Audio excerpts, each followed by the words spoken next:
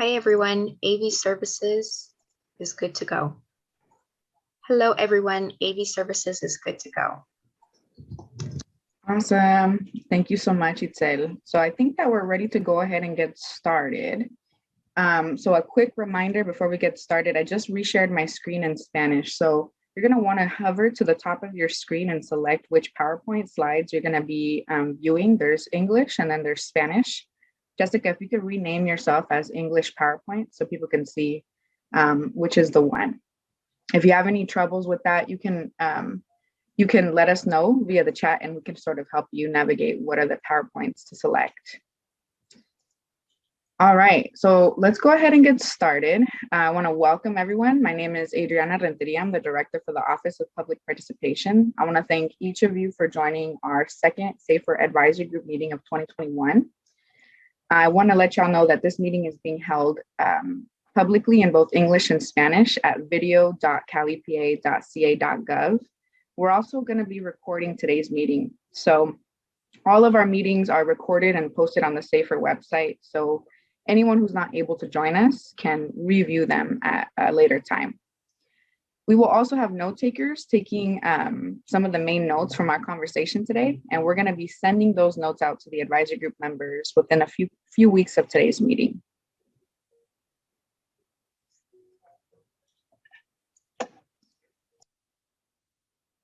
All right, so just as a quick reminder, the Water Board's mission is to preserve, enhance, and restore California's water resources for the benefit of present and future generations.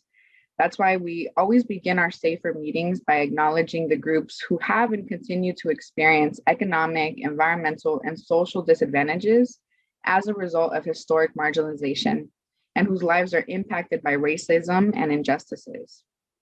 So as a reminder, for our meetings in the SAFER program, we're all working to ensure that we're strengthening and empowering Indigenous and community voices as we work to bring clean, safe, and affordable water to everyone in California. As a quick recap of today's guidelines, reminder, please mute yourself if you're not speaking. If you can join by video, we ask that you do so. And we ask that you take breaks whenever you need them. We have a few scheduled, but if you need to take a break, feel free to do so. We have oral interpreters providing simultaneous interpretation in Spanish. So this is a reminder for you all and also to myself to speak slowly so that the interpreters can capture our conversation. For advisory group members on this meeting, a reminder, if you're having trouble with your audio, you can listen in English or Spanish by clicking the globe at the bottom of the Zoom window and selecting your PowerPoint in English and Spanish at the top where it says options. For those of you that are watching on the webcast, there are different English and Spanish webcasts on video.calipa.ca.gov.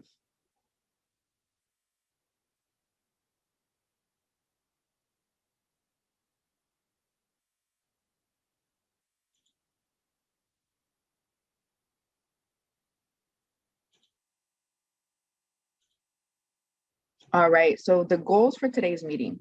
So we have two primary goals and two primary goals we want to accomplish today. Number one, we want to present some updates on the SAFER program, and we want to get some feedback from you all on how we can better improve the program and our processes. That's goal number one. The second goal we have is we want to review and discuss the draft 2021-2022 Fund Expenditure Plan. So those are our two main goals for today's conversation. How our meeting is going to go, our agenda for today, we're going to begin with sharing some SAFER updates, what we've been working on and what are some new exciting elements of the SAFER program that we've been developing. We'll hear a presentation on the SAFER Fund Expenditure Plan. Afterwards, we will break up into two groups to discuss the Fund Expenditure Plan a little bit more in detail. We'll have a break for lunch, and when we come back from lunch, we'll hear what our different breakout groups discuss regarding the Fund Expenditure Plan. After our large group discussion, we'll come back to the SAFER program and have a conversation on process improvements. Lastly, we'll wrap up our conversations today by listening to the public during our public comment process, and we'll wrap up with next steps in our timeline.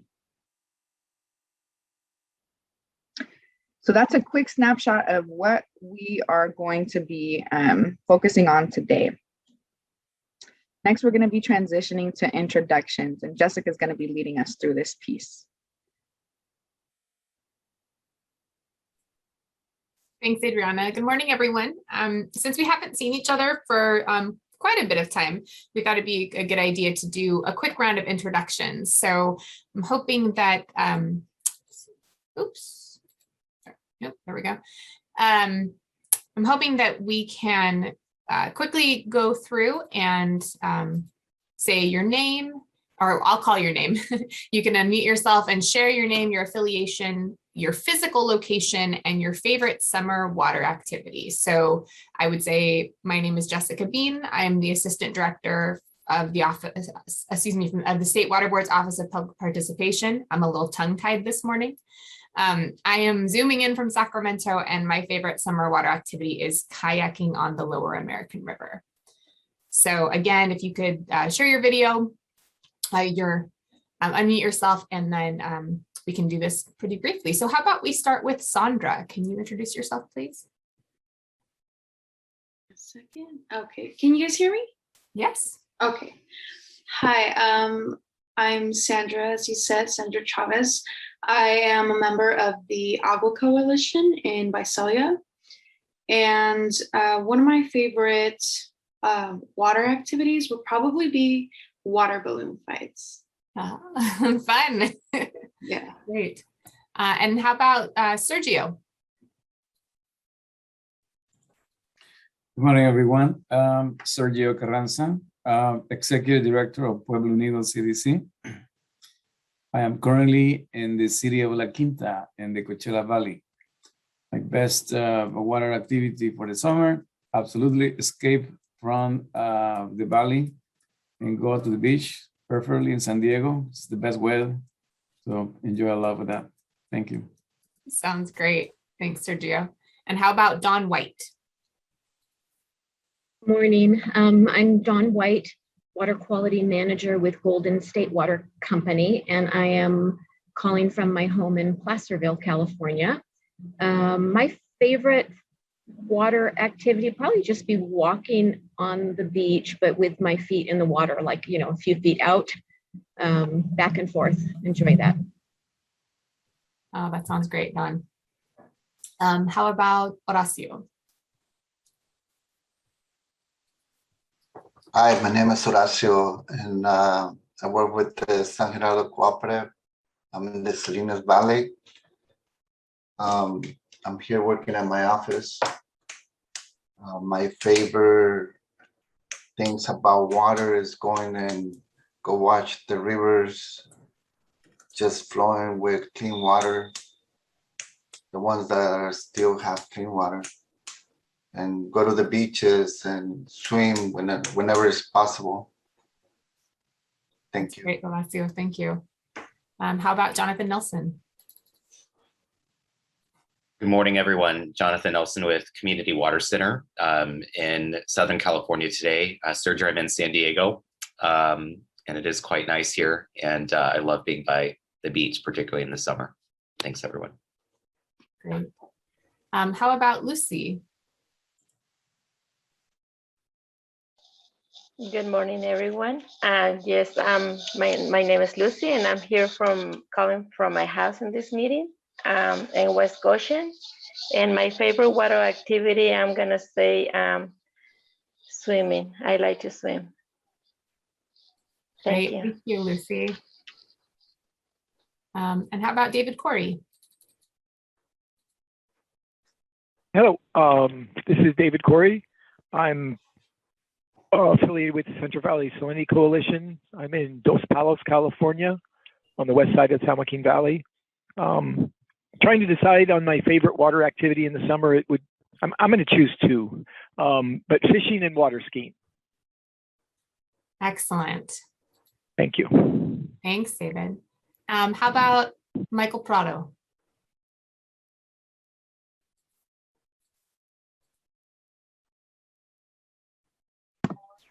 Can you hear me? Yes. Michael Prado, Senior. I'm right here in Sultana, California, 30 miles east of Fresno, California. And I serve on the Sultana Community Services District, also a member of the Agua Coalition. And my favorite summertime is stay in the AC. Sounds good, Michael. I think a lot of people would probably agree with you on that one. I'm right now, I mean, we're looking at 107, 108 right here in this weekend, I think. Yeah, absolutely. Well, I shouldn't be stay crying cool. because I shouldn't be crying about it because there's people out there in Arizona that I wouldn't dare be over there. Yeah, sure. Thanks for sharing, Michael. How about Camille? Hi, my name is Camille Panu. I'm a public member. I'm currently calling in from Irvine, California, where it is muggy. And my favorite summer water activity is swimming. I'm very, very basic. Hey, there's nothing wrong with that. Thanks, Camille. How about Castulo?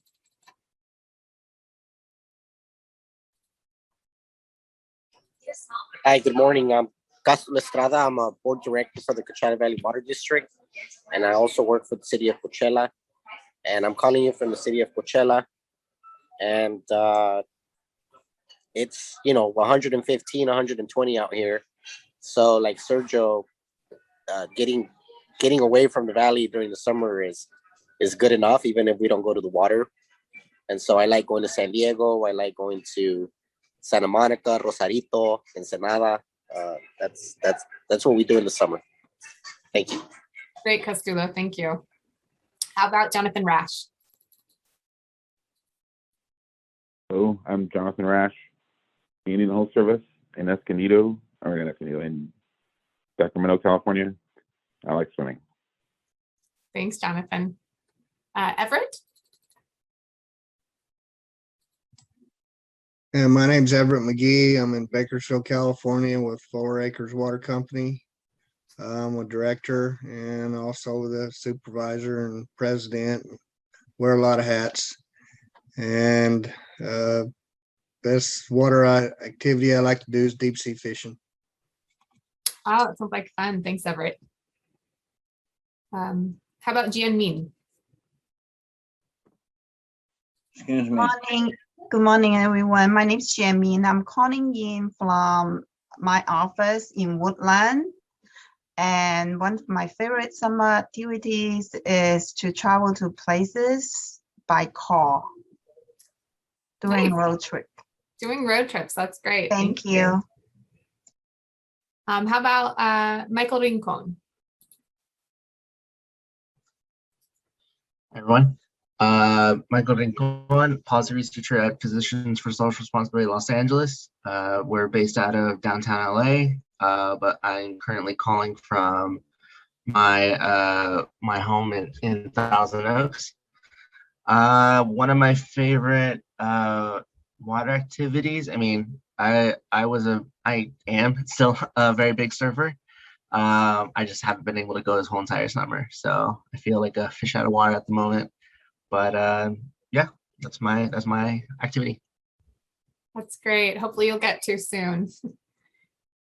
How about Don James? My name is Don James. I am the Utilities Operation Manager for Tolo Nation. We have a small surface water drinking plant and an MBR wastewater treatment plant. Let's see, my favorite thing to do is to watch my kids play in the river. That's great. Thanks, Don. Maria Luisa? Hola, buenos días a todos. Mi nombre es María Luisa Muñoz. Yo soy graduada del Instituto de Liderazgo de lo que es el programa de SHE, de Self-Help Enterprises. Vivo en la localidad de Visalia, California, el noreste, y mi actividad favorita es ir en cualquier época del año a la playa. Un área que me encanta es Cambria y estaría allí por siempre. La playa me encanta. Esa es mi conexión con el agua. Gracias. Thank you so much, Maria Luisa. And Emily, how about you wrap us up? Hi, I'm Emily Rooney with Agricultural Council of California. I'm in my office today in Sacramento, and my favorite summer water activity is going to the beach. But since I'm from Northern California, I'm going to give a shout out to the beaches by Santa Cruz because that's where we like to go. Great. Thanks, Emily. All right. Well, thank you, everyone. I appreciate you sharing with us. And again, it's been a long time, so I'm glad to welcome everyone back. So let's jump into our next section here, which are our safer updates. Here we go.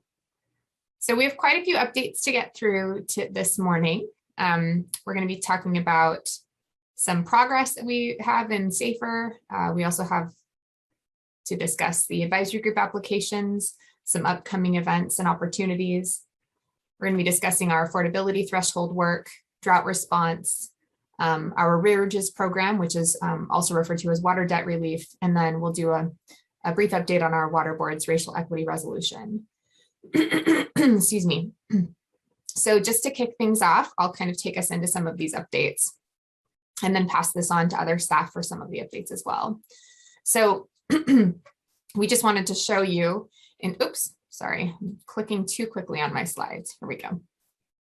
So these are the metrics and the progress made on our goals. And as you'll recall from our last meeting, or hopefully you'll recall from our last meeting, we have several goals that we just want to make sure that we're connecting with or sharing with you each time we meet. And so we have goals for our interim safe drinking water, our project planning assistance, long-term solutions, and then return to compliance. So as you can see, our target in 2021 for each of these, we were hoping to have 150 communities receive interim safe water.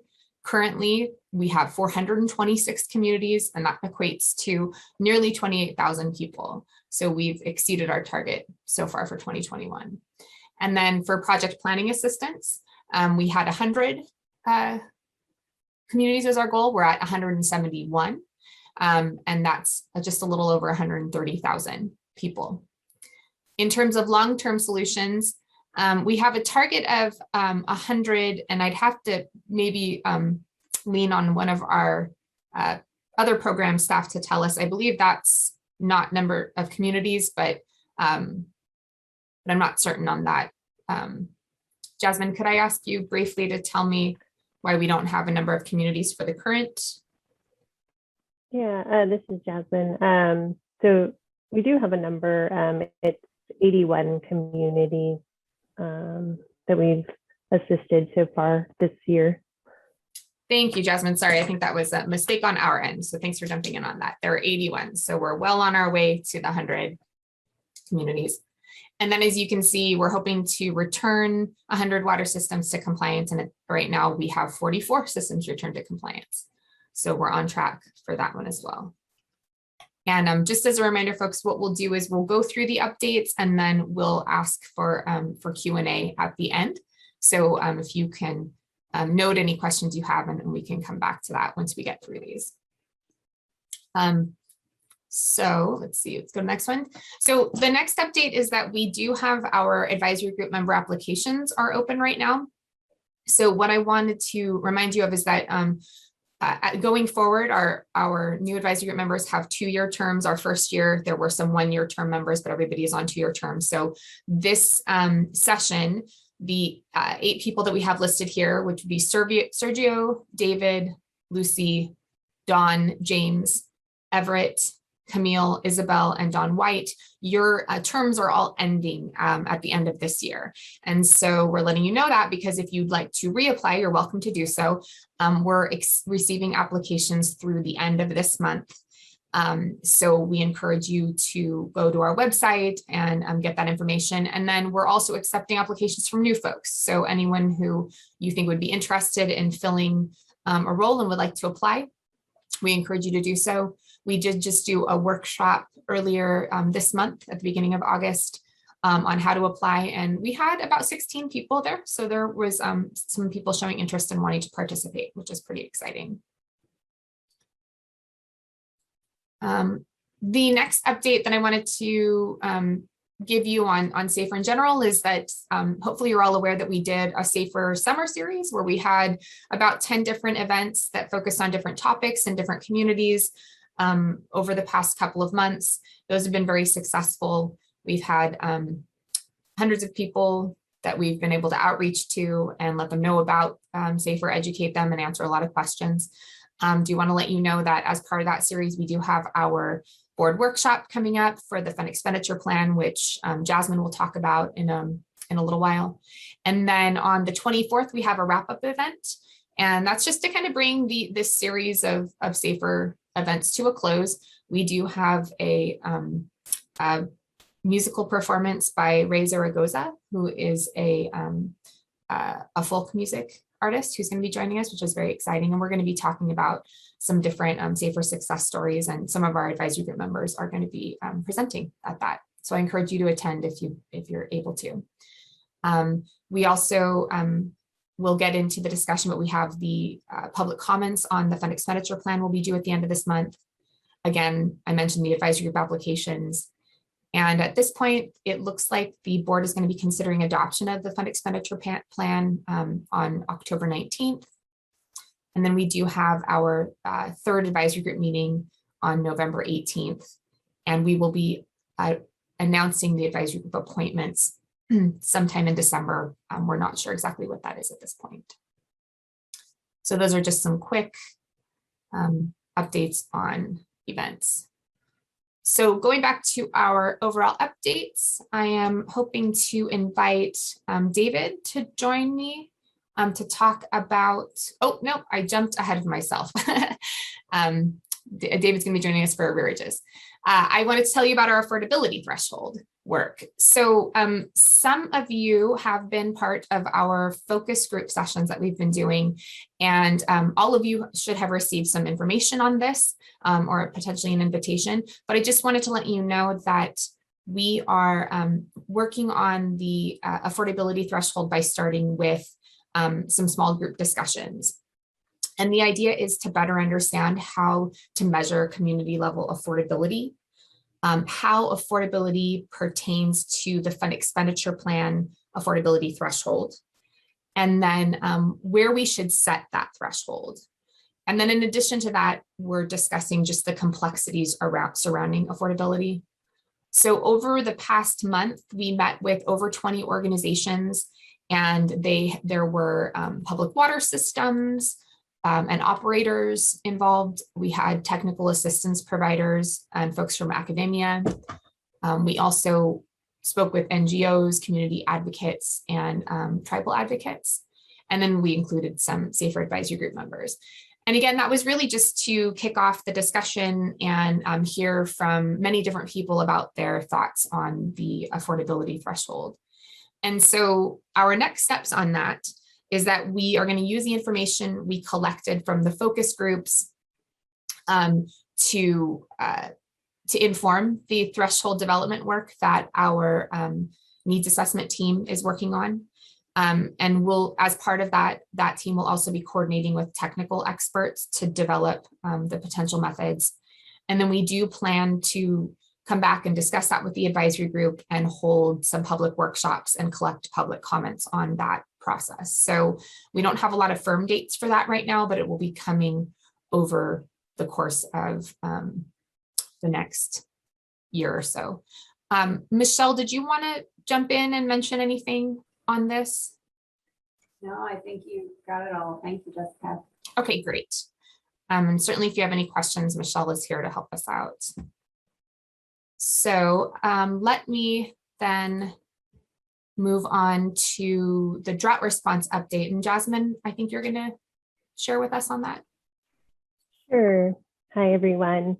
So for our drought response, I just wanted to mention that the State Water Board has been coordinating closely with the Department of Water Resources, as well as Cal OES on drought issues, both for emergency response as well as for county program development.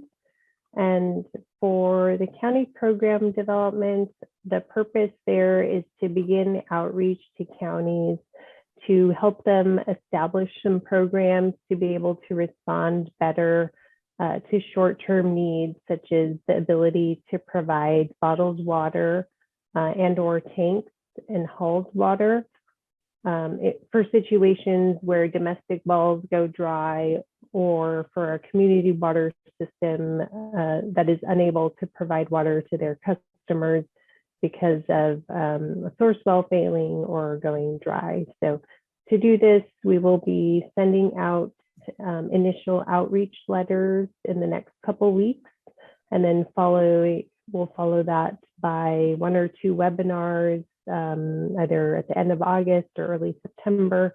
And then we'll be discussing with interested counties on what we need to do to develop that funding program with them. So our hope is to have some of these established by the end of this year. Great. Thank you so much, Jasmine. All right, now I would like to invite David to join us to talk about the arrearages program. Thank you, and good morning. My name is David Zenchis. I'm a water resource control engineer with the Division of Drinking Water, and I'm calling in from Modesto this morning. Welcome. The State Water Board recently launched a new program to provide relief to community water and wastewater systems for unpaid bills related to the COVID-19 pandemic.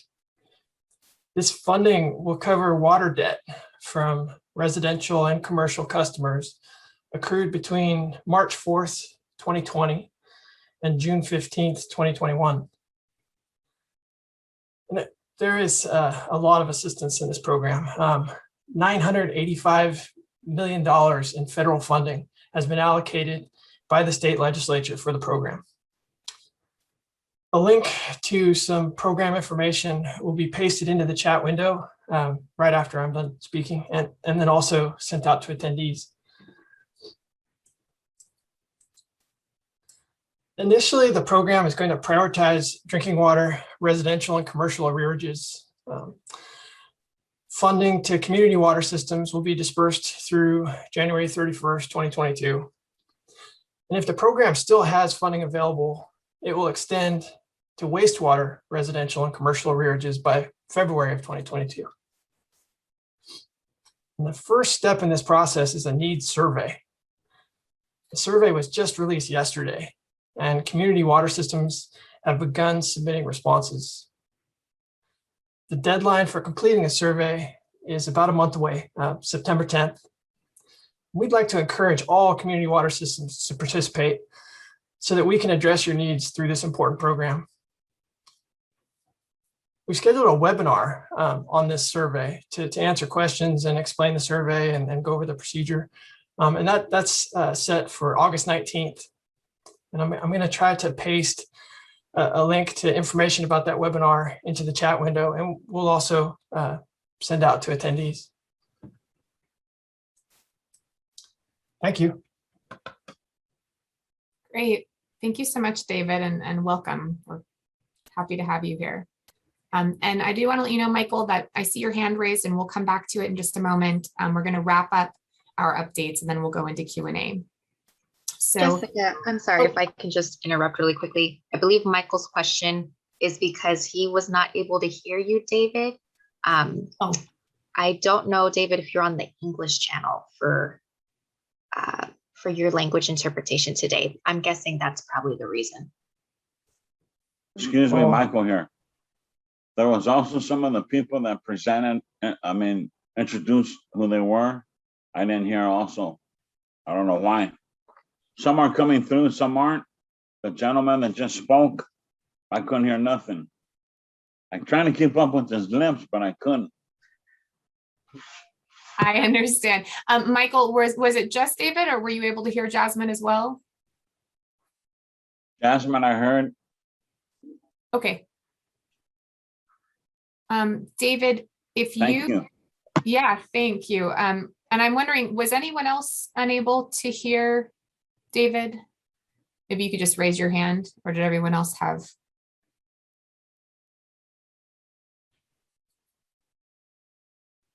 Everyone else heard. Okay, so yeah, it looks like the other folks are able to hear, so I will have to check on that. But Michael Prado will make sure to get you additional information about the arrearages, so we can ensure that you have that information while we work out the technical difficulty on that.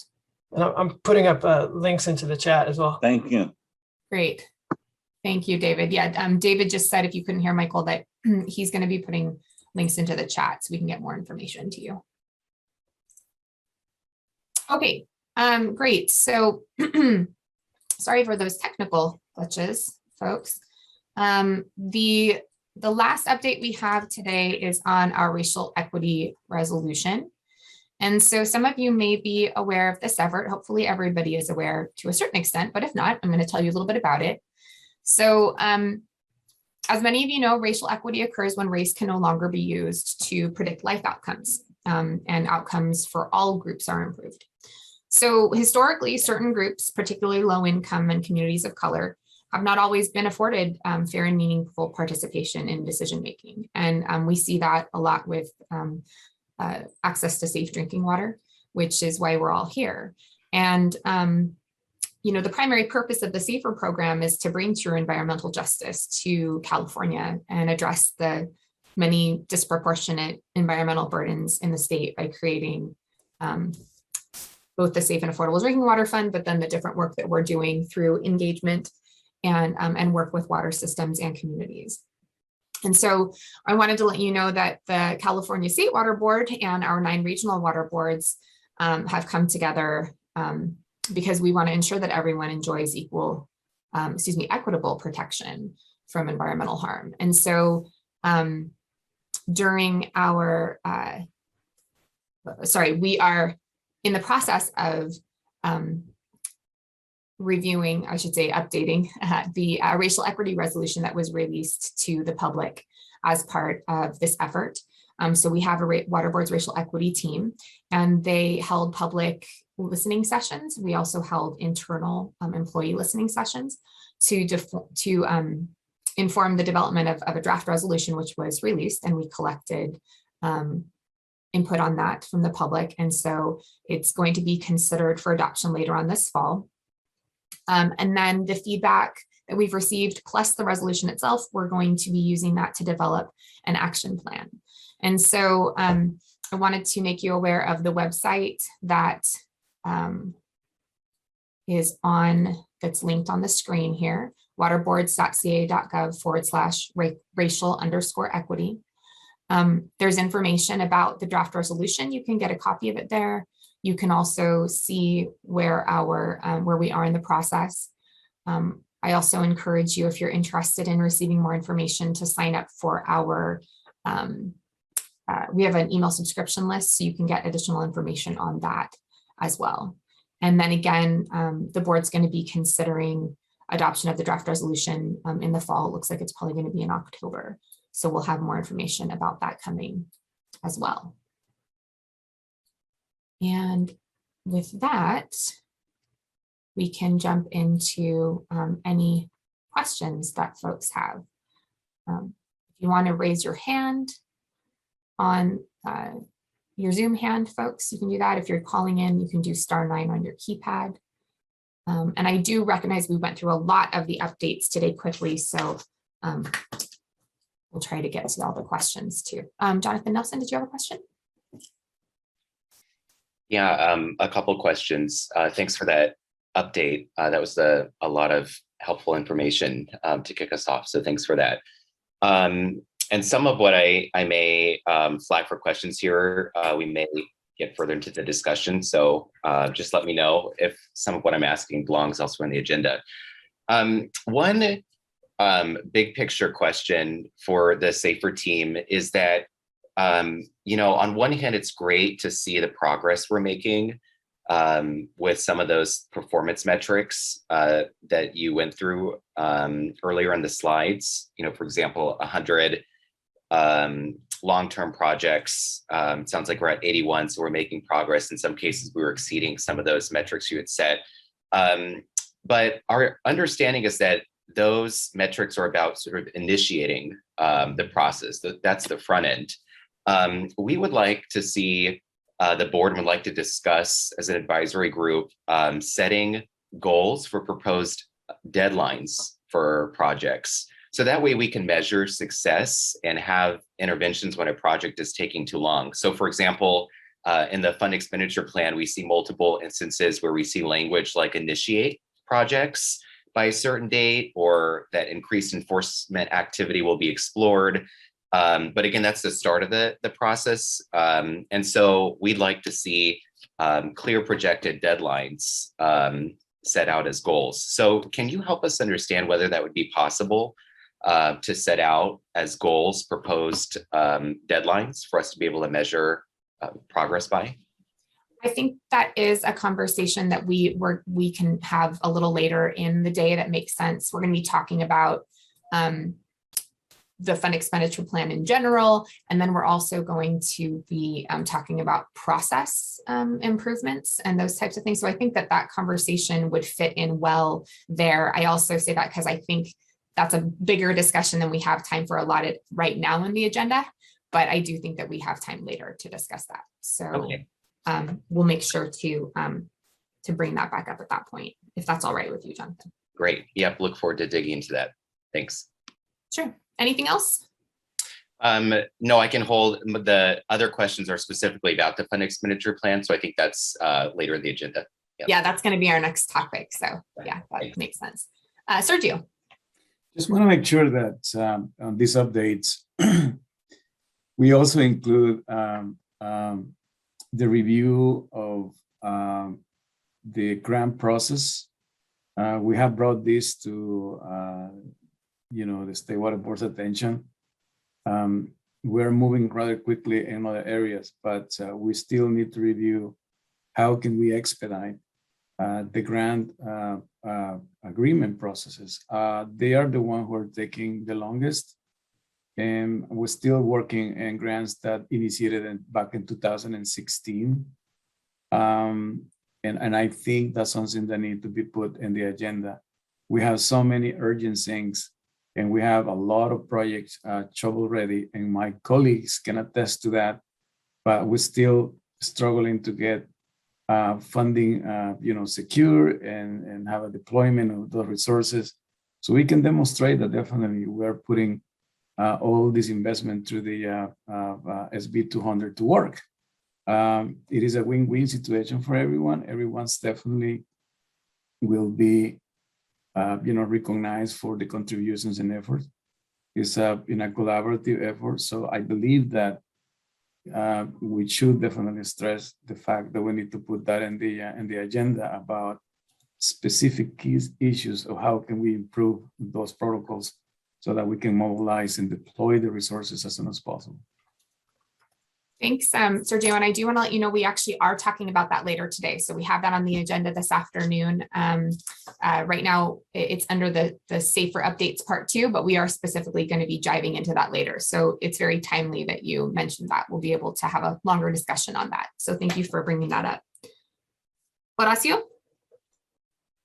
Yeah, I have some questions too, but I'm just gonna hold up until we go over the plan.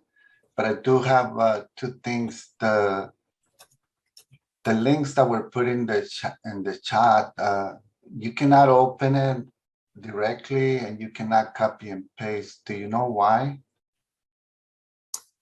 I do not know, but I will ask if one of my colleagues can look into that and either maybe reshare the links, or we can maybe send an email out with those links and look into. Yeah, if you can send it, that would be nice. We will definitely do that for you. We'll ensure you get that information. Thank you. Thanks, Horacio. Are there any other questions from folks on any of the updates that you heard today? I know there was a lot.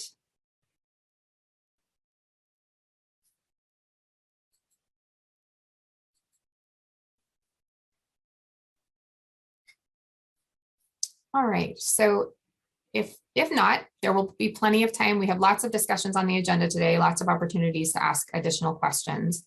So we're a little ahead of schedule, which is great because that saves more time for our discussions later. So why don't we go ahead and move into a quick break before we move into our discussion about the fund expenditure plan. So if everybody, right now it says be back at 10. Well, let's just go ahead and take that extra time as a break. So if everyone can be back here in looks like 13 minutes, we'll be back at 10. Thank you.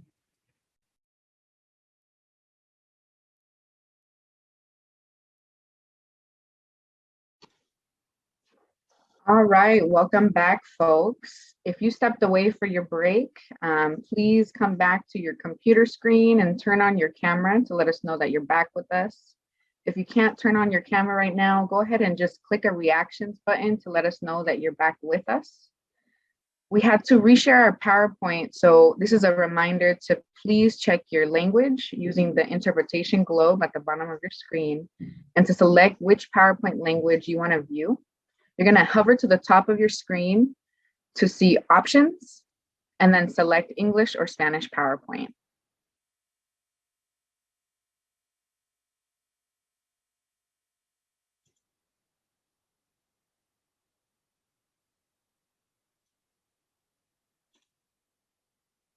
All right, so thank you, Don White. Thank you, Horacio, Jonathan Nelson, Michael Prado, Emily, Gina Mean. We're still waiting on a few folks. Jonathan Rash is here with us. Thank you. Thank you, Michael Rincon, also here with us. Sandra's back.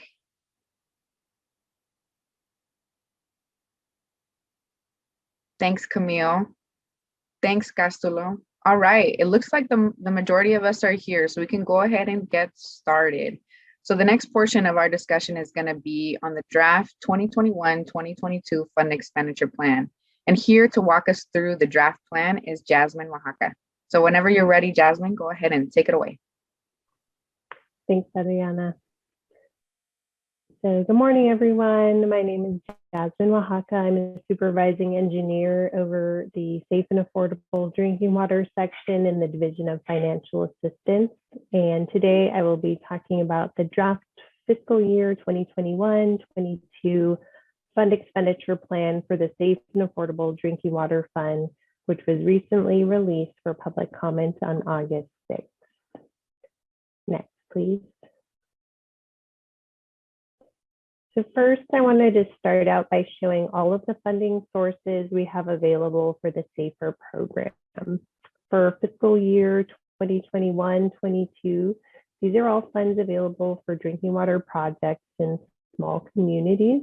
And I do want to note that these are funds that are available to us, so not necessarily funds that we will be fully committing during the fiscal year. From the new Budget Act of 2021, we have $985 million for arrearages, as we discussed earlier, to assist community water systems with debts incurred during the pandemic.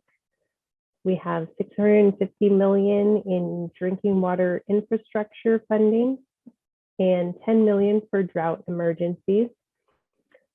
The main focus of the fund expenditure plan is on the Safe and Affordable Drinking Water Fund, which has about $128 million available. This includes the new appropriation of $130 million minus staff costs, and also adds about $12 million that is reserved from the previous fiscal year that we've been using to respond to drought issues. Additionally, we have $25.3 million in older general fund appropriations, $239.5 million in general obligation bonds. That includes things like Proposition 1 and Proposition 68. And then lastly, $125.7 million in drinking water state revolving fund. This includes grants, money available for grants, as well as loans. Next slide, please.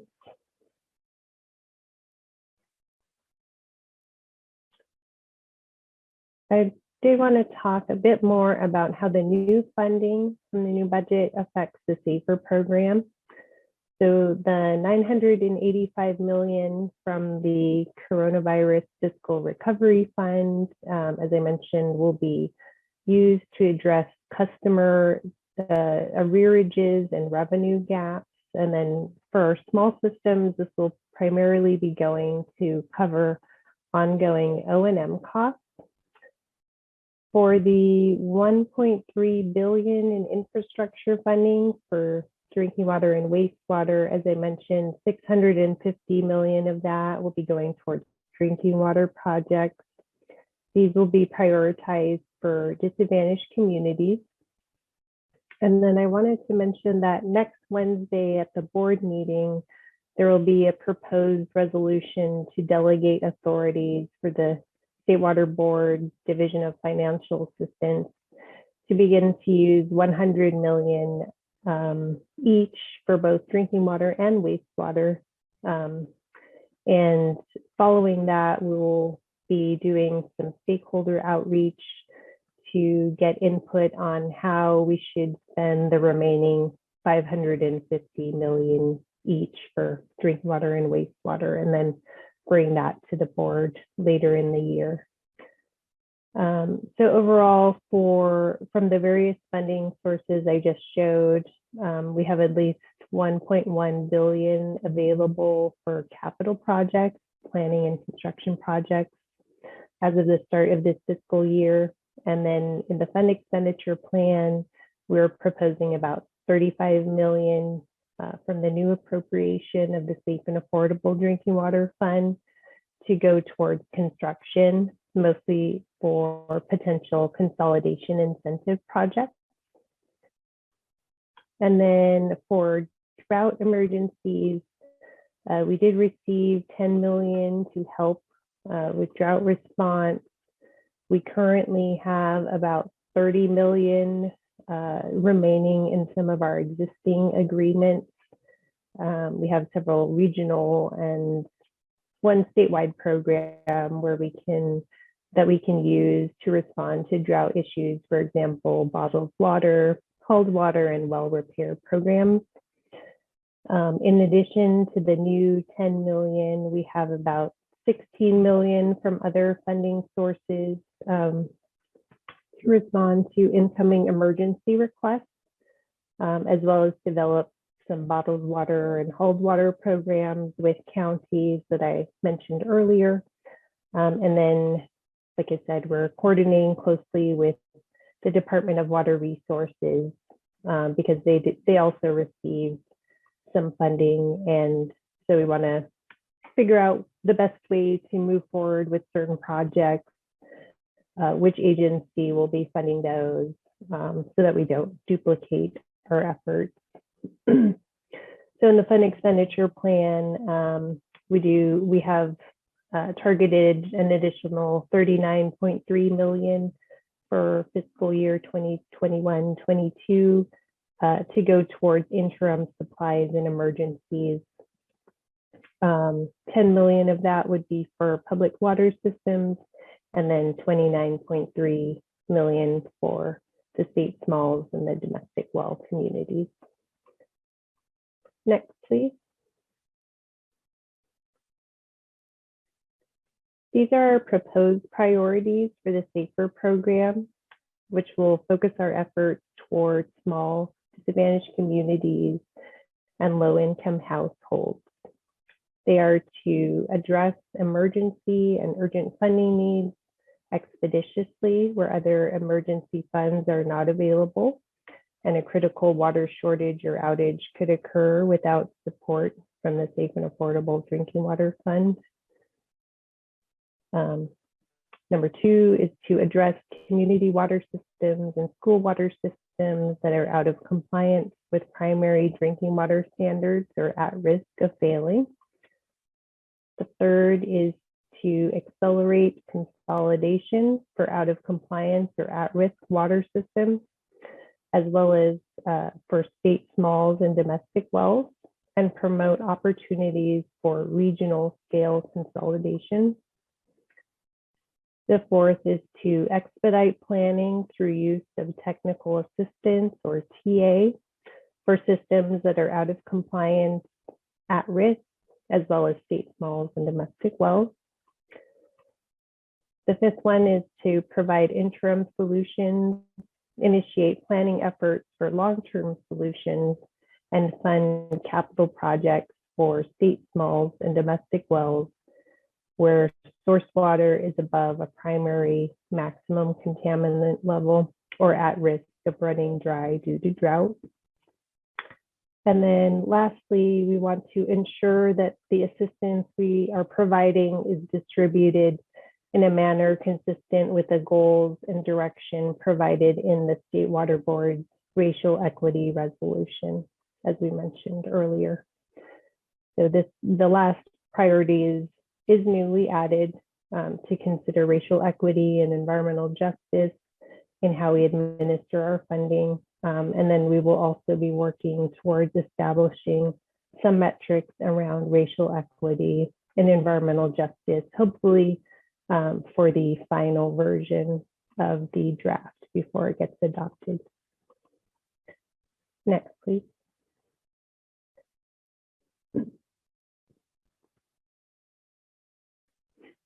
These are our proposed targets for the new fiscal year's appropriation of $130 million.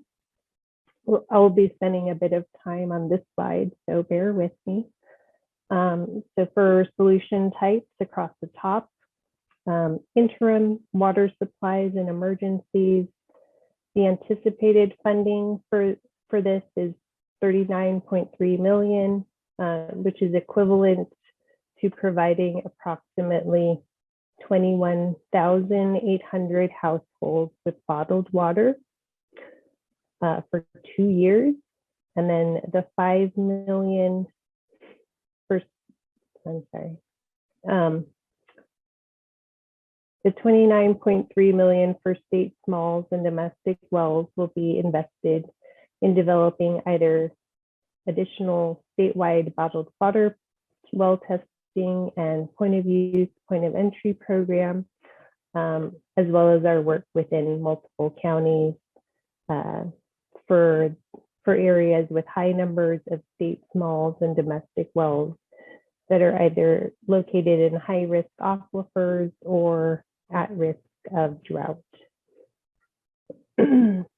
For technical assistance or TA, the proposed investments of $30 million will supplement work with systems that are out of compliance and focus more resources on our at-risk systems with the goal of accelerating planning through use of technical assistance and to help systems avoid going out of compliance. And we'll also be investing more in our state smalls and domestic well owners that are at high risk. For administrators, the appointment of administrators is expected to continue to ramp up this fiscal year as the program matures. And DFA will continue to develop master agreements with entities that are qualified to act as administrators, which should increase the administrative efficiency of the program. For planning and construction, as mentioned earlier, we will have a large amount of funding available for capital projects, especially through the new Budget Act. However, we're still proposing to target a certain amount to fund consolidation incentive projects with the Safe and Affordable Drinking Water Fund. And then construction funding for the state smalls and domestic wells will be used to supplement existing State Water Board grant programs that finance extension of service or well repair or replacement, again, in areas with potential contamination or wells that have gone dry.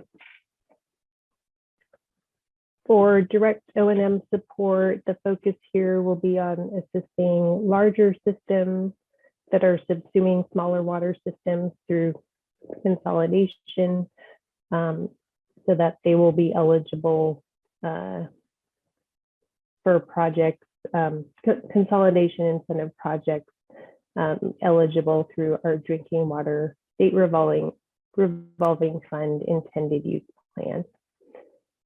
For other program needs on the bottom, we have 1.5 million reserved for contracts that may be executed this year for items such as data management improvements and or program performance audits to more closely evaluate the funding process and identify areas to improve administrative efficiency. And lastly, our anticipated staff program costs for the fiscal year are $13.2 million. Next, please. So to highlight a few key points on that table I just shared, these are intended to be targets which the board may adopt, but we may also shift where we fund over the course of the year, just depending on the needs that we see. The solutions will be focused on small disadvantaged communities and low-income households. Again, the funds targeted for technical assistance are intended to assist with completing all planning tasks necessary to accelerate moving projects from planning to construction.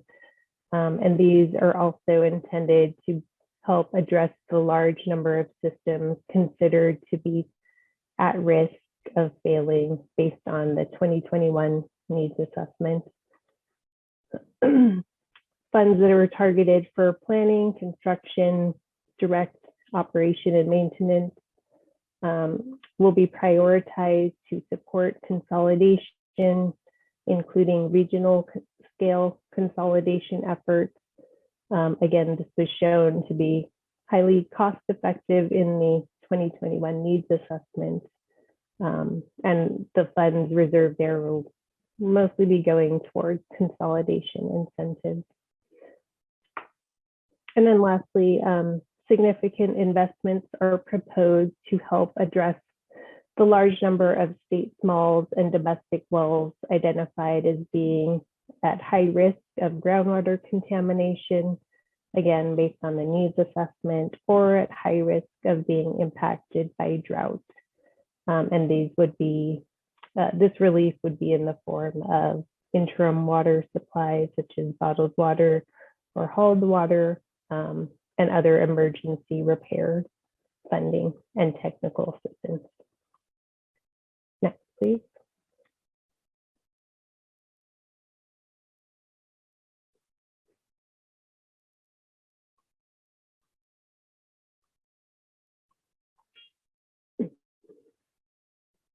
This slide shows targets from the last fund expenditure plan for 2020-21 versus what we actually committed during the past fiscal year. And I guess I will just kind of briefly say that for interim water supplies, we made significant investments in this area. There was a new well repair replacement and connection program. We also amended several of our regional programs in the Central Valley for well testing, bottled water, and point of use, point of entry installation. So these investments kind of were with the goal in mind of setting us up to assist with future drought impacts. We do have one technical assistance agreement in place in the Central Valley, which can also assist with funding emergency projects directly through the technical assistance provider. Additionally, with the TA, there were 3 amendments funded last year. And then one of them, these services included general program outreach, a new operation and maintenance bridge loan program for systems experiencing revenue shortfall, and then also for smaller, discrete tasks that can be conducted by the TA provider without prior approval of the State Water Board. For administrators, some of the Safe and Affordable Drinking Water Funds were used to support the funding of a few new administrators due to the lack of availability of an alternative funding source. For planning, we had one planning project funded for an out of compliance system. And then again, per our safer program priorities, it is expected that more planning projects will be directed to go through the technical assistance route. For O&M, we had one consolidation project, which included 200,000 of direct operation and maintenance assistance as a consolidation incentive project, which was eligible per last year's Drinking Water State Revolving Fund intended use plan, and some other types of water system scenarios that would be considered as priorities for direct O&M assistance is still in development, but will be further explored through the O&M pilot and the ongoing refinement of the affordability threshold. For construction, 17 construction projects were funded through the Safe and Affordable Drinking Water Fund for systems out of compliance, at risk, and other community water systems, and this represented the largest solution type investment in the prior fiscal year. Additionally, the new domestic well program that is being established in the Central Valley for well repairs, replacement, and connections to community water systems is captured in a construction column. For other program needs, last year we had two pilot projects that were identified in the Fund Expenditure Plan. One was for innovative point of use, point of entry technology, as well as the operation and maintenance pilot. And both of those pilot efforts are underway, and the 3.2 million is in reserve to be used towards systems that we identify to be part of the O&M pilot. And lastly, actual staff costs for the previous fiscal year for both administrative and implementation of tasks associated with SB 200 were close to what was initially estimated. Next, please.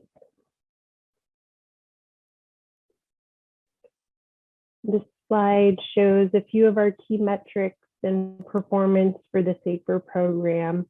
This was already presented on earlier, but I'll just quickly mention that for the previous fiscal year 2020-21, we did provide interim solutions to 62 communities and 364 households. For planning assistance, we executed or completed projects for 171 communities, and then we completed long-term solutions for 81 communities. Next, please. Looking ahead, these are the next steps for the Fund Expenditure Plan. Next week, on the 18th, there will be a board workshop on the draft plan. The public comments period will close on August 27th, and we will respond to the comments received and revise the plan in September and bring it back to the board for their consideration at the October 19th board meeting. So that's it for me for now. So I think the next part is questions, if any. Awesome. Thank you so much for that presentation, Jasmine. So we have a few minutes for clarifying questions. So again, a reminder, you can raise your hand on Zoom. You can raise your hand physically, and we'll take a look and see you raise your hand. And if you're calling on the phone, you're going to want to press star 9. So I see Jonathan Nelson hand up first, and then we'll go to Camille. Go ahead, Jonathan. Thanks, Jasmine. I have a question about domestic wells. I think it was slide 23, the slide with all the proposed expenditures for the upcoming year. And just as like context for the question, so our understanding of the needs assessment was that 80,000 domestic well users were identified as living in areas where there was a high risk of contamination. And so, you know, we really were interested in hearing the board's vision for how the board intends to scale up its domestic well testing, given just that really significant need, again, 80,000 domestic well owners. And then the specific question just as part of that is, we noticed that only, it looks like 5 million was spent on interim solutions for state smalls and domestic wells. So again, as we think about 80,000 domestic well owners, and also just the amount of funding that was spent last year, can you share thoughts on how we can scale up domestic well testing to meet that need? Sure. So we actually did spend 16.6 million last year. The 5 was our target, as stated in the previous fund expenditure plan. So as I mentioned, we did invest in some of our regional programs to assist with mostly in the Central Valley well testing, POU, POE, and bottled water. And then we also set up well repair program. In terms of this coming year and scaling up, that's kind of the vision of the county outreach and program development that we have. So, you know, I think trying to establish something at the statewide level would be a bit difficult, just in terms of whoever takes that on and the logistics of that. So we thought maybe at the county level, we would have more success. And initially, kind of before the drought really kicked in, we were looking at first talking to counties that had, you know, the highest number of domestic wells and state smalls, as well as the highest risk of groundwater contamination. We still hope to do that. Currently, our focus has shifted to those more impacted by drought, just based on the needs currently, but we're hoping that in establishing relationships with these counties, we can then work with them in the longer term to figure out solutions such as regional scale consolidation. And then also, like I mentioned, try to tackle the ones with the greatest water quality issues. Is it, that's helpful. Thanks for sharing that and clarifying the 5 million versus 16. Is it possible to share a performance metric on just how many well tests were actually conducted in the last year, and then also set out a goal for how many well tests we hope to conduct in the upcoming year?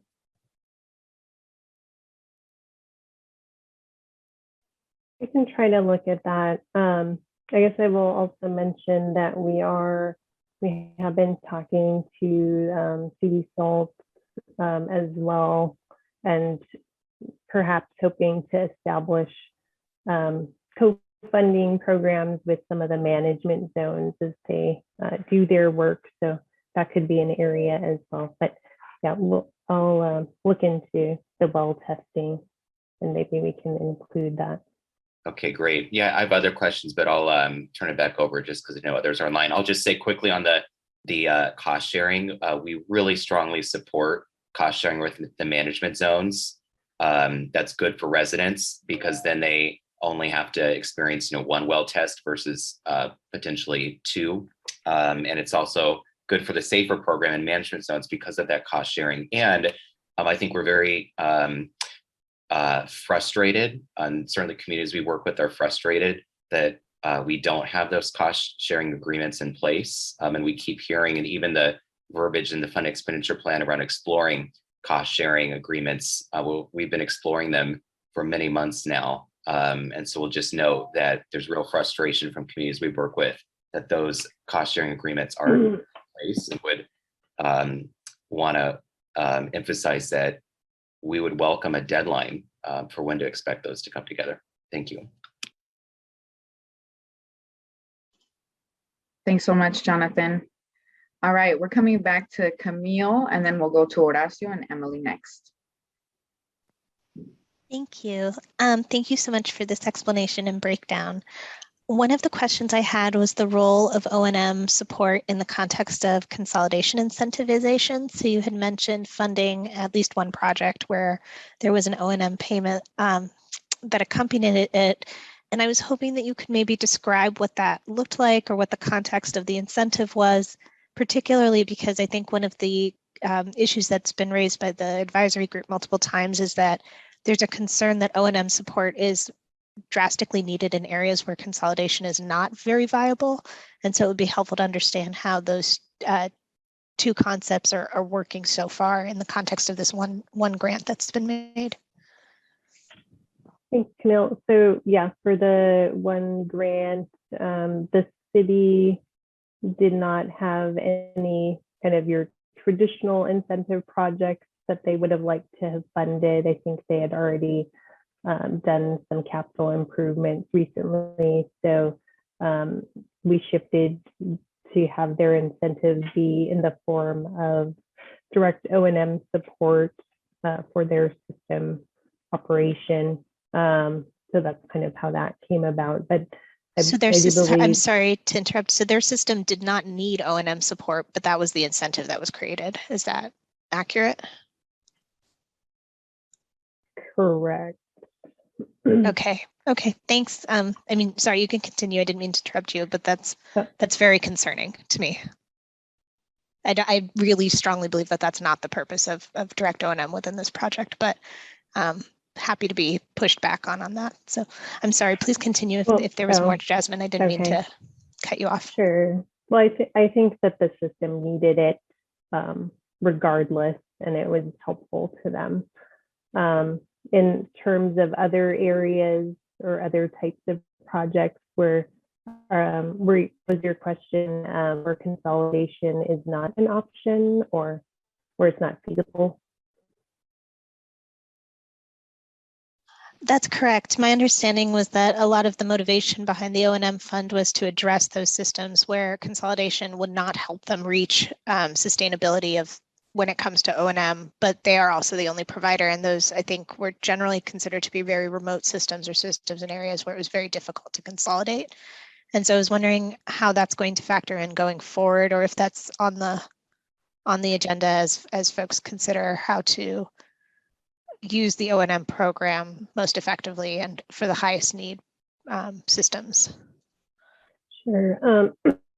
So that will be further explored as we kind of move ahead with our O&M pilot. So we did identify a few systems where we could try test it out with them on, and then kind of look at the results and how that worked out, and then establish some more concrete guidelines and procedures or thresholds around, when to determine how best to determine when systems really need that O&M support.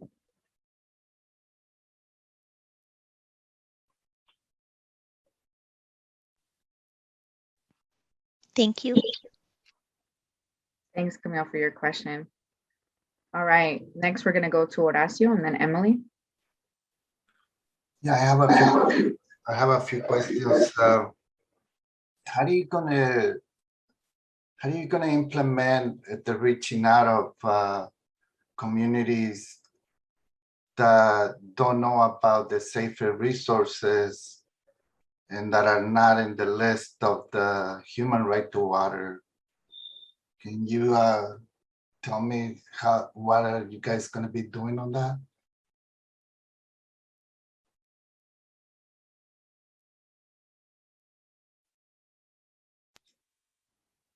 So for that, if someone in OPP or DDW could speak to that.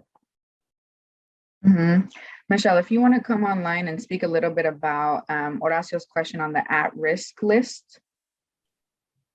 Sure, happy to do it. Horacio, one of the things I would say that, and it was in a later part of my presentation, but one of the things that we are doing at DDW is outreach across the state for areas where we have regionalization potential. And we are definitely looking at-risk systems there as well. And I mean, it's all water systems, but specifically looking for human rights water systems, at-risk systems where we have a significant number of them to do outreach. I'll go into it in my presentation, but we have about 2 a month that are going on for the next year in this fiscal year. And we are also sending out letters. I know we've sent out about 150 so far this year, this fiscal year, to try and inform folks of consolidation, but then also making sure that we are sharing information about funding that may be available. And if you don't mind, I wanted to also just sort of speak to Camille's point real quick, just sort of add also that Camille, I think the administrators are really a strong way that we are doing O&M support right now. We have some very remote systems that are going to be, we're bringing down that pathway of administrators. And, I think once we get in there and really can look at what the costs are, what the finances are and things like that, we'll have a better sense of what kind of direct O&M support might be needed. So I just wanted to throw that in there as well. I hope I answered your question, Horacio. That's some of the things we're doing at DDW. And I know that, Adriana, I don't know if you want to talk about your summer series and things like that, but. Yeah, Yes, go ahead. No, go for it, Horacio.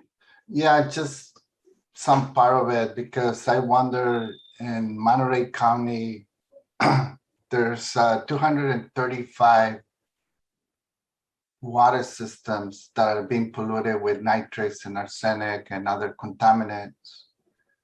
And there's only 16 in the human right to water list. And there's not much of a reach out to communities that have 2 to 14 connections. So what I'm wondering, how are you going to reach out to those communities?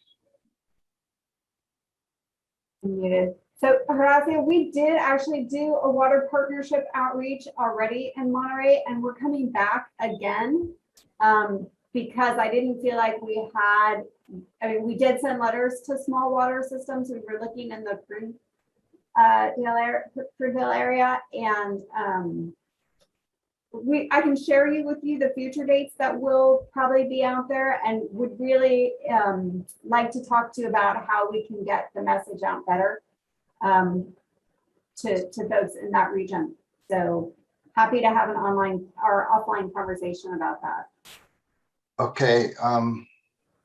The second question, I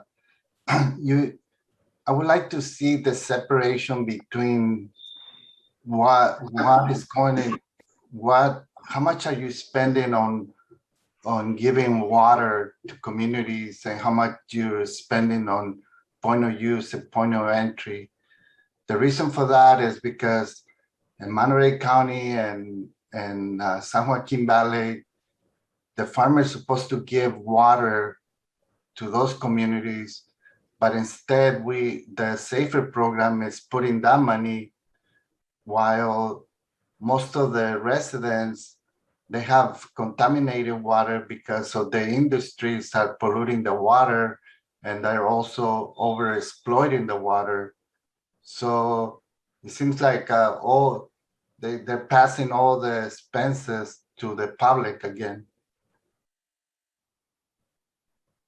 I know we are working with the regional board and I don't know if Jasmine can speak to this too, but in certain areas where they have enforcement actions to make sure that that funding source is being used, as a first option if the folks are in the area where an enforcement action is being taken by the regional board. So we are trying to make sure that that, if appropriate, is the first line. Okay, okay, well, I'm just gonna stop, but I do need to say this. I think the SAFER program needs to be connected with the regional water board, the GSAs, the counties, because if we don't protect the water, we're just gonna be wasting money on water systems that no longer have clean water in their area. So how are we gonna make sure that the public money is gonna be invested in the best way for all the residents that don't have clean water because we are polluting it? So that's just my suggestion. Thank you. Thanks, Horacio. Really great points around clarifying how we're outreaching to at-risk state small water systems, and also a better understanding of source protection and how that relates to the SAFER program. Thank you for that. So next we'll go to Emily, and then we'll hear from Castulo. Thank you. I had a question about drought. I saw in one of the previous slides, there's about $10 million of supplemental funds to assist with drought efforts. And I just kind of wonder, on a go forward basis, as we expect to see more extreme weather events and that sort of thing, how you guys are thinking about drought. Was the $10 million enough? Do we need to be seeking additional dollars? And sort of how that conversation is happening with OES as well. Yeah, thanks, Emily. We are coordinating closely now with Cal OES and as well as the Department of Water Resources on how best to tackle the drought. So there is the process in place is to refer to the county level OES as the kind of the first step, and then should they not be able to provide assistance at the moment, because right now they're, given the way the current drought declarations are, they're kind of bound to, or they haven't been able to enact the Disaster Assistance Act fund at the moment. So we're kind of stepping in to fill in some of those gaps for kind of immediate needs at the moment. But I think ideally the, Cal OES and the counties are kind of the immediate responders, and then the water boards and DWR can assist with some kind of short-term, medium range response for bottled water and hauled water. And then, we also want these systems to be more drought resilient in the future. So there's long-term solutions that are being worked on as well. And so just going back again to our thoughts to develop programs with counties, that's really going to help set us up for, maybe unfortunately not for this current drought, but should the dry conditions continue next year, we should be in a much better place in some of the other areas of the state that we've been responding to recently. Thank you.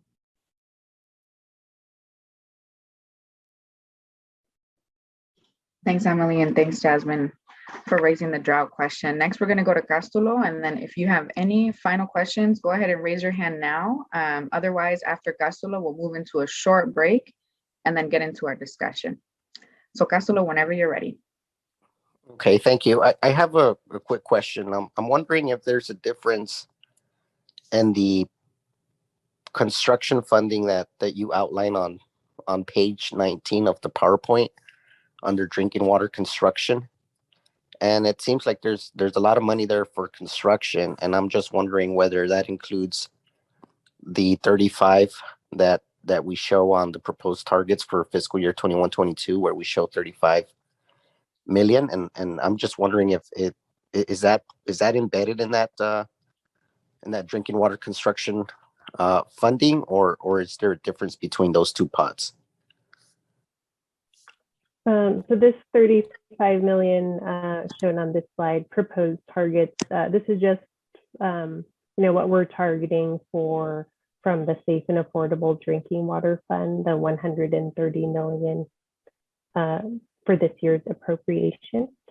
But as mentioned earlier, we do have quite a bit of, we have a larger amount this year available for capital planning and construction projects, thanks to the 650 million for drinking water infrastructure made available, as well as our other funding sources that can be used towards capital projects. So would you say that in general, projects that would qualify under the 35 million would also be eligible to tap into this other pot, the 650? Potentially, yes. And for the most part, I think for the 650, there are some limitations on, we need to commit the funds by 2024, I believe, and then we need those funds to be liquidated or used 2 years following that. See, Joe is popped on, so you might want to add to this. Yeah, thanks, Jasmine. Yes, so I'm not sure if you mentioned next week, the board will be considering the first $100 million of the 650. And so the staff recommendation there is for, small DAC projects to be targeted. Also, we can do, small non-DACs for consolidations as well. But for the remaining money, there are priorities for disadvantaged communities, but not necessarily small systems.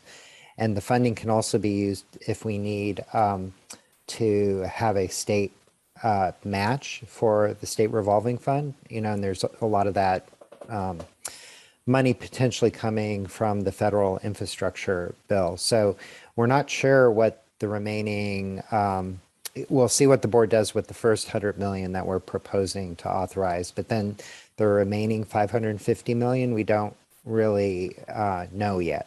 The board's going to have to decide, and we're planning on, engaging with a variety of stakeholders to get some input on how to prioritize those funds. Okay, thank you, Joe. And one last question before I get off. Is it one-time monies? The 650, is it one-time monies? It sounds like it is if it's coming from the feds. And then the second question is, and I know I've kind of made this comment in the past when we saw the previous proposed expenditure plans, where it looked like at one point it looks like we've made a lot of money available for purposes of planning, purposes, I think, of getting projects shovel ready. And so at one point, we're gonna have to shift a lot of the dollars to construction whenever we get a sense that there's a lot of projects that are shovel ready. And so my question in general is, could you talk a little bit about how you gauge that, how you get to a point where you say, okay, we have all these projects now that are lined up for construction. Next year, we're gonna really put a lot of funding under the construction column. Yeah, thanks for that question. I think that's a little hard to gauge, just because we have this continuous application process. So, we constantly have a number of projects ready for construction. I think this year in particular, just due to the large volume of funds coming from the outside of the Safe and Affordable Drinking Water Fund, that allows us to put less towards construction this year and more towards, developing some of our state smalls and domestic well programs where there is no other funding source available. When you asked about, is this a one-time thing, I guess the 1.3 billion, as far as I know, but you never know what could come next year as far as what comes in the new, in each budget act. So I don't know if Joe, you wanted to add anything. No, you covered it, Jasmine. Just to clarify, the 650 million is state funds. So it's coming from the general fund. And like Jasmine said, it's kind of a one-time infusion of funding. We're still waiting to get more information on what the federal infrastructure funding might mean for California. Of course, it hasn't passed yet. It's just gotten through the Senate. So that's the other thing that we have in the back of our minds as we're trying to deliberate about with stakeholders on the, after hopefully the board adopts the first 100 million, but then the additional 550.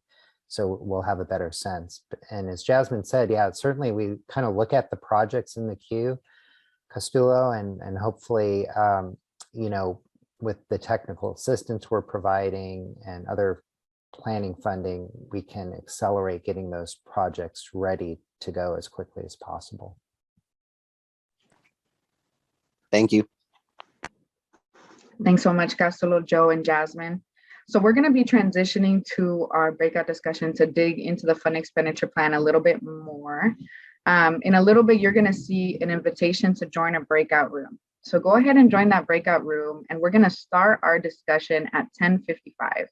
So you're going to enter the breakout room, and you're going to have about a 4-minute break to get all of your documents situated. All right. So any minute now, you should get an invitation to join, and we'll see you in your breakout rooms.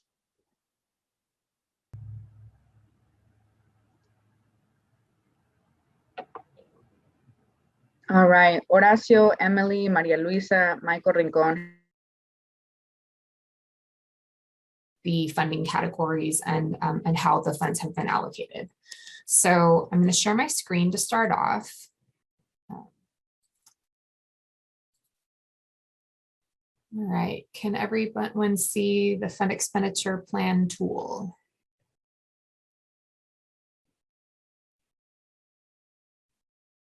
I could get a head nod from folks if you can see it. Great. Okay, thank you.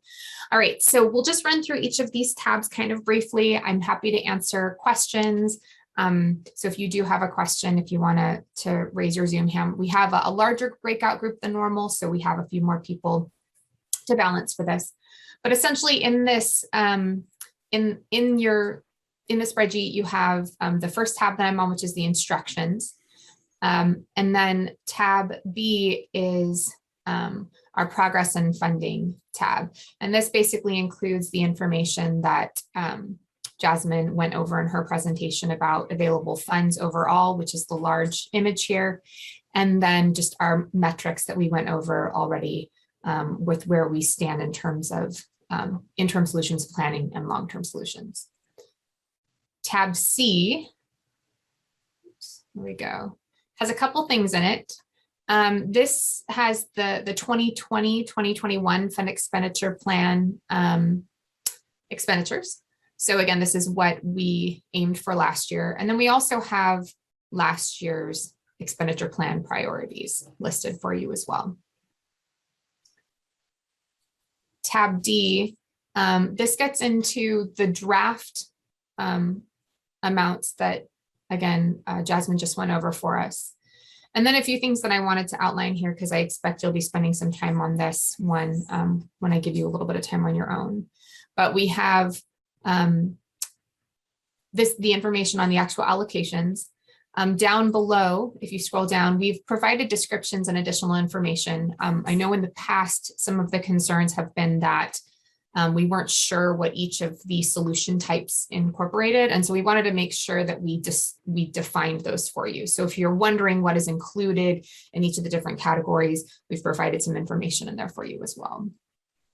And then also at the top, if you scroll to the right, we've included the fund expenditure plan priorities for this year, and that we do have the racial equity priority, which is a new one for this year, but that's something for you to consider.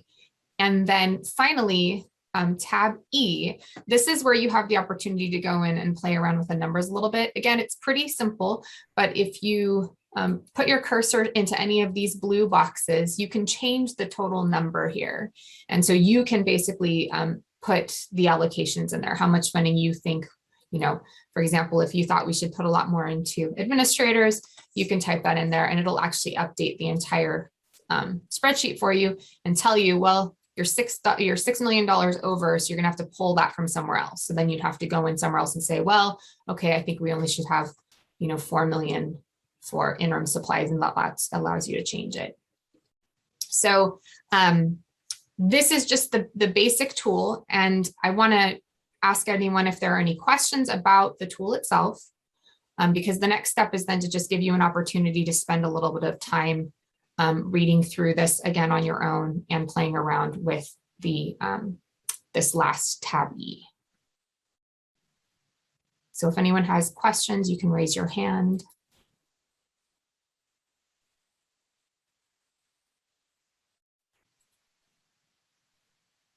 Okay, so seeing how that's not the case, why don't I go ahead and give you about 10 minutes to again, play around with this one, go through there. And the questions that I'm going to be asking when we come back for us to kind of think about and discuss is going to, I'd like to know about your feedback on the funding priorities for this year. And also looking at feedback on those funding categories, the allocations, how much funding is in there, particularly taking into account the fact that we have a lot of funding coming from different sources this year. So I'll be back in about 10 minutes to have that discussion.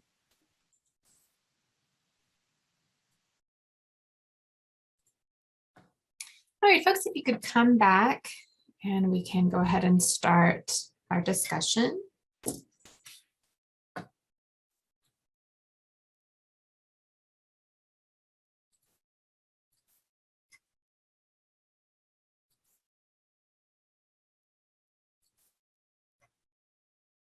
All right, so I hope you're able to play around with the tool, and then hopefully we can have a good discussion here. We do have quite a large group, and Zoom makes this a little challenging, so I'm thinking the easiest way to do it would be to do kind of a round robin. We'll put a question out there.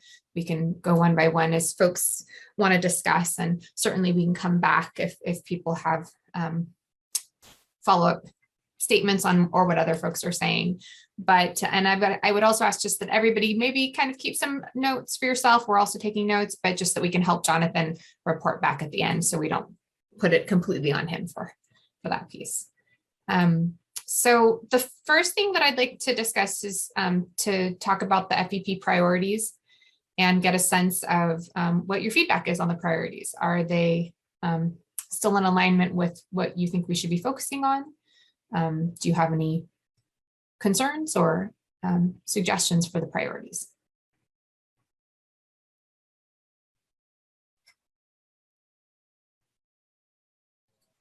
And Jessica, would you mind maybe sharing your screen perhaps with the part of the tool that shows the FEP priorities?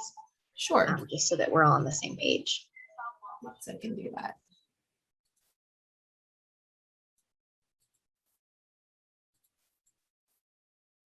And it actually is probably easier if I share the PowerPoint because it was a little easier to read for this. All right, there we go.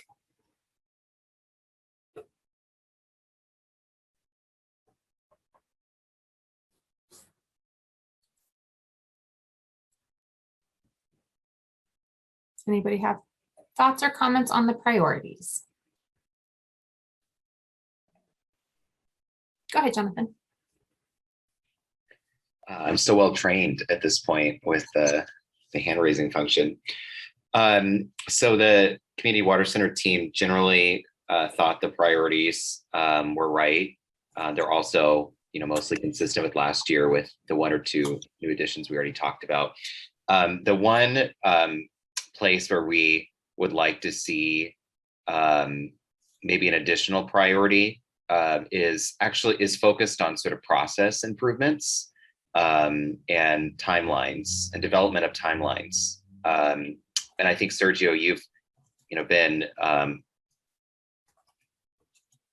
important, consistent voice on this about looking at process improvements, and there's quite a bit of discussion in the fund expenditure plan around process improvements, which was helpful to see. But we would like to really name as one of the proposed priorities, speeding up getting funding out to communities and speeding up getting projects to communities. And as part of that, communities that we work with are both understanding that it takes time to see solutions be implemented, and have real frustration because they just see the years ticking by, and there's sort of no milestone timeline of here's when we can actually expect to see progress, and then be able to evaluate whether we're on the right track, or the board has mandatory powers, like it's mandatory consolidation power. So if we're not making enough progress fast enough, when's the right time to interject and use its consolidation power? So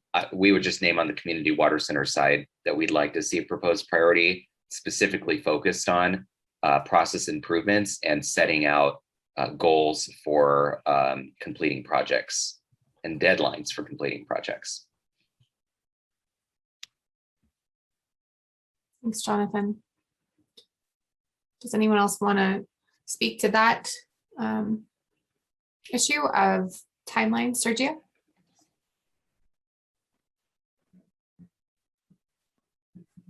Sorry about that. In addition to what Jonathan, pointed out, that are extremely critical, I would like to go probably a little further and add that the main focus on timeline and processes be targeted to the actual programs.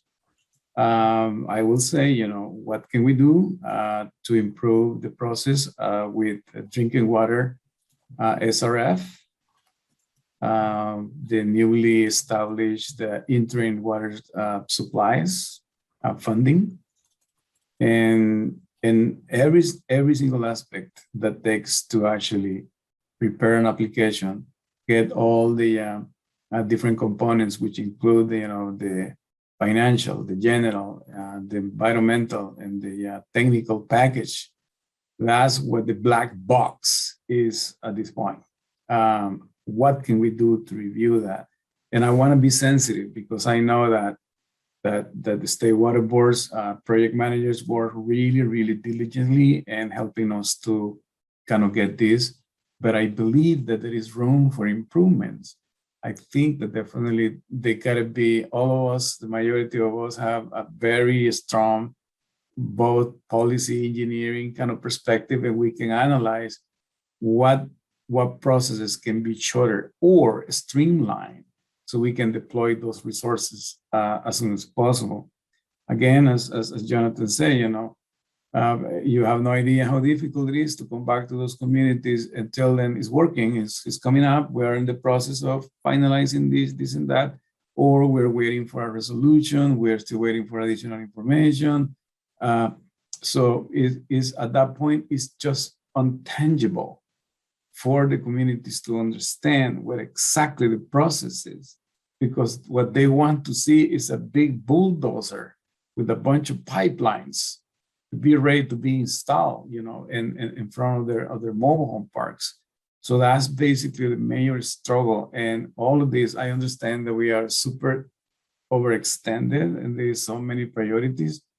But I think if we focus on the programs, protocols, and processes to get the grant agreements to deploy the financial assistance, I am convinced that definitely we will see it faster and more efficient response to the needs of those disadvantaged communities.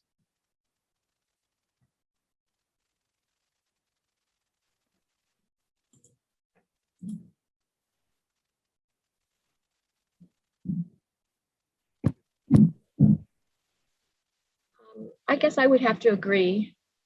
I wasn't thinking of that as a priority. I mean, it is, but as far as being put it here, as far as priorities on how to spend money, but whether it's listed here as a priority, it still needs to be a major focus, I think, given especially the additional funding that's available and being able to take advantage of that and move projects along, focusing on those process improvements and speeding it up. I mean, certainly there's certain accountability measures and reasons why certain checks and balances have to be in place, but you know, being able to understand those better and communicate those better, and at the same time streamlining the process could be a big benefit to moving these funds out. Thanks, Dawn. Jonathan Rash? Well, I don't want to say pushback, but I'll just give us maybe a different perspective on this.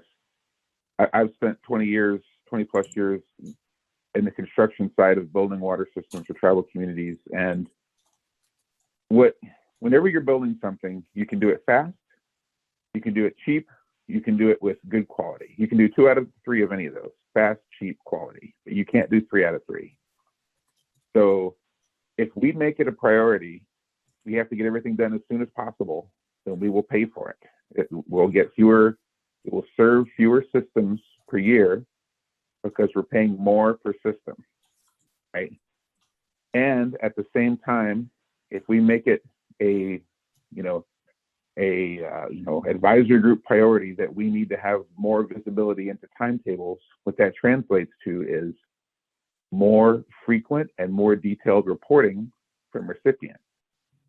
And that is, probably not what they need to be spending their time on. It's not necessarily improving the process, it's just improving our visibility of the process. So I agree that we want these projects done as soon as possible. We got a lot of communities in need. I don't think we want to create a ton of red tape around it. We want to, and I don't think necessarily, we need to have, perfect visibility on what's going on with everything. We just need to trust that the agreements are set up in such a way that that the target dates are realistic, they're being held to those target dates, and that ultimately you want a good quality product. You don't want something done cheap and fast and then it breaks down 5 years later. So I don't know. I don't think it should be a priority in the sense of listing it here as a priority. I think that's more of an internal, how does the water board manage this, this process? And maybe that's beyond what the advisory group should be looking at. Can I just ask a quick clarifying question maybe of the water board team? And I think part of what there needs to be is just a common set of expectations. That will go a long way for communities. And I don't know that I fully agree with everything that Jonathan shared, but although I appreciate his perspective, but just one maybe clarifying question to the water board team is, are there any, Jonathan, you talked a little bit about just sort of like what the object, or I can't remember the exact word you used, but like, when can we expect projects to be done and have those be clear and realistic? Well, do we know what those clear and realistic timelines are? And can we then have there be conversation in the fund expenditure plan about here's what we think is a realistic timeline for different project types to be completed? That will go a very long way to having shared expectations and public transparency. And I think that also gives us an opportunity to then think about, for example, again, the board does have some abilities to interject at certain points of the process to speed things up. So what are those trigger points if a project is moving slower than maybe what the expected timeline would be? So that's a very long-winded way to tee up that question, but just curious, Joe, your thoughts. I think that should be done on a project by project basis, and any attempts that we make to generalize and say certain types of projects should take this long is going to be worthless because there's so much variability. Some areas have lots of environmental or cultural issues. There might be legal agreements that have to get done, drilling a well versus putting in water line versus technical assistance.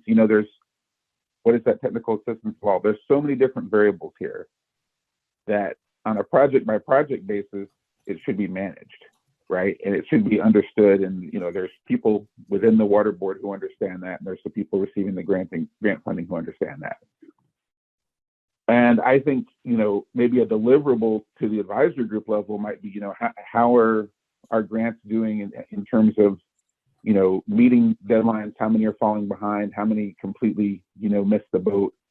That level of information would probably be good for us to know. But I don't think for us to try to mandate something based on a type of project would make any sense at all, because there's so much variability from one community to the next and from one project to the next. So thanks, Jonathan's. So Jessica, you can discipline me if I start going off too long. I'll try to be succinct. I think they both have really good points, because certainly there's a snowflake aspect to projects, as you get into them, and it's not all about what the water board does or doesn't do, right? Because there's so much of this that's sort of local land use decisions, the particular politics that's going on, the willingness and ability of the particular water system to do the work. That being said, I do think there are certain aspects of our program that, as we kind of dig in and do sort of some root cause analysis of what's related to the delays, that we can come up with some metrics and expectations on both ourselves and the system. So I agree with Jonathan R. that there are a lot of complications with each system, but there are some things that I think we could do in terms of, say when we get like an engineering report to review, right? I mean, some are simple and some are more complex, obviously, but in general, we should be able to put some range or bounds around how quickly it takes us to review it and then, get back to the, the water systems consultant. And certainly on the water system side too, that's the other thing, is we can provide clear expectations on when we want a response. And this is the other thing maybe for the group to think about, and sort of the tension that I think we confront is we're dealing with small water systems, or that's what we're talking about here. So if they're not moving along, of course we could say, all right, you don't get your funding, but that's kind of self-defeating, right? So, and as I think, Jonathan Nelson was suggesting, there should be some sort of trigger if they're not going as quickly as they should. When do we trigger like the administrator process, that sort of thing? So I think all of those things are open to, putting some parameters around. I wouldn't want to get super precise about it, but at least, have some expectations for different parts of the process step. The different process steps. But I would also say, just to going along with Jonathan Rash's comment, is like, be super careful what you ask for, because it could end up being, this huge burden on the systems or on our staff to just report, kind of every step of the way. And we'll just slow ourselves down. So. If I may, I concur with Joe. Definitely we need to evaluate what specific areas can be improved. We are not talking about delivering, poor quality projects. We definitely retain the best environmental consultants. We have top of the line engineers. We have this incredible partnership with the local districts. And I can assure you, we can have a project already shovel ready within probably 8 months. So However, candidly, I would like to share, and I think it is a responsibility. We are not trying to change. We don't have the power to change any internal protocols or statutes that basically oversee how the protocols and internal processes work at the State Water Board. No, it's not an intention, but I think it's definitely a candid, good feedback, because we are on the ground doing actually the work, and we see where the water is not coming. I can see this like having a big million water tank and available, which is the funding. But there is a big pipe coming to distribute that. But for whatever reason, when we open the faucet, it's not coming the right way that we wish to have, you know. So once again, I believe there is room to improve that. And again, this is not a critique. I want everyone to be definitely assured. It is just offering a feedback. Hey, at the other side of the fence, this is what's happening. It's definitely something. We're expediting everything that we can possibly have, but we don't see the streamline or expediting of that at the other side. And we are trying to explore possibilities and provide you feedback so those can take effect for that purpose. Thanks, Sergio. That's a good point. And I think we recognize that we're hearing the feedback and that it's not an attack. So I want you to know we're hearing that too. So thank you. Camille, did you have something to add? Yeah, just on this item. So I wanted to say that I think it's important to distinguish speeding up the process from focusing only on construction. I don't think that that is what folks are talking about when they're talking about process improvements. I think it's similar to the priority that's already listed about expediting planning through the use of technical assistance. It's more about how can we reorganize what we need internally. But one of the things I did want to flag or ask about was whether, so I do think it should be a priority to talk about streamlining funding. It takes forever to get a grant fund agreement through. It takes forever to get reimbursements through, and those slowdowns are significant in terms of the willingness of also for like the for-profit sector its willingness to work with us on these projects. And so I just think it's important for us to be aware of that. I think the board is I think the staff are very well aware because they've heard this complaint for like years. And so relatedly, one of the questions I had for staff is whether we should be talking about bolstering some of the funding in the staffing line to make this possible, because what I often hear as feedback is that we literally just don't have the staff to do it, or we don't have the capacity. I don't know if that's true, Joe, or if that's shifted over time, but if there's anything we could do to get grant agreements through faster, it would be a tremendous, tremendous improvement. And the other thing I did want to flag was what Jonathan Nelson said about not only when do we trigger an administrator, but when do we trigger a consolidation letter, a mandatory consolidation letter.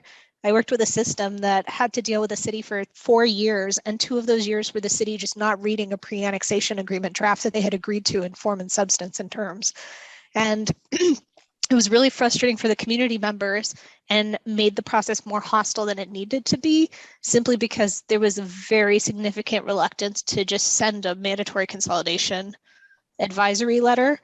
And so I know that, we don't want to always have to use sticks, but I think both of those 2 things are things to consider. I don't think we need to talk about mandatory consolidation triggers in the proposed priorities, but I do think we should think of them as a subset of process improvements, and that process improvements should be part of the priorities of the fund.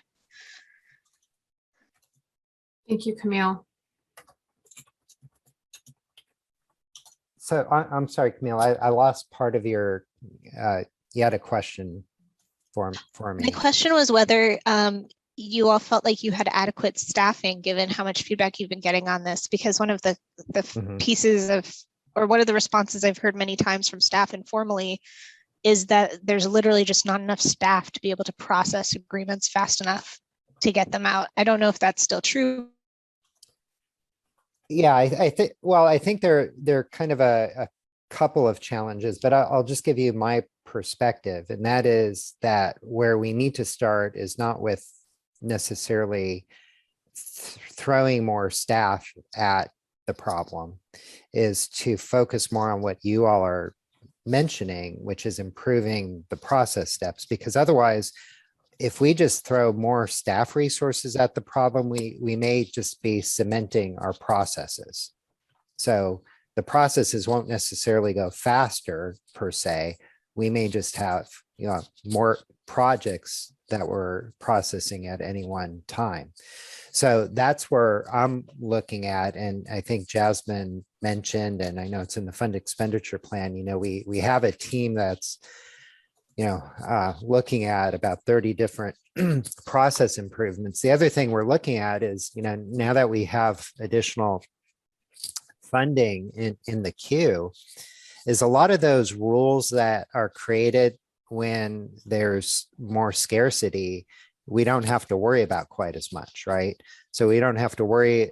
We can look at loosening up per connection caps that we've had, or total project cost caps, or you know, even when we have a split between grant and loan, all of those things tend to slow stuff down. So we're looking at a number of angles, right? So one is process improvements, but then the policy angles as well. So, you know, I think Sergio or somebody was mentioning all these different packages.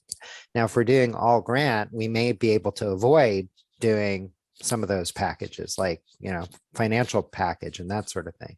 So that's the other thing we're looking at, is changes in policy that will help us reduce what we do on the process side. I hope that answers your question.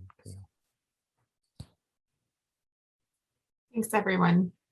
And I do want to mention that we are going to be talking a little bit more about process improvements later this afternoon too. So hopefully we can continue this discussion with a larger group as well. So if we could shift gears now and talk about the allocation portion of, oh, it looks like we lost Camille maybe. Okay, so hopefully we can get her back on soon. So I think we wanted to go around and find out if folks had comments and feedback about the way funding has been allocated in this draft plan. So I'm going to kind of open that up with just the general question is, do you have feedback on the way allocations have been outlined in the funding categories?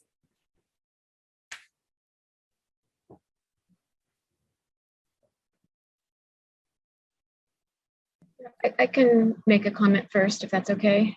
Thanks, Dawn. Yeah, I see why, or I understand why the construction budget went down, because there's so much additional construction funding. And I think last year I was pushing for, you know, it to go higher, but it makes sense this year for it to go lower given the others.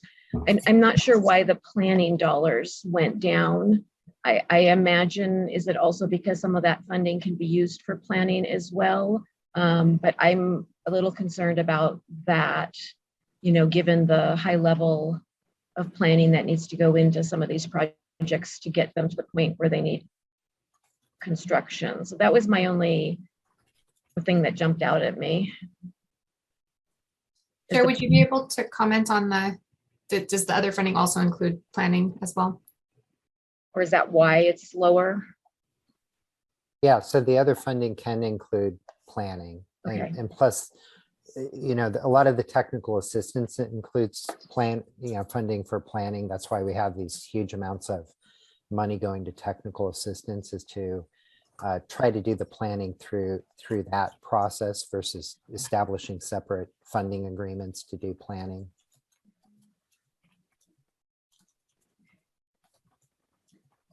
But I do think the technical assistance process in and of itself can be fairly slow because you're added another element. And so for water systems that are looking at consolidating and can do the planning themselves, or, you know, contract it out separately, you know, that is a way of making projects go quicker. So I would encourage there to be enough funding in the planning category outside of technical assistance. But if it's if it's available from other sources, then I'm comfortable with that. It is. It's available through the bond funds. It's available through the SRF program, so we've got lots of funding pots that can support planning agreements that lead to construction. That was my only thought. Great, thanks, Dawn. Other folks, what are your thoughts on the way the funding is allocated?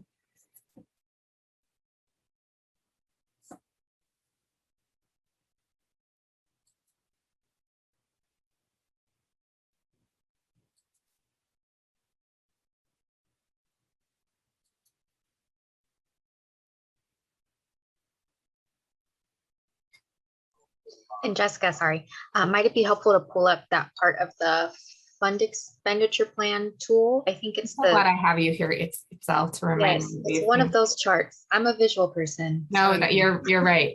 It's this one, I believe. No, thank you. I kind of forgot that it's even on my screen.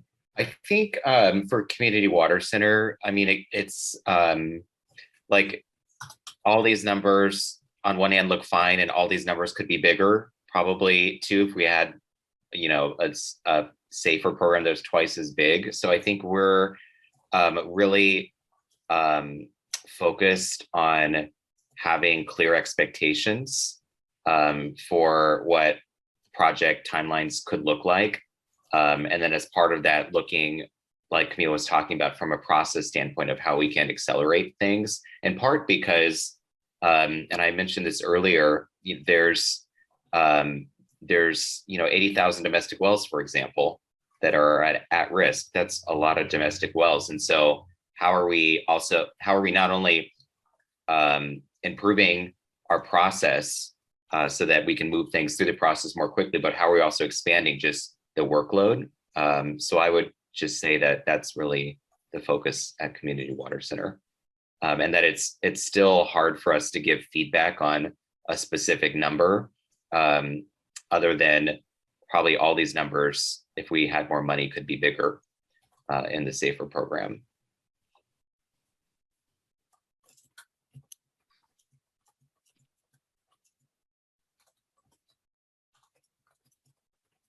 Thank you, Jonathan. How about some of the folks that we maybe haven't heard from today? Sandra or David or Jianying, do you have any thoughts? Yes, I just want a clarification regarding the category called systems out of compliance and risk. So those systems are only for community water systems, correct? Which category, I'm sorry? Systems out of compliance and at risk. So when you talk about systems there, you're talking about community water systems only. So those systems would not include TNC and NTNC, correct? Joe, do you see that? I think Karen might be on, but I'm pretty sure we're including schools. Yes, thanks, Joe. We'd be including community water systems and schools in the, the at-risk and human right to water criteria. Okay, so therefore, in the current time that if TNC or NTNC, I mean, I have a motel that is exceeding nitrate MCL, but it is a TNC at the current time.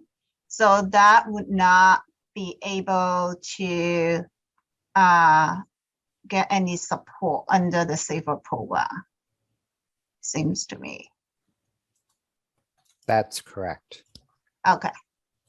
Yeah, so I think the only way that could change is like, I know there are a lot of motels that have been converted to, closer to permanent residences, like for people experiencing homelessness. So I'd say, that's something that I assume, like between yourselves and DDW, you would work on whether that system needed to be reclassified, right? Correct. But then it would no longer be a transient system, right? Yeah, that's Okay. exactly the direction that we are heading to see whether that motel, because it is converting into some sort of homeless shelter. Mhm. So we want to see whether they meet the criteria of being a community water system, have 25 Yeah. people, you know.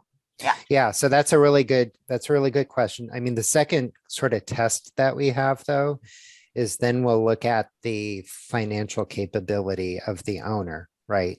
Because we don't want to just give some wealthy owner free state funding.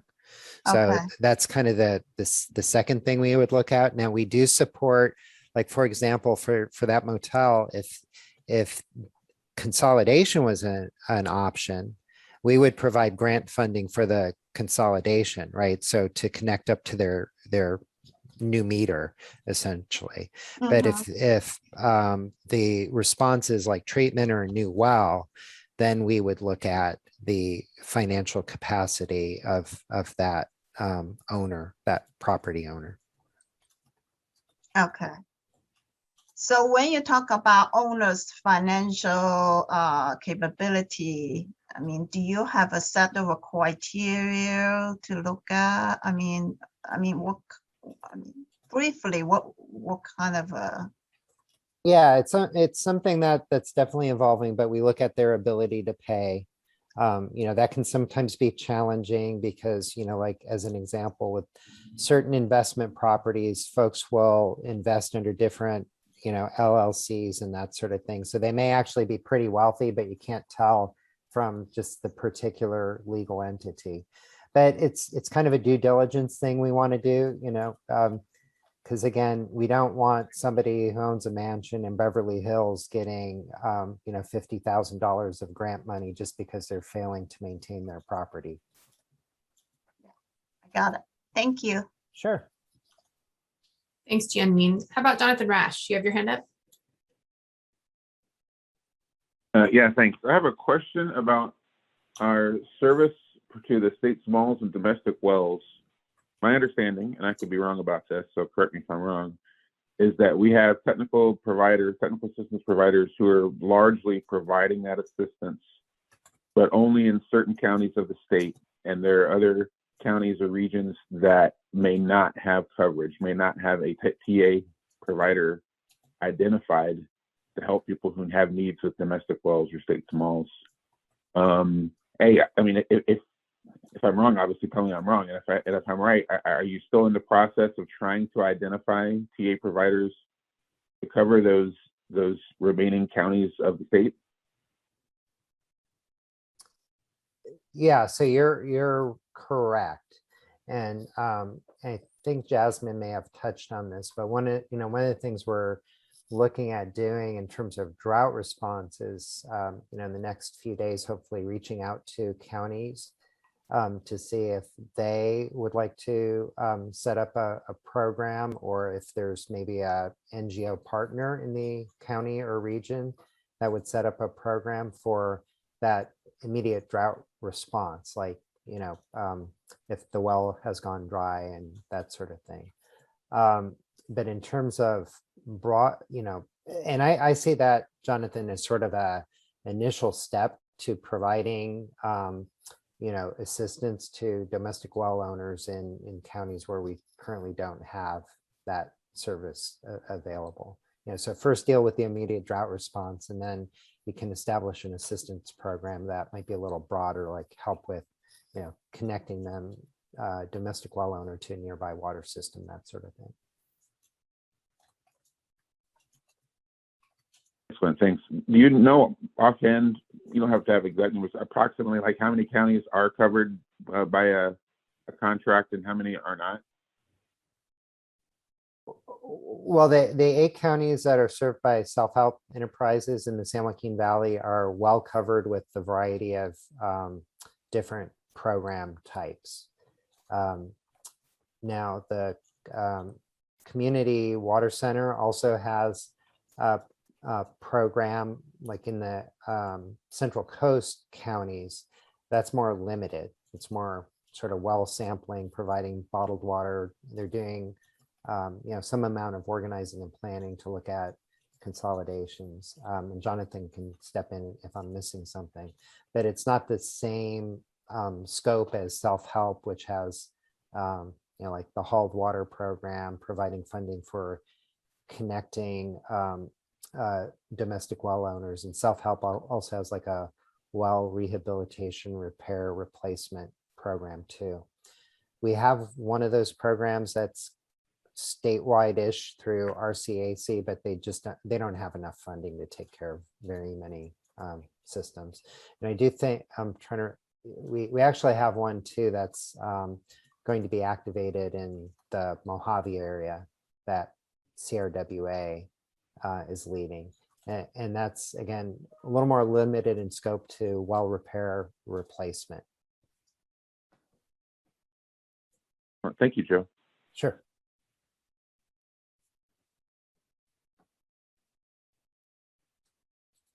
All right, so anyone else have questions or comments? Camille, you're back, yay. Hi, sorry about that. I don't know what happened. My computer like spasmed and disconnected me, and it took quite a while to get back, so I apologize. I suspect we've all been there, so. I was, one of those things where you're shaking your laptop wondering why it's not working. But yeah, no problem. Well, yeah, please go right ahead. I was wondering if you could clarify what percentage of the direct O&M support is intended to go to incentivization for consolidation, and how much you're considering allocating to pilot projects for these very remote communities. Yeah, I'd have to double check with Jasmine, but I'm pretty sure we were, I thought we were kind of carrying over the amount that we had already set aside for direct O&M support from last year. So I believe this amount is primarily focused on incentivizing consolidations, because we already have the money we haven't expended yet for the pilot program from the prior fiscal year. So that hasn't been committed yet. Is it that we don't have pilots for the pilot program? I guess I'm wondering it's more, I mean, it's a lot of things. I think collectively, our bandwidth has been taken up by the suddenness and extent of the drought. And so we're obviously prioritizing that. And, we have taken a number of steps to, identify some systems that we think would be good candidates, kind of give a good variety of situations. It's just a matter of, creating the bandwidth to approach those systems and see if they'd be interested in, this kind of pilot effort. So, again, since it's a pilot, we were thinking more of a directed action kind of approach to help inform what a broader program would look like. But I'd have to check with, it's a joint effort with OPP and Division of Drinking Water. So I'd have to check with the team on exactly where we are in timing. Okay, thank you. That's really helpful. I'm just nervous about this direct O&M support going primarily to consolidations if it's not as high of a need as systems that are like really underwater. But if we're having a hard time identifying and working with systems that are underwater, I also understand the need to get the money out. And I'm not opposed to it being an incentive, but I'm really nervous about systems that perhaps truly don't really need O&M support. Getting money from this pot when we have so many that are underwater, and that just makes me really nervous. And so I guess my only feedback is a little bit more granularity on how this might go out would be helpful, I think, for the advisory board. I don't know that it needs to necessarily be committed to, or that set limits. I don't think that's helpful. I think flexibility is good for this fund, but I'm nervous, and it would help to know more. Yeah. And I don't know if anybody mentioned it before, but one of the rationales for having that incentive is clearly mandatory consolidation can take much longer. So if we can motivate larger systems to voluntarily consolidate and get solutions to those smaller communities faster, that's what we're looking at doing. And we hear over and over again concerns from the larger systems that they're going to be taking on, as soon as we walk away, we're done with the capital project, we are leaving them kind of holding the bag to, take on and spread out those O&M costs that are going to be incurred by the smaller system over the years and over time. So, you're probably right, Camille, that the larger system may not need it, but it certainly, I think, serves as a sweetener to accelerate the consolidation process.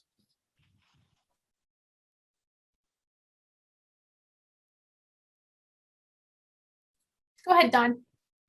Yeah, I wanted to sort of add on to that. And I think, Joe, you started to touch on what I was thinking in that we're calling it incentivization, but if a larger system takes on a smaller system and there's considerable additional expenses, they either have to spread that out to their current customers, which sometimes object to that.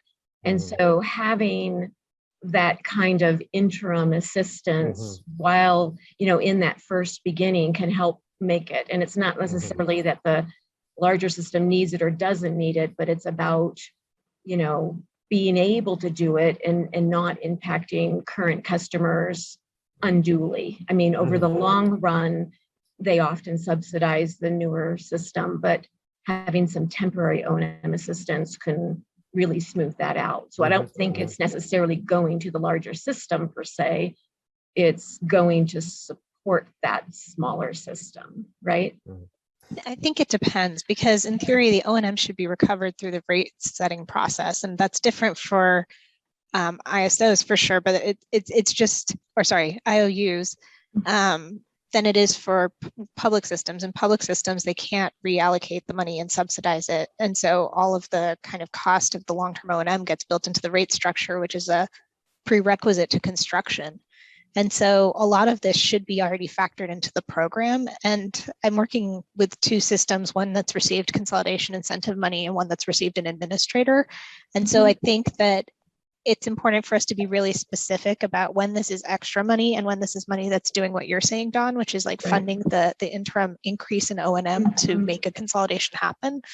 And perhaps you're right that reframing it that way might make it seem more consistent with the program and might also provide some good parameters for figuring out like how much is too much of an incentive also, if it's really going far beyond what the cost would be for the additional O&M required to make a consolidation happen. Good point.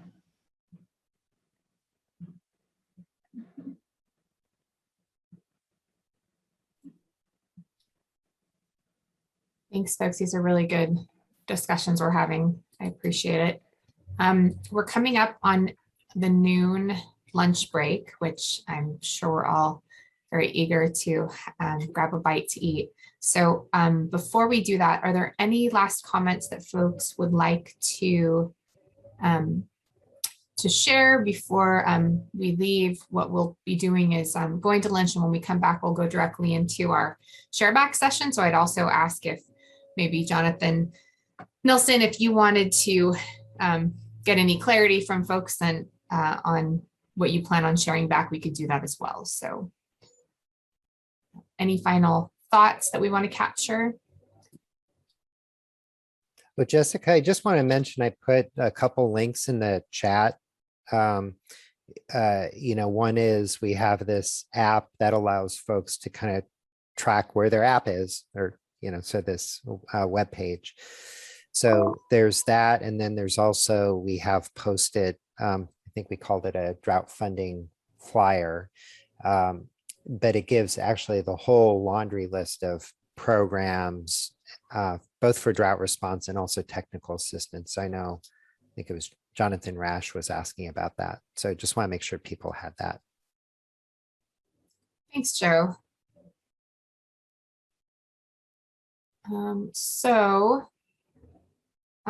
Sandra and David, you've both been a little quiet today. Are you feeling like you had an opportunity to share, or do you have anything like you'd like to add in?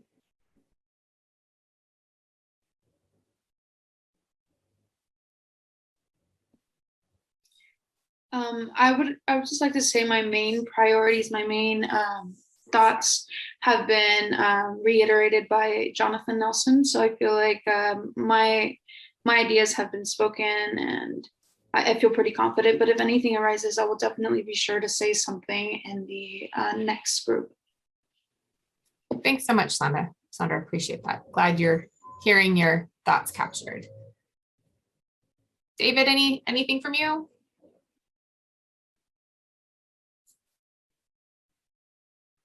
We'll take silence as a no at this point. And of course, we will have more of an opportunity to share back with the larger group. So Jonathan Nelson, did you want to quickly, again, either review what the report back or ask any questions or clarifying things you'd like to make sure we capture before we finish? It's a big group and a lot of discussion. So I'm happy to kick it off and then others should jump in. I think I've got a couple of points. I'll write up my notes between now and when we all come back. But I mean, we talked about things like, you know, how can we, what makes sense in terms of adding any additional priorities to the priority list. Clearly, we don't want to shortchange construction. That's important. There's also value in having some expectations about what is or is not a reasonable timeline for projects generally, and that there's space to particularly look at on the process side. So I'll speak to that. Others can jump in. And then, yeah, are there one or two other key points that folks want to make sure I hit on? I mean, there's a couple specific clarifying questions that I can identify that Camille was asking, one or two others were asking, but any other big picture points that people want to make sure I'm reporting out on?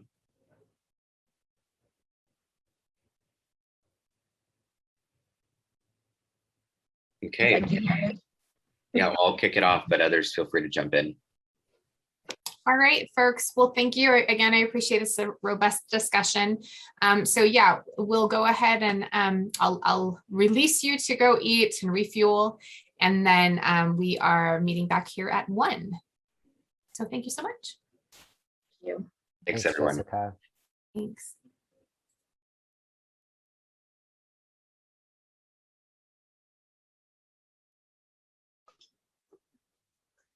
All right, welcome back from lunch, folks. If you could please return to your screen so that we can see that you come back to join us.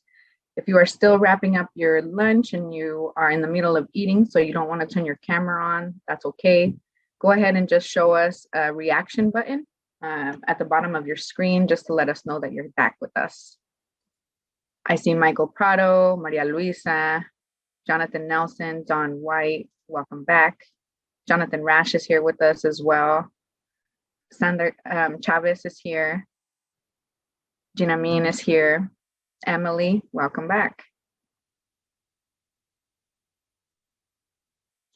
We'll wait a few more seconds for folks to join us. And in the meantime, I'm going to be asking the 2 breakout room reporters to gather their notes. We're going to be hearing from you in a little bit.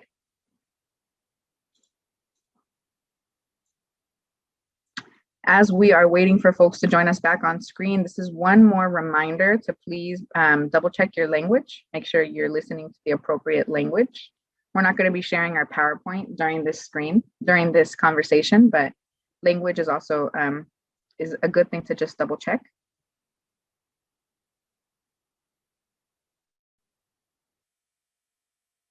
All right. It looks like most of us are back. I hope you had a good lunch break. We're going to be discussing some key takeaways from our breakout group conversations. From our group, we had Emily Rooney, who volunteered to be the reporter. Who volunteered to be the reporter for the other group? Jonathan Nelson. Awesome.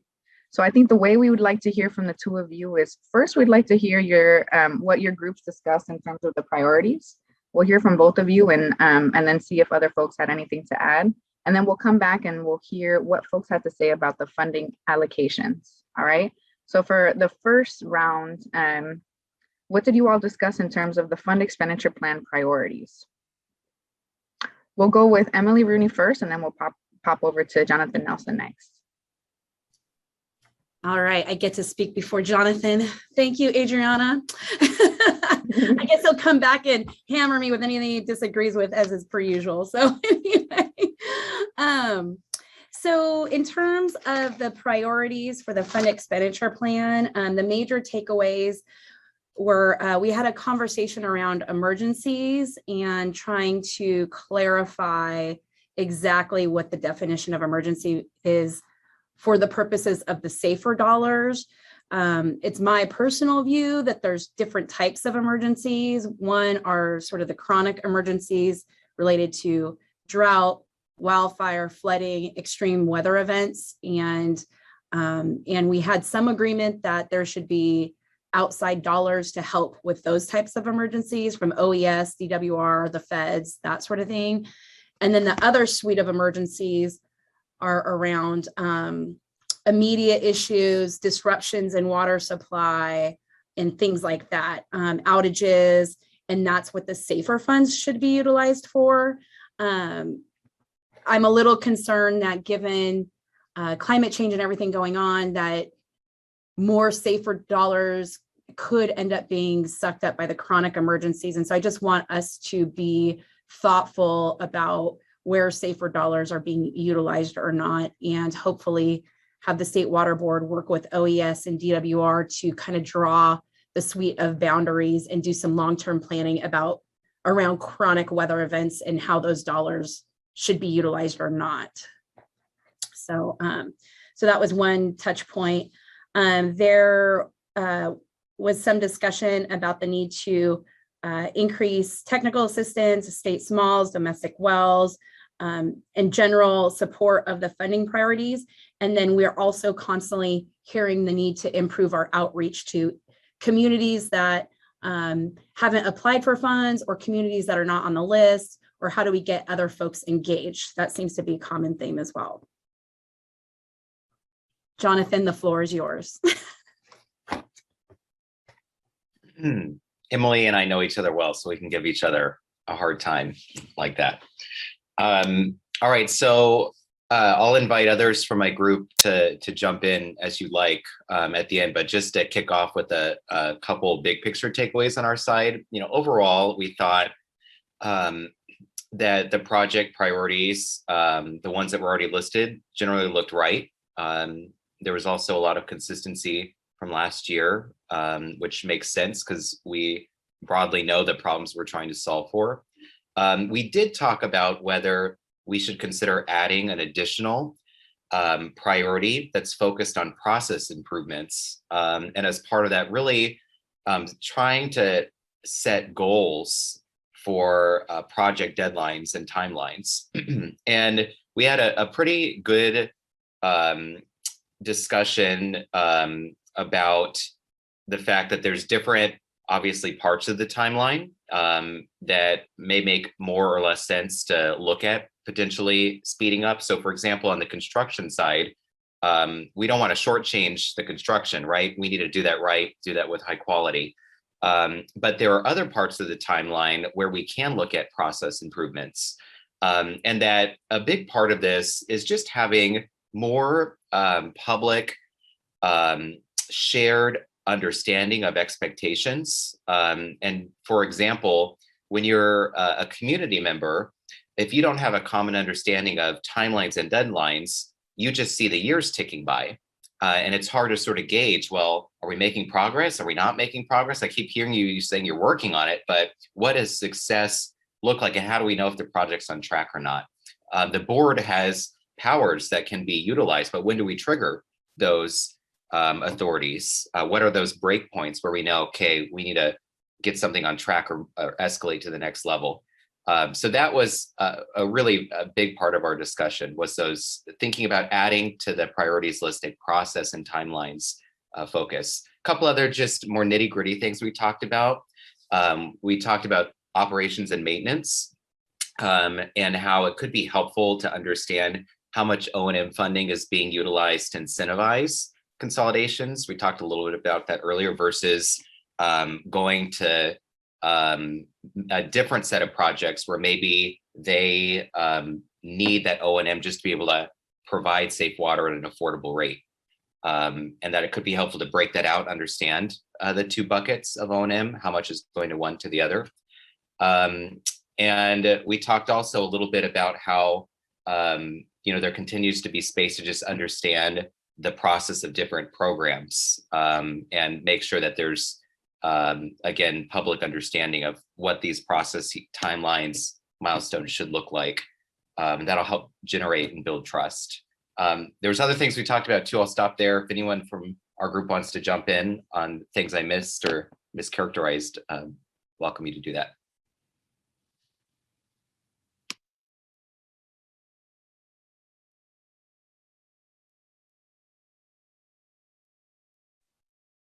You did a good job. We won't poll the group on whether we liked Emily's proposal overview versus mine. I'm just kidding. Next time. I'm always open to feedback, Jonathan.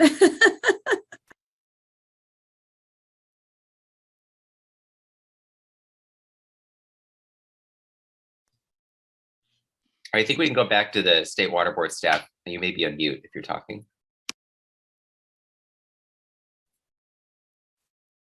Or should we go into the funding categories? Yeah, Adriana, did we lose you? I just want to make sure It looks like we lost her. We may have lost her. Okay, yeah, that's fine. Let's go ahead and jump into the next set of questions, the next question, I should say, and talk about get some feedback on what you discussed on the allocation to the different categories. And again, I'll have Emily go first. Sure, thank you.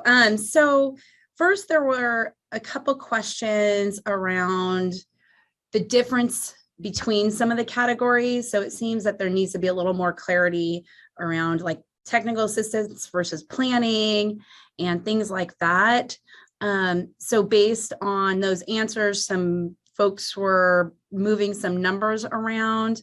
There were some comments also made about how we're going from a COVID situation to now a drought situation. And so funding allocations may need to be increased in interim supplies and emergency and technical assistance and down in construction, but that was not unanimous. I would say that we don't have really a consensus on how the funding numbers should shift.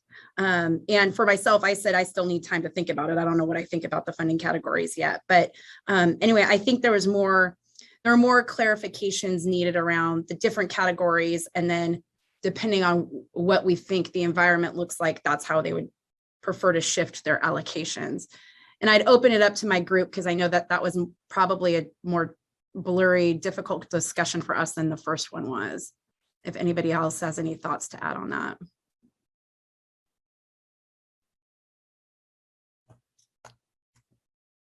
Okay, go for it, Jonathan. For this one, I'll make it quick. We talked a little bit, I think, about some of what sounds like Emily's group also got into, which is, for example, on the planning side, that money is in more than one bucket.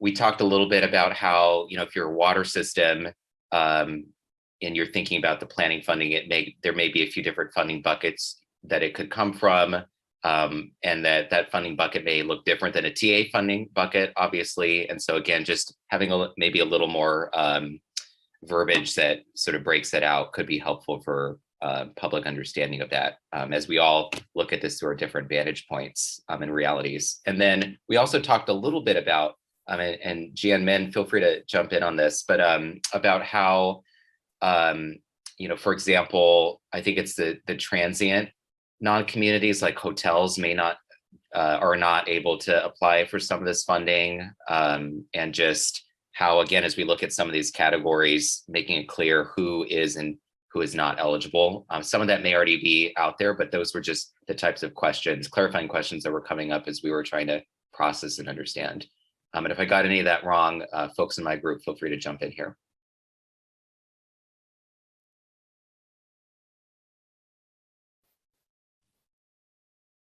Okay, back to you, Jessica. All right. So it looks like our reporters did a very good job. Excellent round of applause. Thank you. So I'd like to open it up a little bit for other folks to provide feedback either, and we have time to share back a little bit more, maybe get into some additional details if there's comments that the individual group members would like to share.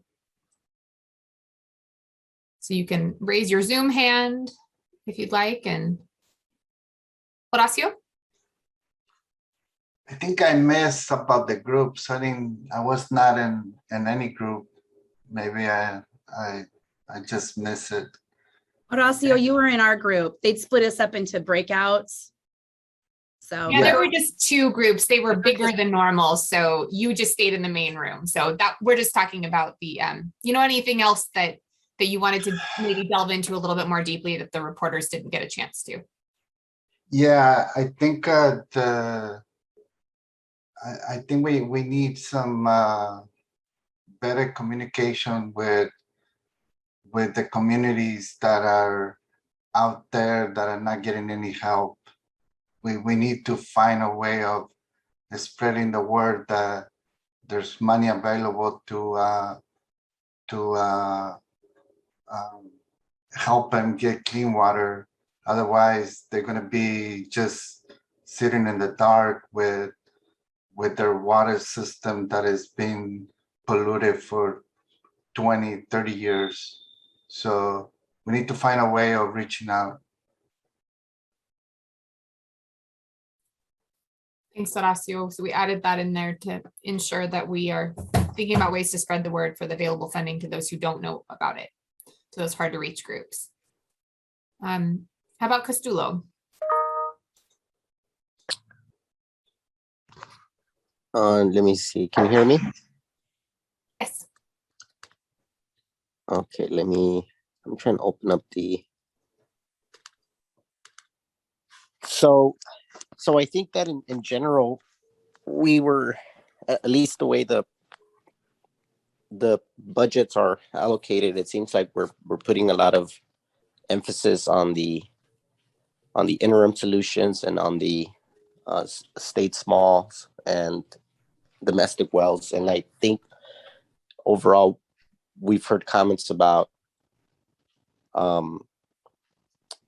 the need to partner up with the counties that might have that information to start really gauging perhaps where the need is at. And there's also this sense of at-risk systems that I've been hearing about. And so I guess I'm trying to get a sense of, if that's the direction that we're going, how can, what can we do as agencies, as public agencies or NGOs, to try to facilitate that effort is successful? And I'll kind of say this as an example is, as folks are aware here, we've done a tremendous amount of research and needs assessments here in our region. We've identified over 80 systems that we could consolidate with. But I would say that maybe half of those are below 14 connections. And so, what would you recommend folks to do if they have some of that data? What would you say would be a good way to share it, to maybe help you fill some data gaps? And then the other thing related to at-risk systems is,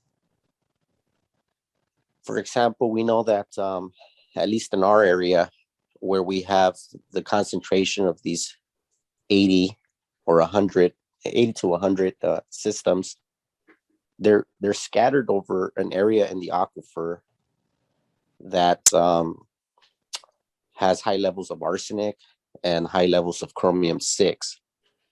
And so as it relates to maybe constituents of concern that we know are coming down the pipeline, and it's just a matter of time before those numbers change, and then it shifts folks from being in compliance to out of compliance. How do we make sure that that data is provided so that we get a sense of saying, hey, well, look, we know that next year if we set the chromium 6 level at 10, all of a sudden, you know, it just adds 50 more systems to the list. So those are just general comments that I was having as we were doing some of this stuff. Thanks, Castulo.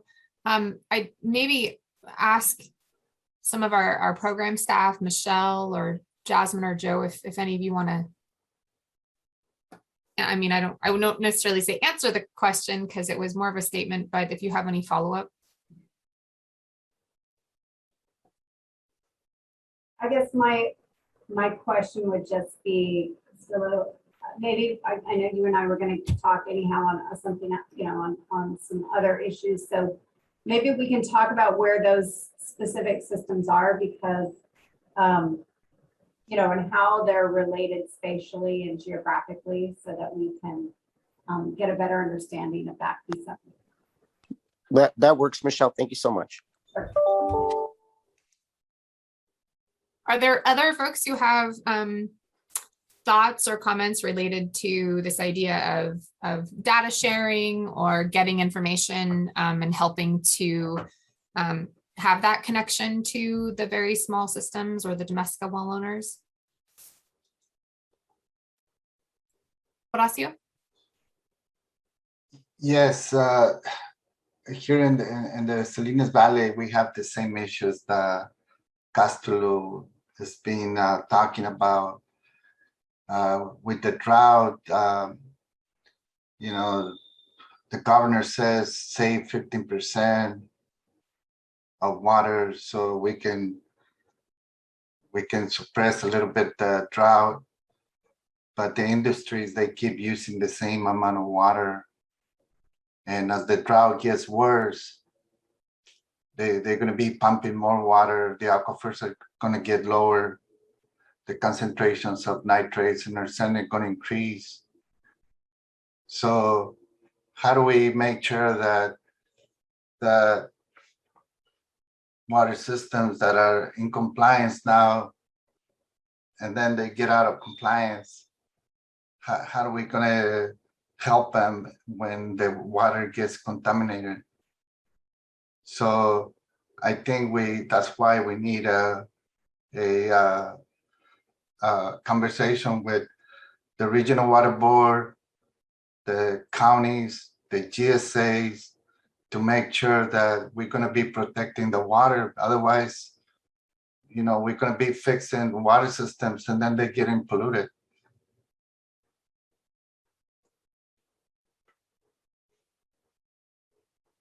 That's my comment. Just to just build on that, you know, one thing that there isn't a lot of in the fund expenditure plan is a discussion, or at least maybe I missed it if it's in there, is a discussion about some of that, both inter agency and state to local government agency coordination, and also some of this programmatic coordination as we recognize that SAFER isn't being implemented in a vacuum, but that we have these other dynamic challenges and these other really important sets of policies like the Sustainable Groundwater Management Act, and that it is important to make sure that we're being really intentional about those intersections, and that the fund expenditure plan does seem like the right document to be capturing and having that discussion. And I'll just say, from the Community Water Center perspective, one thing that's always been very clear to us is that the SAFER program and the Safe and Affordable Drinking Water Fund, which multiple people on this call, you know, spent years fighting for, particularly the community members on the call, is that it has a very specific set of purposes, which is to address the unjust reality that so many communities have not had safe water for so long. It's not meant to, for example, address funding responsibilities that should be on, for example, groundwater sustainability agencies to implement SGMA appropriately and equitably. So again, I think the fund expenditure plan is a place to have some of these discussions. And I think Horacio is helping us sort of see that. So I'll stop there. Thank you. Thanks, Jonathan.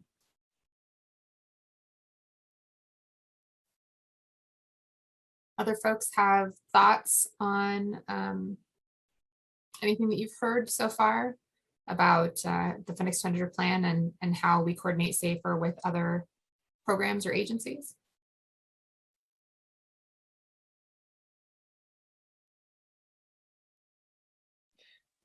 If not, I guess that maybe I would just ask, maybe to re-ask Horacio's question to the State Water Board team. How can we have that discussion as part of the fund expenditure plan? Do you see space to bring that discussion to the FEP, or if not, what's the best way to do that? Thanks, Jonathan. Jasmine or Joe, do you want to? Yeah, I guess I have a question back. I mean, in what form do you see that discussion? I mean, we can certainly bring in a lot of interrelated policy discussions, but I'm trying to think through how would that inform the fund expenditure plan. So for example, like we have a discussion about working with the CV salts management zones, right? Which makes a lot of sense because they're providing interim water supplies for those folks that are impacted by nitrates, and we want to call that out to make sure it's clear, it's coordinated in some of the work that we are or are potentially doing with those management zone groups. So I'm not quite sure, I don't want this just to be sort of the potpourri of all the various water policies and issues and try to draw those connections, because I'd be concerned that we'd lose the focus of the fund expenditure plan. Like, what are we really trying to communicate with it? I think we're trying to communicate our priorities and how those priorities will be carried out with this particular pot of funding. Yeah, Horacio, do you want to sort of share your thoughts on what would be helpful there? I think that if we're going to be, if we're in a drought and we still allow industries to keep pumping and lowering the aquifers and incrementing the concentrations of pollution with nitrates and arsenic and other contaminants, and how are we going to get clean water when we are allowing all this to happen, and we want to try to fix problems when the problems are already being creating more? So how are you going to get clean water when you have clean water now and tomorrow you don't? What are we going to be protecting? Are we going to allow GSA just because they have a management area not to protect the water? I mean, this goes to the State Water Board, this goes to the Department of Water Resources, to the Central Coast Regional Water Board, to the GSAs, to the Health Department. This is not for just one agency. This is everybody. We have to make sure that there's going to be protection. We cannot just be separating agencies. That's my comment. Thank you, Horacio. Emily has, so Emily has her hand up as well. I also see Michelle. Did you have a response directly to Horacio? Well, I did, but Emily, you go ahead first and then I'll follow up. No? Okay. Well, Horacio, I totally agree with you. I think source protection is a really important part of what we're talking about here. One of the things that I'm concerned about is we don't actually know of the cost. And I was speaking to the regional, Region 3 here, which covers Monterey's Regional Water Quality Control Board recently, and was saying, is it actually cheaper to do source protection than it is, at some point, if we have to put in POE, POU at every domestic well, you know, it begs the question of how expensive does that get, and whether or not there's a cost comparison there of what those costs are. So, you know, I think that there's a bit of cost estimating that we don't really understand. And I don't know that it's whose responsibility it is, but I agree with you that there's almost the potential cost that we don't understand out there as well. So I just, you know, I think that that's a really important thing, and it came up for me as I was preparing a speech for them, and you know, I think it's something we need to think more about, and maybe it's something that needs to be advocated from different perspectives too. Because if there is a source protection alternative that prevents us using these funds for the very long term, not probably for the short term, I think that needs to be considered. Yeah, I understand that. What I'm saying is that you only have so much amount of water, and you have droughts, and you still keep using the water. And so once you start using the water, you're creating more problems because you're overusing the water. You're over exploiting it. So if you had a solution of a community or other communities that were able to have clean water, you no longer have a way of fixing that problem because the water is already polluted. And especially in the areas like here in the Salinas Valley, San Joaquin Valley, that we, the industries are over exploiting the water, and all the water is going out as a produce. All the produce has 90% of water, and they just take all the produce out of the communities, and they just leave their pollution behind and their over exploitation. So we need to have some type of coordination with all the agencies so we can protect the water. Otherwise, there's not going to be more drinking water. Thanks, Horacio. Let's see, Emily, would you like to jump in? I have two comments. One goes to Michelle's comments about the cost, the unknown cost. And I think a lot of that was evaluated in the needs assessment, but probably not every single point. Well, we know not every single point was covered in the needs assessment, but I think the needs assessment also has done a stellar job at trying to estimate the cost. And so if there's more work that needs to be done in that space, then we need to go there. I personally want them to work more on O&M as well, so we fully understand those costs. And then to Horacio's point, so I'm in agriculture, obviously, and we've been watching the GSA and GSP process for Sigma. And we've had some conversations around drinking water and its presence in the groundwater sustainability plans.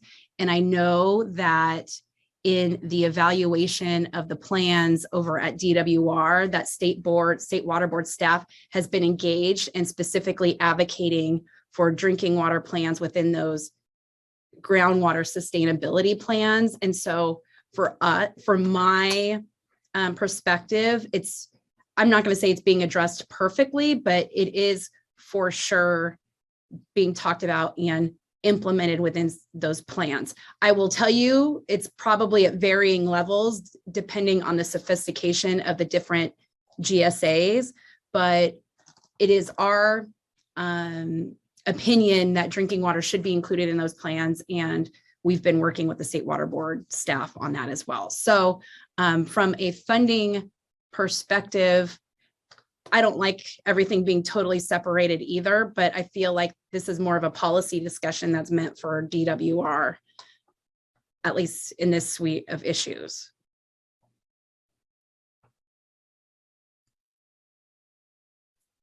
Thanks, Emily. I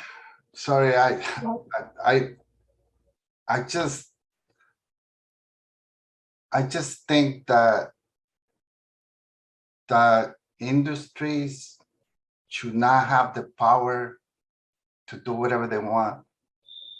I think the communities need to be first, and if they're going to pollute the water, they need to pay, because they're making business out of the soil and the water, and communities being paid with their health and with their lives, and the people that are responsible, they're making business.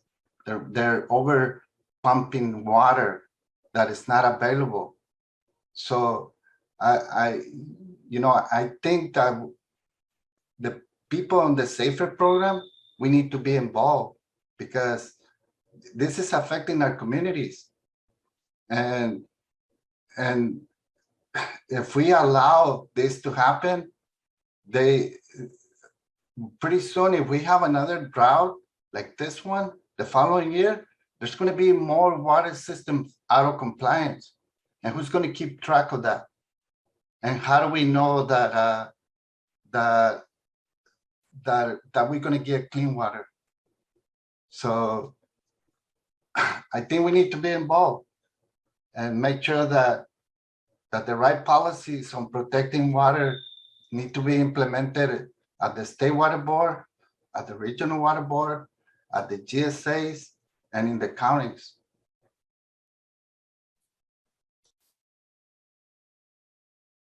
So I want to let you know, Horacio, that we're going to make, we're taking notes on all of these things, and we're certainly going to think about how this works and look into some of these details. I will say that I don't think anyone has an answer to these right now, right? That's, if it were simple, we would have already solved it. And so just looking at the what we can work on today and what we can move forward would be thinking about the funding on the fund expenditure plan specifically right now, and then continuing to have these conversations. So they're not going away just because we maybe shelved them for a little while for today. But David, you have your hand up. Do you want to go? Yeah, I just wanted to address Horacio's concerns there and just point out, at least within the Central Valley, there's more than just SGMA that is addressing those issues. I mean, SGMA's definitely looking at water supply and those sorts of issues, but you have the ILRP, the Irrigated Lands Regulatory Program, that's really looking at source control for growers. You also have CD salts and management zones that are looking at replacement water and well testing. All of these are working together, and when you look in the southern San Joaquin Valley, some of these management zones are actually very closely coordinating with SGMA. We need, from the ag perspective as well as from the community's perspective, we're working from an agricultural community, is working to coordinate those efforts as well as we can, so that we're as efficient as possible in dealing with both of those problems and all of those problems. And we're working to do that. I think I understand the concerns and share them, what Horacio raises, but I think the statements that agriculture and is not being held accountable and not having to do anything to address it is not accurate. There's a whole lot being done within the Irrigated Lands Program and within CV salts. And we could spend a lot of time talking about it, I won't, but those we don't just look at SGMA, look at Irrigated Lands Program, look at management zones, and this process to figure out how we fund these. And I think all those fit together in a way that these are difficult problems. In the short run, I think they may not, in some areas, it may take 50 years to be able to actually clean up, or 100 years to clean up the aquifer. But we can get clean drinking water to those folks who are impacted much sooner than that.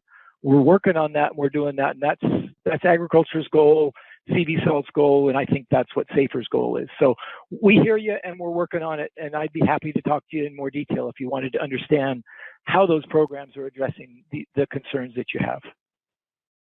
Thanks. I understand the programs. I completely understand. I've been involved since 2001. The irrigation program started in 2004. The the pesticides and the synthetic fertilizers started in the 20s and 30s. So we're behind 100 years. And instead of trying to conserve the water and use conservation measures for the agriculture, we still keep using lots of synthetic fertilizers and pesticides. I'm a farmer myself, and I know the damages that are being done. So if we don't turn around and we keep exploiting the soil and the water, we're going to keep increasing the amount of damages that are already being done. Thank you so much, Horacio and David. This is a really great conversation on source protection. Joe just reminded us, we do have a board workshop taking place next week. So a lot of these broader policy conversations, it would be a great opportunity for you to raise them there as well. But we do have a limited amount of time, and I want us to come back to the fund expenditure plan priorities, because I really want to dig into some of the things that you all mentioned earlier. Before I do that, I want to say I'm so sorry for dropping off. My internet dropped off, so thanks, Jessica, for stepping in really quick. And I had a few follow-up questions to what Emily and Jonathan first kicked us off with. So in our group, we talked a lot about emergency planning, specifically related to the drought. So I'd like to hear from the other group. Did you all also resonate with the comment that that Emily mentioned in terms of not using safer funding to support emergency funding? Or do you have any reactions to that comment? Is the other group being Jessica's group, whoever was part of Jessica's group. Folks who were in Emily's group, you're welcome to chime in and explain a little bit of that conversation as well. Go for it, Camille. I think Emily brings up a really great point. One of the things that we asked about the funding expenditure plan in the past was to see where different funding streams were coming from. And that was provided this time and was so helpful. It was so helpful to know, like, here are all the pots. And she's right that one of the pots we may have missed was what is available federally and from Office of Environmental, or sorry, not environmental, but the Emergency Response Department or whatnot. I know that the emergency water replacement program was moved out of that division specifically because it wasn't really able to meet ongoing drought disaster needs on a continuing basis. And so I think she's correct that it would be helpful for us to have a better sense of what is available before we commit a significant amount of funding to emergency response. All that said, speaking personally, we have to have something there. I mean, the drought was devastating and created significant humanitarian crises that were managed primarily through Prop 1 funding during the 2011 through 14 drought. So yeah, I don't know. I hear her. I think it would be helpful for us to have a more complete picture to be able to give more robust feedback. Thanks, Camille. So you're in alignment with some of the comments that Emily was making. I'm seeing Dawn shake their head as well. Don, do you want to share any, what's coming up for you? Yeah, I think I'm just agreeing with what I'm hearing and following the conversation. Okay, awesome. Thank you. Any other reflections on our conversation around emergency funding for the drought?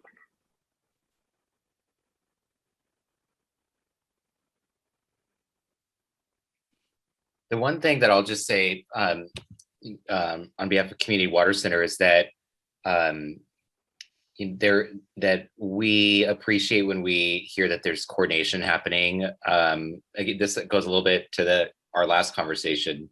When we hear that there's coordination happening between State Water Board and DWR on drought, for example, but we don't actually know what that means. And then when we think about, well, how is the SAFER program going to be used or not used in the context of drought? Well, we don't really know what sort of the shared vision is between the State Water Board and DWR, or sort of what that interagency coordination looks like. So I would just name again that I think the fund expenditure plan document's a great place to just be transparent, both about the vision and what some of that coordination looks like, because then that helps everyone just have a shared set of understandings and expectations. Okay, gotcha. So you're recommending just a little more transparency on coordination within the document itself. Okay. Yeah, between like the board and all these other intersections, both on the policy side and just other key state and local government stakeholders. That's great. Thanks, Jonathan. Other reflections on emergency funding and drought?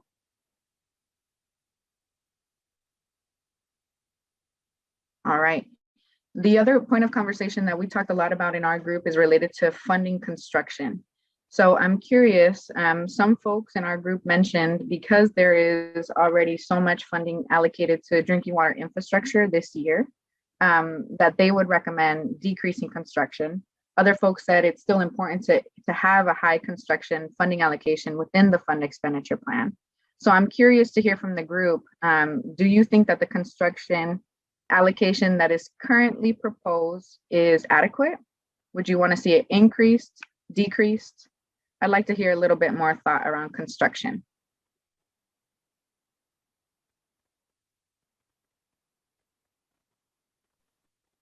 I can go.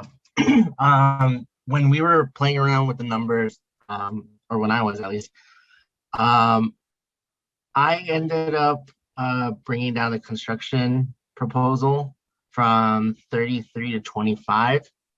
And then for the state and smalls, from a 2, I actually brought that up to a 3.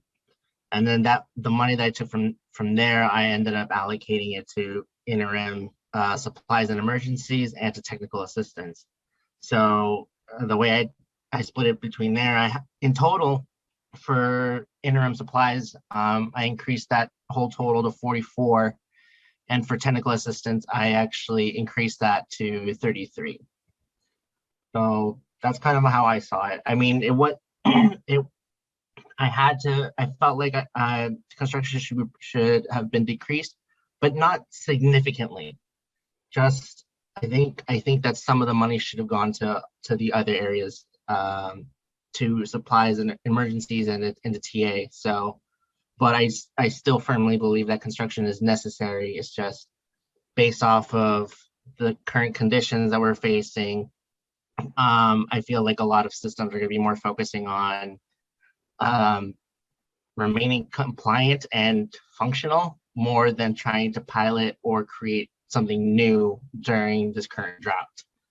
So that's at least my reasoning for it. And yeah. Thanks, Michael. That's helpful. So you still included funding for construction, but you just reduced the amount, and you said that you'd like to see TA and interim be prioritized a little bit higher. Thank you. And then Casula, I know that you had a different opinion. Do you want to share a little bit your thinking around construction? Yes, and my thought kind of came out of whatever would be available through other funding sources to perhaps allow us to lower the allocation that we've put in the emergency column. And so my thinking was, let's try to maximize other funding sources as much as possible to, and not really not really understanding like the details of the specific rules, attributed to the different pots. I tend to rely on safer staff to know, how to move the monies around where in order to achieve all the different goals. So I just, in general, from a personal point of view, I kind of tend to be biased when I like to think about projects. I like to think about construction. I see consolidation as the preferred solution, and the quicker we can get to a point where we consolidate a system, I think for me, that's the goal. That's what we're trying to do. And so, that takes construction dollars. And so, but that's just me in general thinking. But I know that safer staff probably has a better sense of how much construction money is needed based on where applications might be, or where whether there's a lot of applications out there that are ready for construction. I don't have a sense of that. I imagine that the safer staff does. And so as long as we don't, put ourselves in a situation where we're not able to finish construction projects sooner than later because we're not putting in enough or we're not making enough construction dollars available. That's my only comment that I would, that I want to make is like, let's not put ourselves in that situation that we can't complete projects because there isn't funding in a construction pot. And it doesn't necessarily need to be in this particular pot within the 130. I understand there's a lot of other different pots. We kind of saw the universe of funding. And so maybe it's somewhere else. And so it doesn't need to be here. I get that. But in general, that's just my comment is let's not put ourselves in a situation where we can't complete projects because we didn't make construction funding available. Gotcha. That's super helpful to understand. So having enough to make sure we can move projects along. Okay, awesome. All right, so we have time for maybe one more comment. If anyone has a comment related to the construction funding allocation or a general reflection on the funding allocations, please go ahead, either raise your hand or unmute yourself.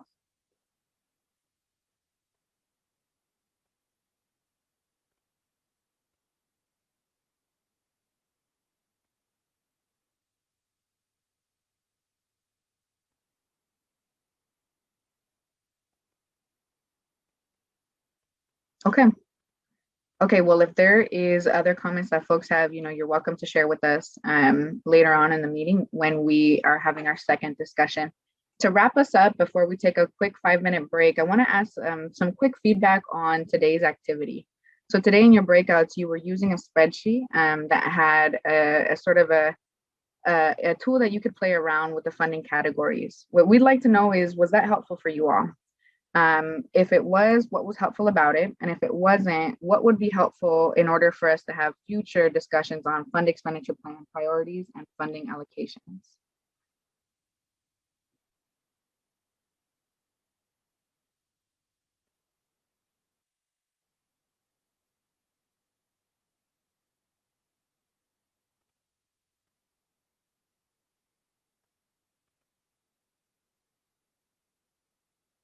Yeah, go for it, Horacio.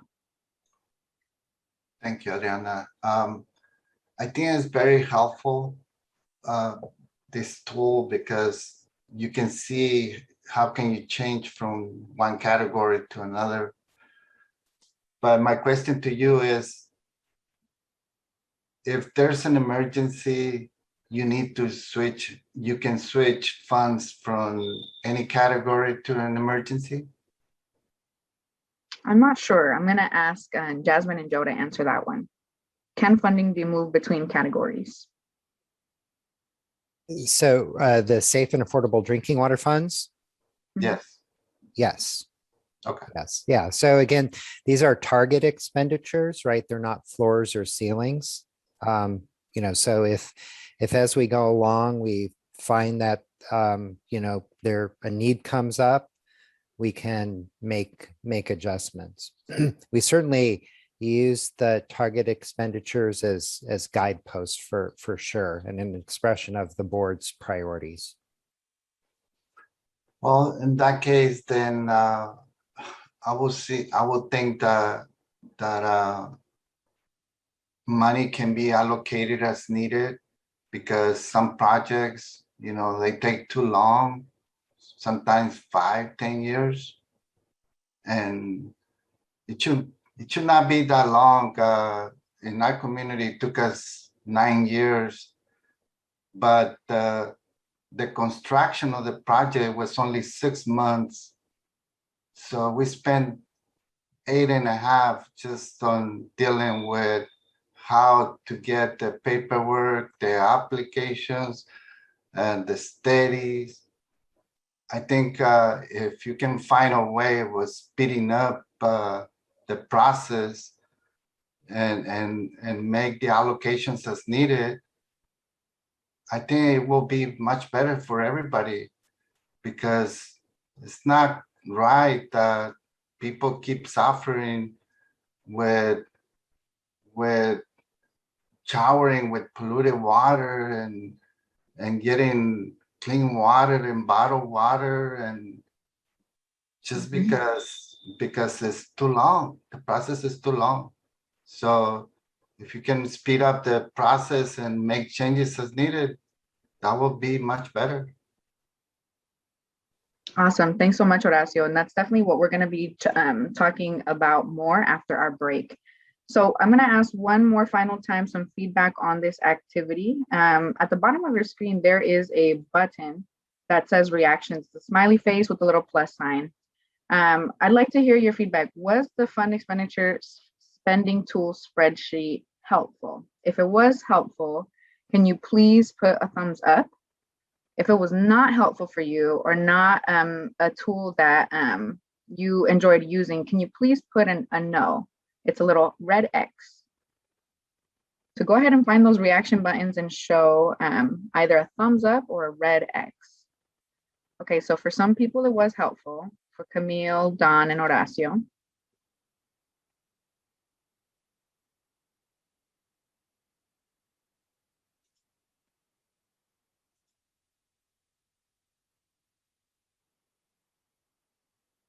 Okay, how about anyone who said no? Would there be other resources or tools that would be helpful for you in order to be able to give better feedback on this? Go for it, Emily. I think for me, I mean, the tool might be helpful, but I'm still not sure how I feel about the different allocations. So I'm not going to mess around with the tool until I figure out how I feel about that. And I also wonder about the diversity of this group, if we'd ever come to consensus on how those different allocations should actually be. For us, I think it makes sense to come together on priorities, and then we're all going to have our own ideas, I think, around allocation. I think once I get my head around the different categories, I'll probably start messing around for the tool, but it was just a little early for me today. Totally. That makes a lot of sense. And that's a great reminder that as an advisory group, we don't have to come to a consensus, right? I think that part of the reason why you all have been chosen is because you bring such diverse perspectives, and it's great for us to sort of hear, even in our conversation on construction, right? Why some people may feel as though that category should be increased and others are concerned about the increase. So great reminder for that. All right, well, I want to thank y'all so much for engaging, not just in the breakouts, but in this large group discussion. We're going to have a very quick break. We're going to come back at 2:05. And when we come back to 2:05, we're going to be digging into process improvement and safer success stories. So come back at 2:05.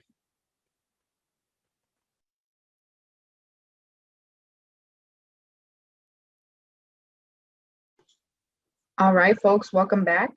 If you stepped away from your screen, feel free to come back either by turning your camera on or showing a reactions button.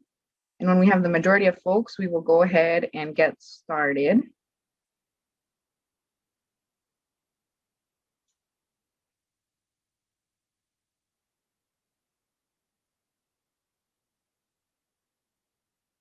All right, David Corey, very celebratory. Jonathan's here. Don James, Sinamine, Maria Luisa, Don White, Camille. Horacio's here. Awesome. All right, we are going to get started. We've called this section Safer Updates Part 2. And for this part of our discussion, we're going to be doing two things. Michelle is going to be coming online and giving us a couple of examples of success stories that have recently happened. And we'll be discussing those examples a little bit more in detail.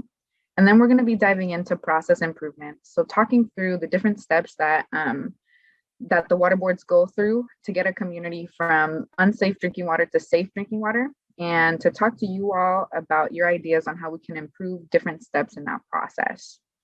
So to begin, we're going to start off with success stories first. So Michelle, if you're ready to come online. Okay, awesome. Whenever you're ready, Michelle, you can go ahead and kick us off with your success stories. Sounds good. Can you forward the slides? Perfect. Thank you. So just wanted to start out with Los Molinos consolidation story. This one is a consolidation of two mobile home parks that are in Tehama County. Both the Los Molinos CSD had arsenic, as well as the two community water systems that were mobile homes. And you can see those in the blue. So those to the far north is, try to get this right, is New Orchard Mobile Home Park. And then below that is Millstream Mobile Home Park. And so this project had been in process for several years. The planning started in 2014. Part of the project was constructing a new well and treatment facilities for Los Molinos, the service district, as well as consolidating these two other water systems. So Millstream Mobile Home Park was connected at the end of 2020. And as of the end of last month, New Orchard Mobile Home Park was also connected to Los Molinos. So, we now have a new consolidation success story up for Los Molinos that goes into some of the details of it. And then also we have a new consolidation success map on our website if you haven't seen it, where you can see sort of the, and I'll put in the chat a link for the map, but you can see where we've done consolidations across the state. And in some cases, they link to success stories that we have. So just wanted to make sure that you guys are able to share that information out. I think there's about 130 plus consolidations covered in that. And those are consolidations mostly since late 2016. So next slide. And then kind of, I think to speak to the point that some of these are older projects that are coming to fruition now, but also what's being done sort of at this point and what successes are we seeing that may take a while to come to go all the way through the process, but are really what our staff are working on, getting more consolidations, more regionalizations in the pipeline. And I've chosen Placer County Water Agency to sort of highlight, in part because the area of Colfax within the past week or two was recently evacuated because of the river fire. And sort of much of the infrastructure there was stressed because of the fire. Fortunately, they were not directly impacted. But it is an area where, resiliency is super important. Placer County Water Agency has been a partner with us for a long time, and they're trying to ensure safe water to all the communities, and they've been trying to do that for decades. And there are still places out there where people drink, get their source of water from directly from ditch, irrigation type ditches. And so that's a few of those systems. Well, they're not really systems per se, but domestic customers could be part of this. But anyway, they are looking at creating a regional study. They're working on a regional study that could potentially consolidate about 15 different water systems that are in about an 8-mile stretch. And so we have started working with them on initiating monthly meetings to sort of work with them on project updates and how to incorporate this into what we're doing and the different infrastructure fundings that are coming through. We've also started a series of water partnership trainings and outreaches, which I touched on earlier. And I'll also post a link when I'm done on where those are going to be so that people can be involved in those. The one in Placer County, we actually have one coming up in Placer County that was scheduled before the fire out there. I'm not sure how that will be impacted, but it's scheduled for August 26th. So trying to outreach, trying to get conversations started. We've also been sending out letters, like I said, approximately 150 since July 1st. So trying to really, I guess I wanted to talk a little bit about what we're doing now and not just sort of success stories that are a result of sort of, a long period of work. So just wanted to share those thoughts with everybody. I think that's it, Adriana, unless there are questions. Thanks. Thanks, Michelle. Yes, this was really helpful. And I think part of the reason why we wanted to have Michelle share these success stories is because we've heard from you all. You want to know what is happening locally. What are the different approaches we're taking to regional consolidation? And then what are the communities that have already come to a successful completion? We have a couple of questions for the group. In terms of success stories, what would you all like to hear from us? Like, how would you all like to have this information? What type of information would you like to hear? Was what Michelle just shared helpful in what you were looking for?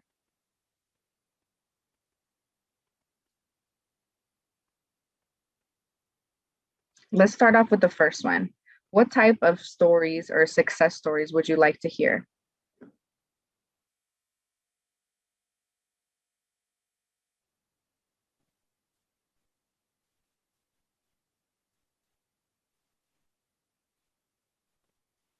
Go for it, Gina.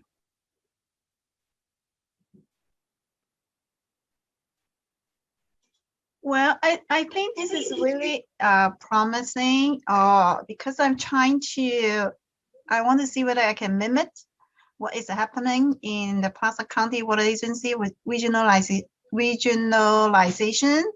Because for a while that I've been thinking about to do something like that where I can pick up a few churches and a school that has a nitrate violation along, Wausau Boulevard. So I know that I've talked to a couple of few state water board employees. I'm sure they are on the board.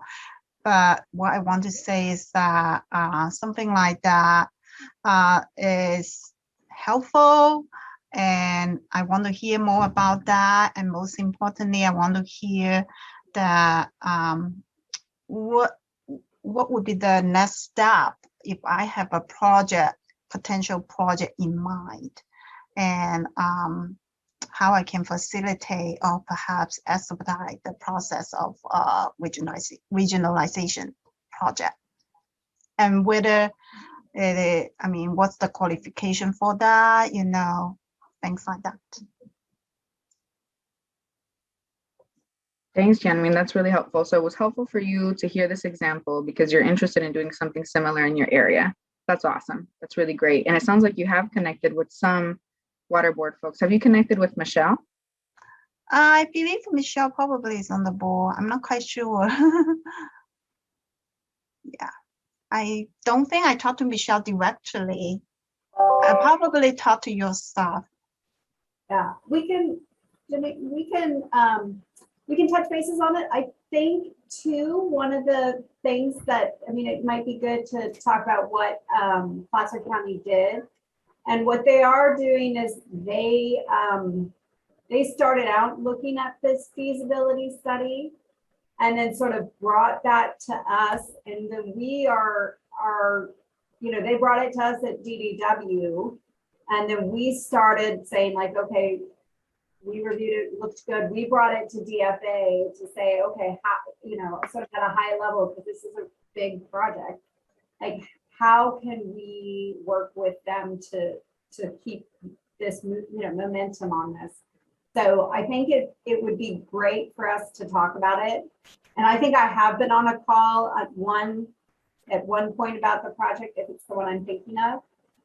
So, if you want to dive back in with that, let's get Brian and his team back to, and let's talk about it more. I think that'd be great. Sounds good. I'll do that. Thank you, Michelle. Yeah. Great. Thanks, you too. All right, next we want to hear from Sandra, and then Horacio, and then Emily. Hello, can you hear me? Mm-hmm. We can hear you. Personally, I would like to see more success stories on anything pertaining to domestic wells, because I feel like I don't really see anything changing. Because I feel also like I don't really hear this conversation outside of my community. I feel like domestic wells are more often than not neglected. At least that's what it feels like, because we don't see any changes. We don't hear any news. We don't hear any success stories. We don't hear anything about a change happening. So if anything, I mean, I would like to know at least like updates on what's happening in terms of domestic well communities, or even a success story, something in those terms. Super helpful. So more information about efforts related to supporting domestic wells. Awesome. Great, thank you. Next, we'll go to Horacio and then Emily. Yes, I think I would like to see just like this example that you're going to be connecting lots of communities. The only thing that I don't like about this one is that you're increasing the cost by cleaning up the water. This type of project will be much better if it was on a clean aquifer, and you can create highways of pipes and connect as many people, so you will have a water system that is more affordable for everyone. But maybe you don't have a clean source of water, so you have to make it more expensive for the consumers to use the water. So, but it still is it's a good project, even though it's more costly to clean the water. But I think it's a success story because you're connecting as much people as you can, and you're creating a system that you're not going to be starting so many wells at one time. You're just going to be using one well or two wells, and you're going to be combating climate change and less use energy. If you can connect to just one well and connect as much as connections you can, that's the kind of stories that I would like to see. Thank you. Awesome. Thanks, Horacio. Emily, then Michael Prado. First, I want to thank you guys for doing this exercise, because for me, my association, we're not on the ground level like the communities, but for us, it provides sort of a higher level look at the issues that are being addressed. And I particularly liked the map that Michelle put the link in the chat. And I was checking that out, and I was wondering, Jonathan had brought up a point earlier. The projects identified on that map, are they actually completed projects, or are they projects that have just been started? Because I see a lot of consolidations and things like that. Are these projects that have been totally 100% completed, or what's the status? So these are consolidations that have been 100% completed. Okay. There are different legends there. If you look at the legend on the left, and we can dive into this more, but there's a color coding to it. Some of them were mandatory consolidation. Some of them are domestic well consolidations. I think there's 2 of those on there to the previous person's point. The blue dots are voluntary consolidation. So they were completed between 2016 and the current year. Very helpful. Thank you. Great. Thanks, Emily.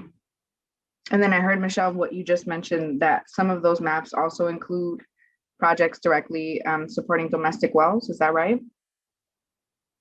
Okay. Yes, that's correct. Okay, great. So just going back to Sandra's recommendation, that's a great idea to take a look at that map and see current projects taking place. Michael, do you want to share? Oh, go for it, Michelle. I was just going to say they're completed projects. Oh, gotcha. Thank you. Michael Prado, how about you? What are you thinking in terms of the success stories? What I'm thinking is that we're in the process of one that's starting about maybe 8 years ago. Our community, Sultana, we're consolidating with Munson, which was on private wells that were contaminated with nitrate exceeding the level. And we're getting a new well in our community, and we're gonna run extraterritorial line to Munson, 3 miles of pipeline. And somebody was saying that they wanted to see more about domestic wells being connected. Well, the problem we're having there, getting a hold of the people that had their wells tested along the way. Some don't even want to know what was in their water. Some didn't want to have their water tested at all. So that's the kind of stuff we're running into when we're trying to get people off domestic wells. It's not easy. The other thing is, Munson had a new well put in and had nobody to operate it or anything. So we went ahead and took it under our wing, being we share the same school, Munson Sultana Elementary. The new well is gonna be done. Bids are going out for construction already. So it's a long process to get a consolidation complete. Thank you. Thanks so much, Michael, not just for sharing that example, but really being a leader these last couple 8 years to make sure that the neighboring community, Munson, has safe water. That's really great. All right, any final reflections on the Safer success stories? I think the main thing we'd like to hear from you all is, would you like to hear about these type of success stories during these meetings? Is there another place you'd like to hear these success stories? Maria Luisa, I see you unmuted. Sí, lo prendí porque no encuentro la opción de dónde levantar la mano. Pero mi pregunta es, se está hablando de consolidación, ¿verdad? Una pregunta que yo hice aquí, ¿qué es una consolidación que pueda llevar al éxito a las comunidades que están en penalidades y sea una historia de éxito para programas Safer? Porque me encantaría oír más eso, que haya más éxito en lo que se está haciendo. Quiero entender qué es consolidación en sí.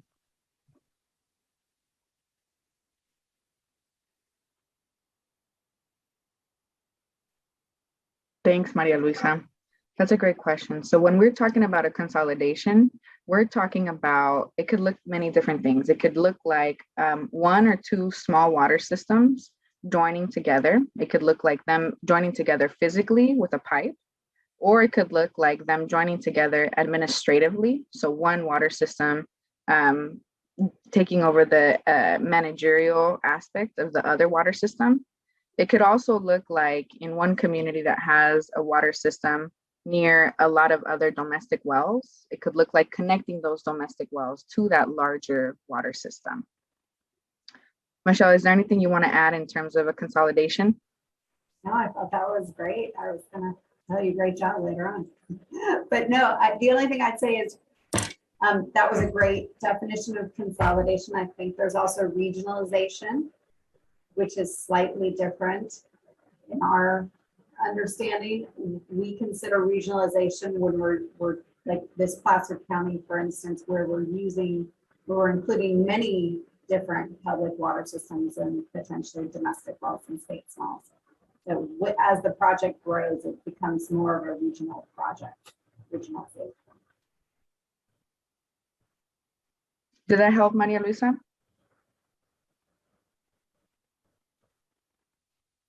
Sí, hasta cierto punto, pero también lo mismo. Supongamos que vivo aquí en Visalia y el pozo se secó. Y en Goshen el pozo se secó y es la comunidad más cerca en la que yo me puedo unir. ¿A dónde se uniría esta comunidad que está alejada de la ciudad? Y si eso sería algo más a escarbar más la tierra y erosionar más la tierra, o sería mejor como yo recibo el agua que viene de Cauya Lake directamente a mi casa. Se le hacen más estudios obviamente, pero el agua es más segura para todos. Y esa es a lo mejor mi confusión y es lo que yo quisiera entender. No sé si mi pregunta está bien formulada o si se toma más a confusión. La verdad, yo soy nueva en esto, pero sí me encantaría saber. Adriana, you want me to take that? Yeah, go for it. Yep. So Maria Luisa, what we do is sort of an evaluation often of what are the costs, you know, how far away are you from another city? How much would it cost per connection to put in a pipeline to connect you? What are some of the political boundaries that may have to be fixed to change that? How interested are people in connecting to a nearby city if there was one? And if there isn't a nearby city or special district or some other water provider to connect to, then we take a different approach and we look, you know, does a well need to be drilled deeper? Is there more water somewhere else and another well needs to be put in somewhere else? So there's sort of an evaluation that happens early in the process to see what is the most feasible alternative.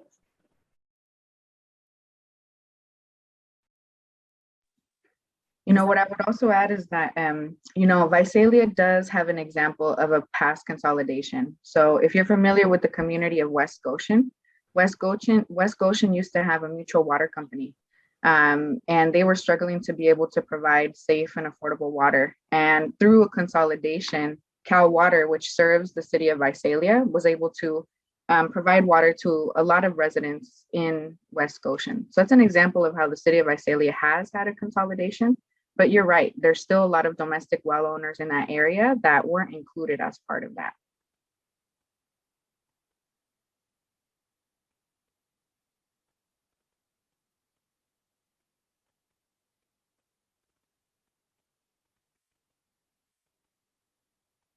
Muchas gracias.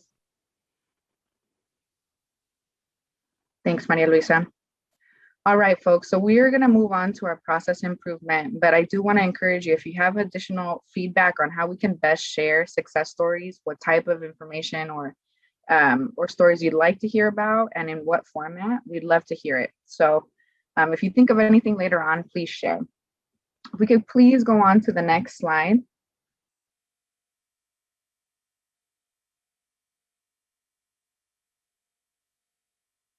All right. So for the next part of our conversation, we're going to be talking about the process for safe drinking water and getting your feedback on how we can improve. So the way we're going to facilitate our conversation today is we're going to do a very brief overview of 2 steps at a time. I'm going to be giving an overview of what those 2 steps are, and then we're going to pause and we're going to hear from you all. Have you had experiences you'd like to share related to those 2 steps that we reviewed? Have you experienced any challenges at those steps? And do you have any ideas for potential improvements at those steps? We also have Chase from our Division of Financial Assistance, who's going to share some ideas of how they're working to improve those steps of the process too. All right. So as we're talking, sort of think about if you've had any experiences or if you have any ideas for improvements, start thinking about those. The other thing I want to mention is that, you know, we are bringing this conversation because many of you have brought this up to us, that we want to learn more about how we can improve the process. Today, we heard from Horacio, from Sergio, from Jonathan, from many others who brought this up. And we want to say that, you know, this is not the end of our conversation here today. As the SAFER program improves, we're going to constantly have to be thinking about how can we improve, evaluate, and reevaluate this. So just know this may be the beginning of our conversation, but we will have subsequent conversations too. So the first step of our process is identifying needs. So a quick overview of what is included in this step of the process. The first step is understanding the statewide need, and that's really where our needs assessment comes in. So the SAFER needs assessment helps us identify not only which systems are out of compliance, but which systems may be at risk of not being able to provide safe water. Once we know these 2 lists, Water Board staff reach out to those systems directly to begin a conversation about their drinking water needs and how we can get them to a long-term solution. What it looks like on our end, Water Board staff are assigned to different geographic areas of the state. So on a regular basis, we have coordination meetings where, based on geographic areas, we pull up the list of all of those water systems and we sort of check in where that water system is in that process, and whether there are some challenges related to their drinking water solution. So that's the first step, understanding where is the need, and again, prioritizing small disadvantaged communities with out of compliance water. That's our highest priority. The second step is our application preparation process. So in this step, the potential recipient, so a water system, prepares and submits an application through the FAST portal. This process could take between a few months to many months. And that again depends on the specific water system. And the amount of time that it takes could depend on many factors. Sometimes water systems don't have complete documents that delay their application. Sometimes water systems don't have the capacity to complete this application. And sometimes it could take longer if more than one entity is involved. So for example, if we're thinking about a consolidation between one or more water systems, you're including more people, so that process can take a little bit longer.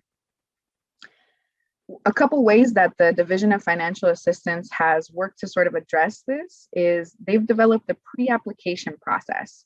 So for small disadvantaged communities, they can fill out the pre-application and then DFA staff can work with them to begin the full application process. Sometimes even completing that application step really requires a water system be connected to a technical assistance provider to help in that planning. So that's why you saw in the fund expenditure plan priorities, that's why you saw the technical assistance category. Our technical assistance providers can help water systems apply for this. So that's a quick overview of step 1 and step 2, identifying needs and preparing the application. I'm going to pause here and I'm going to ask advisory group members, have you had any experiences at these 2 steps of the process? What challenges have you experienced? And do you have any feedback or ideas on how we can improve identifying needs and the application preparation? I see Jonathan with his hand up, and if anyone else wants to chime in, feel free to raise your hand or physically raise your hand. Jonathan, whenever you're ready. Great. Yeah, thanks for giving us an opportunity to have this conversation. And I hope that we can keep having this conversation, but this is really important to be talking about. So just a couple of things just on step 1 and 2 from our experience at Community Water Center. Just first and big picture,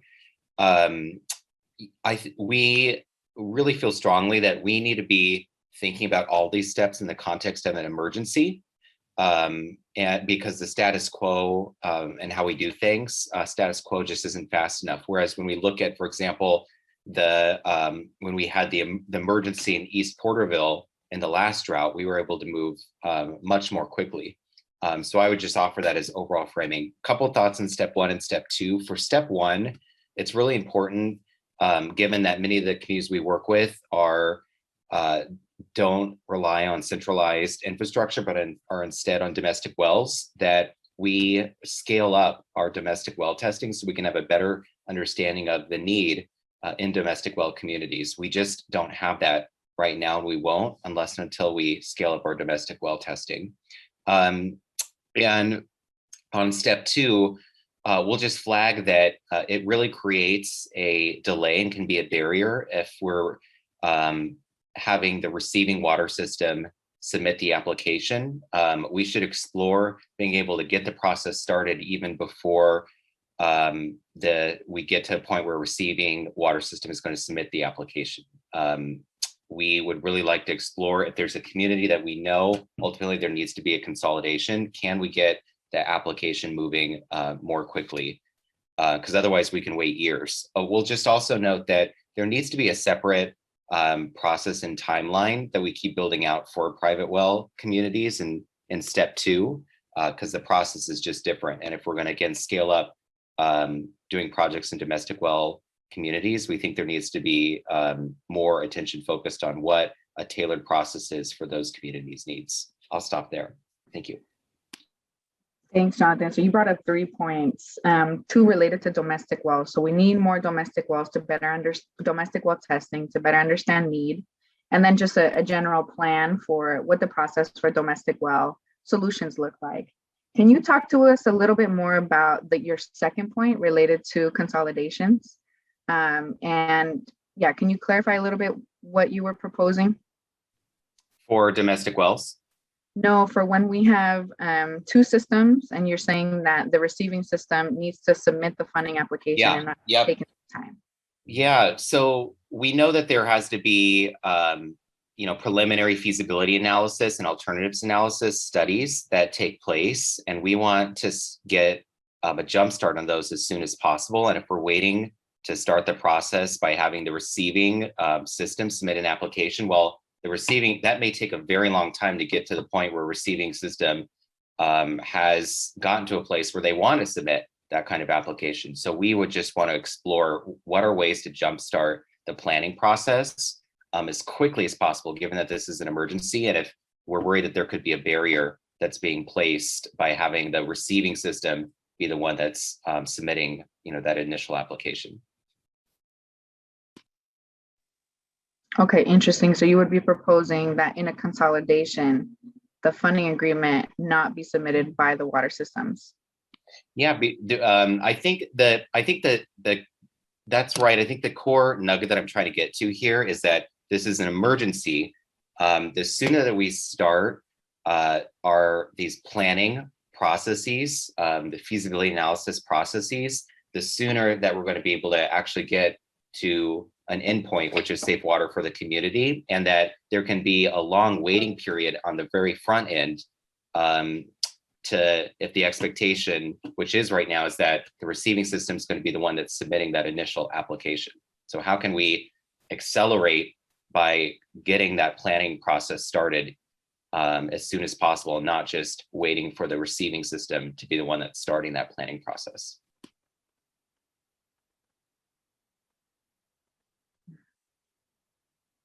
I think the question that's coming up for me is how can we support water systems to submit that plan, to start that planning process?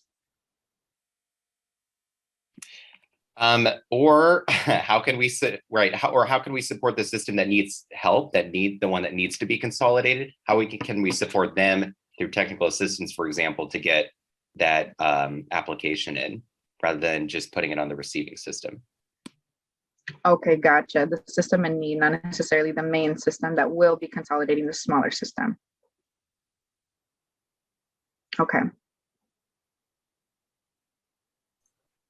Jonathan, or just for clarity, I mean, because we are able to give technical assistance to the smaller system oftentimes for consolidation.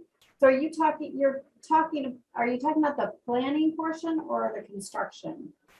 The planning.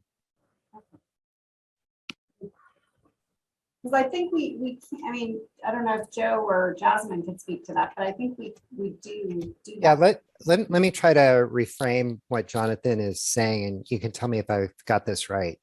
Is that basically if we know a consolidation has to happen, just get the planning done.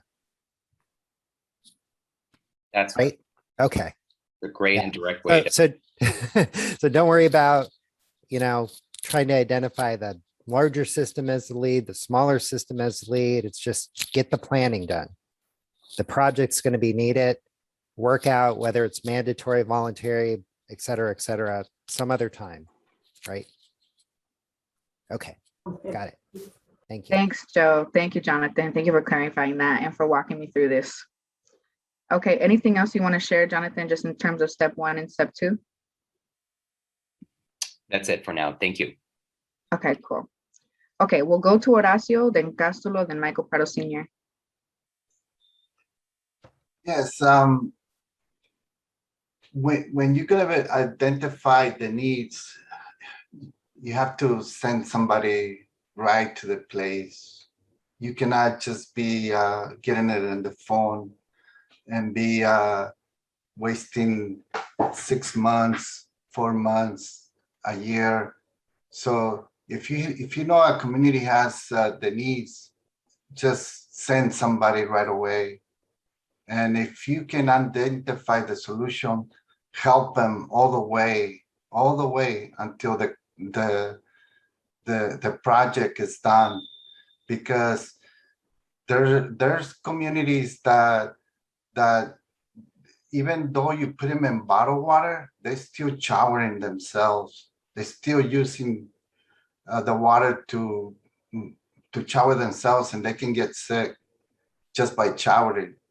So the sooner you start the helping hand, the better, because there's some communities that cannot do without, they cannot go through the process without any help.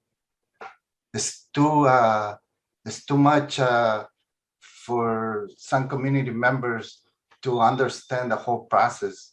So if you have a person in the county that is connected to the state water board, just send them to the community and identify the problem. If it has arsenic, TCP, nitrates, that's dangerous, and provide the help needed all the way right at the beginning, and start helping to make it at the process of providing clean water as soon as possible. And I think we went through that for 9 years.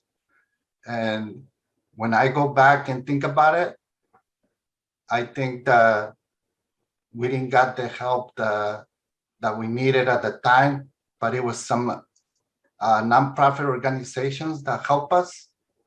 And that's why we were able to get clean water. So we got more help from nonprofits than from the state. From the state, we got the money, which is the State Water Board helped us a lot by making sure that we have the project done, because they provided the funds. But nonprofits, they're the ones that help us. But if you have somebody right there at the beginning, it will be much efficient.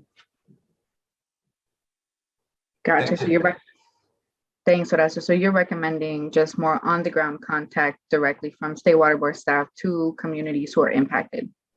Yeah, or if you have an arrangement with someone that knows at the county level, so you don't have to be driving all the way from Sacramento, just having a person in contact that can go to the place where the help is needed, and they can assess the problem right away and help them. Awesome. Thank you, Horacio. Thank you. All right, next, Castulo, and then Michael Prado Sr. I think that for the most part, I don't think I've experienced any issues too much with step 1 and step 2. But I tend to agree with Jonathan's comment and Horacio's comment about perhaps finding a way to initiate the process sooner. And I kind of like the idea about the counties having the ability to start the application process. And maybe through that application process, you're able to then route it to or identify who the receiving water agency would be. And then maybe that's when you pass on the baton. But it does appear to me that, at least from my experience, a lot of the systems that have kind of popped up that have been directed to try to pursue some of these grant dollars for consolidation purposes have really been triggered as a result of the county that, in most instances, issuing citations and compliance orders. So if the county knows, if the county's regulating these systems and they know that they have systems that have failed, that have compliance orders, then maybe they should have the ability to just start an application process. And maybe there's a way where somehow through that process that you're able to identify who that agency would be that would consolidate the system. And then I don't know if maybe that's a conversation about at what point do you assign a project manager from your staff. I think right now I'm a little bit unclear just because it's not on the top of my head at what step, whether it's step 3, step 2, that you actually assign a project manager. And so maybe a better way to try to facilitate the process, and maybe I imagine there's a lot of folks out there that don't know the process. They don't know how to start the process. So it does need maybe some holding, holding someone's hand. And so if you're able to assign the project manager at the front end, maybe that helps. So that's just a general comment on step 1, step 2. Thank you. Thanks, Casulo. So assigning a project manager at the start of this, and then can you clarify your second point around the counties submitting application? Can you just clarify that a little bit for me? Yeah, so it sounds like right now, and this is from Jonathan's comments as well, that it seems like the application needs to be submitted by the water agency that's going to consolidate the system. I'm not sure if that's entirely true, but I think from my experience, we have been the ones that have submitted the applications, the general package.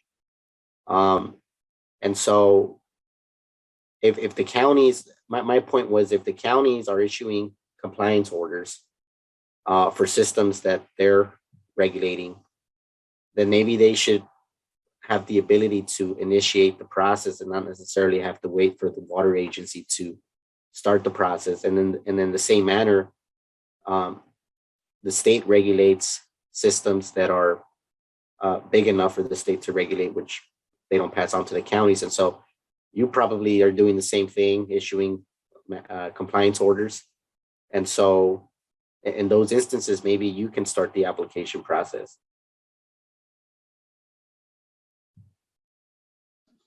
Okay, thank you for clarifying that, Casulo. All right, next we're going to go to Michael Prado, Sergio, and then we're going to move on to step 3 and 4.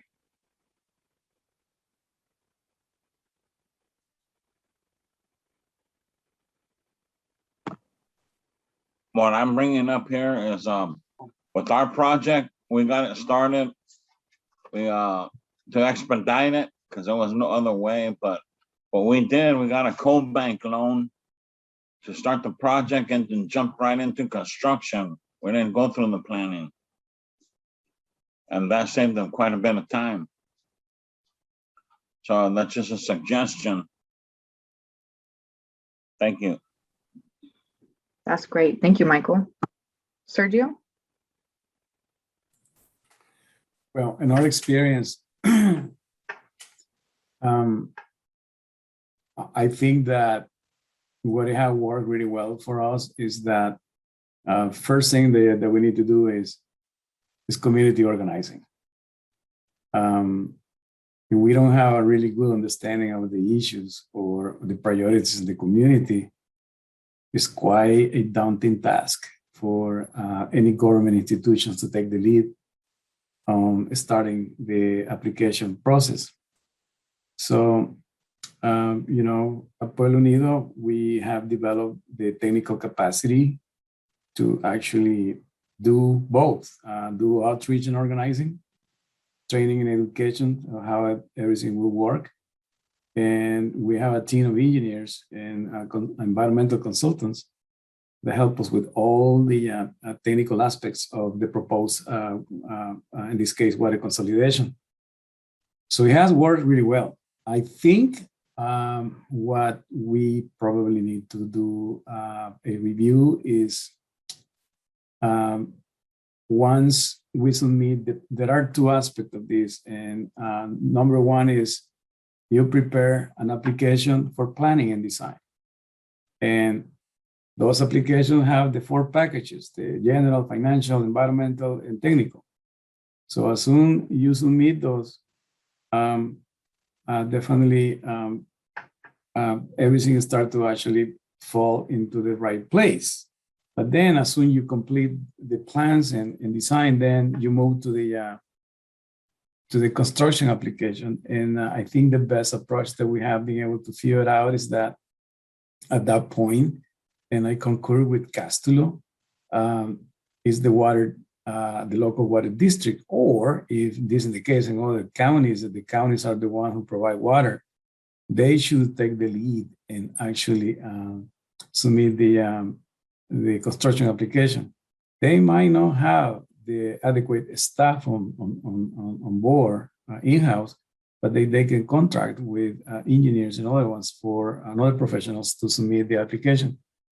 But the burden that we experience right now is that sometimes we got everything ready for to move into the construction application, and then all of a sudden they actually ask us questions that should definitely be addressed in the earliest stages of the application, and that creates a super incredible delay on the application.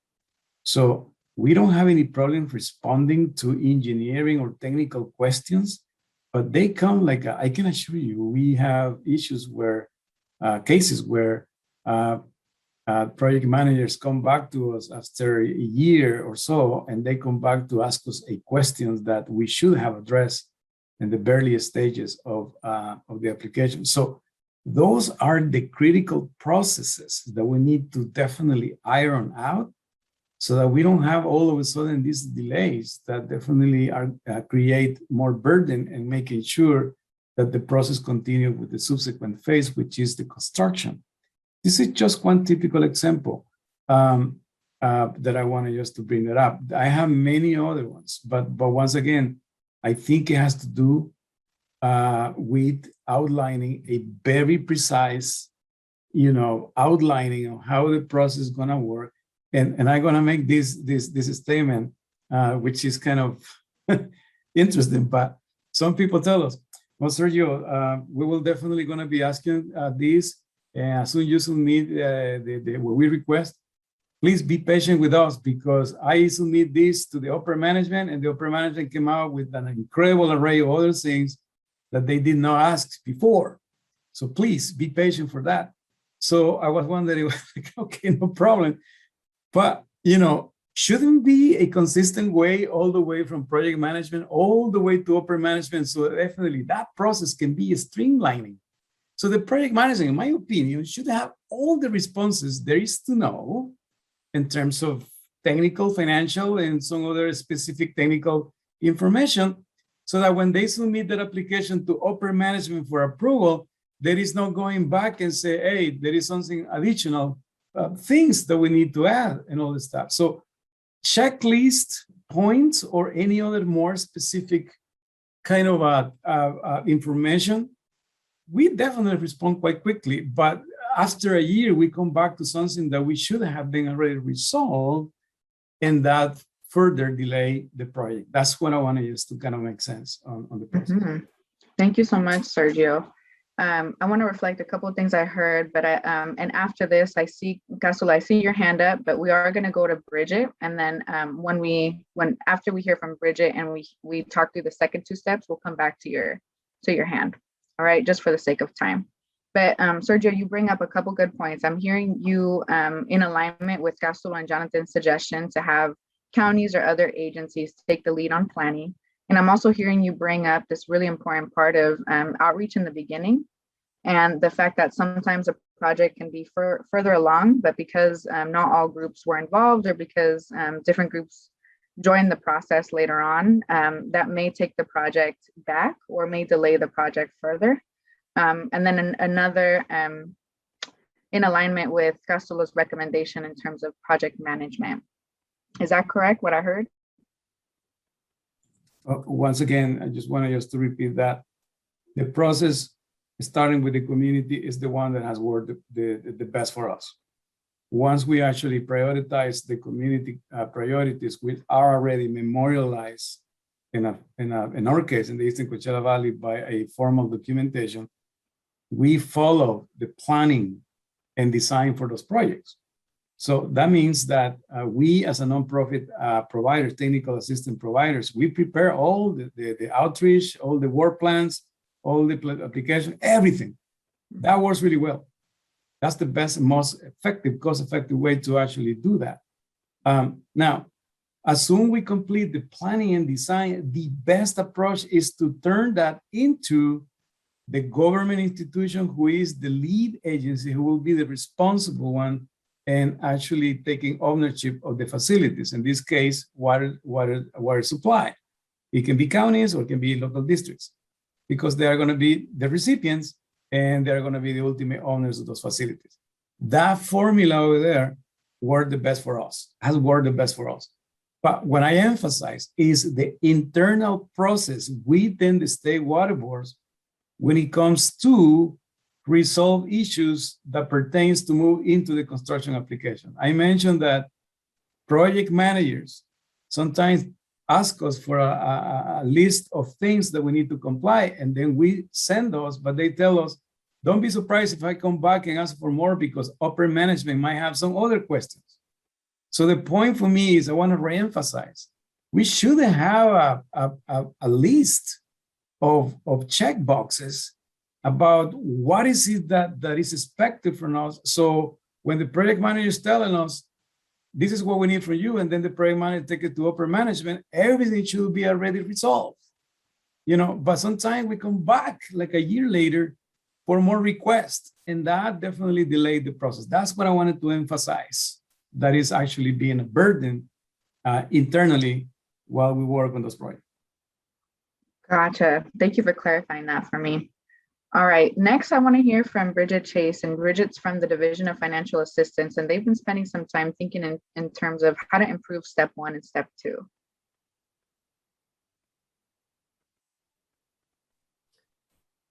Hey, Adriana. Yeah, Bridget will jump in. So just to clarify, we're just going to talk about what we've been doing, right? We're not going to respond to any of the suggestions raised, right? Yeah, okay. We welcome all suggestions right now. And I know at the same time, you all have also been brainstorming. So it's an opportunity for you to share what you've been brainstorming. Thank you, Adriana.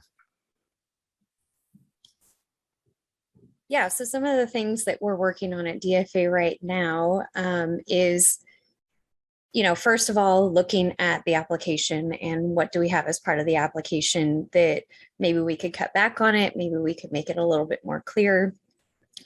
Maybe depending on if the project would receive 100% grant versus a loan, maybe less documents would be required. So that seems to be a very big first step as far as process improvements. What could we potentially cut back on as far as the application? And then, you know, we're also looking at the processes moving the planning application into construction applications as well. And if it makes sense for us to have more like a streamlined process to do that. So if we already have an existing planning agreement in-house, if we could, you know, have a modified construction agreement to potentially move forward a little bit quicker. And along those same lines, you know, doing some of our review in the planning stage. I do know that we're working with the TA providers, having some of the TA providers doing some of that initial planning. And we're continuing to do that. And in what cases does it make sense for us to have that initial planning done up front? I know sometimes we could also maybe do a feasibility study to see if it makes sense for us to even look into consolidation. And that could be done with technical assistance funding potentially. So those are some of the things that we're currently looking into as far as step 1 and 2 right now. Okay, thank you, Bridget. Does anyone have any questions or reflections on what Bridget had just shared?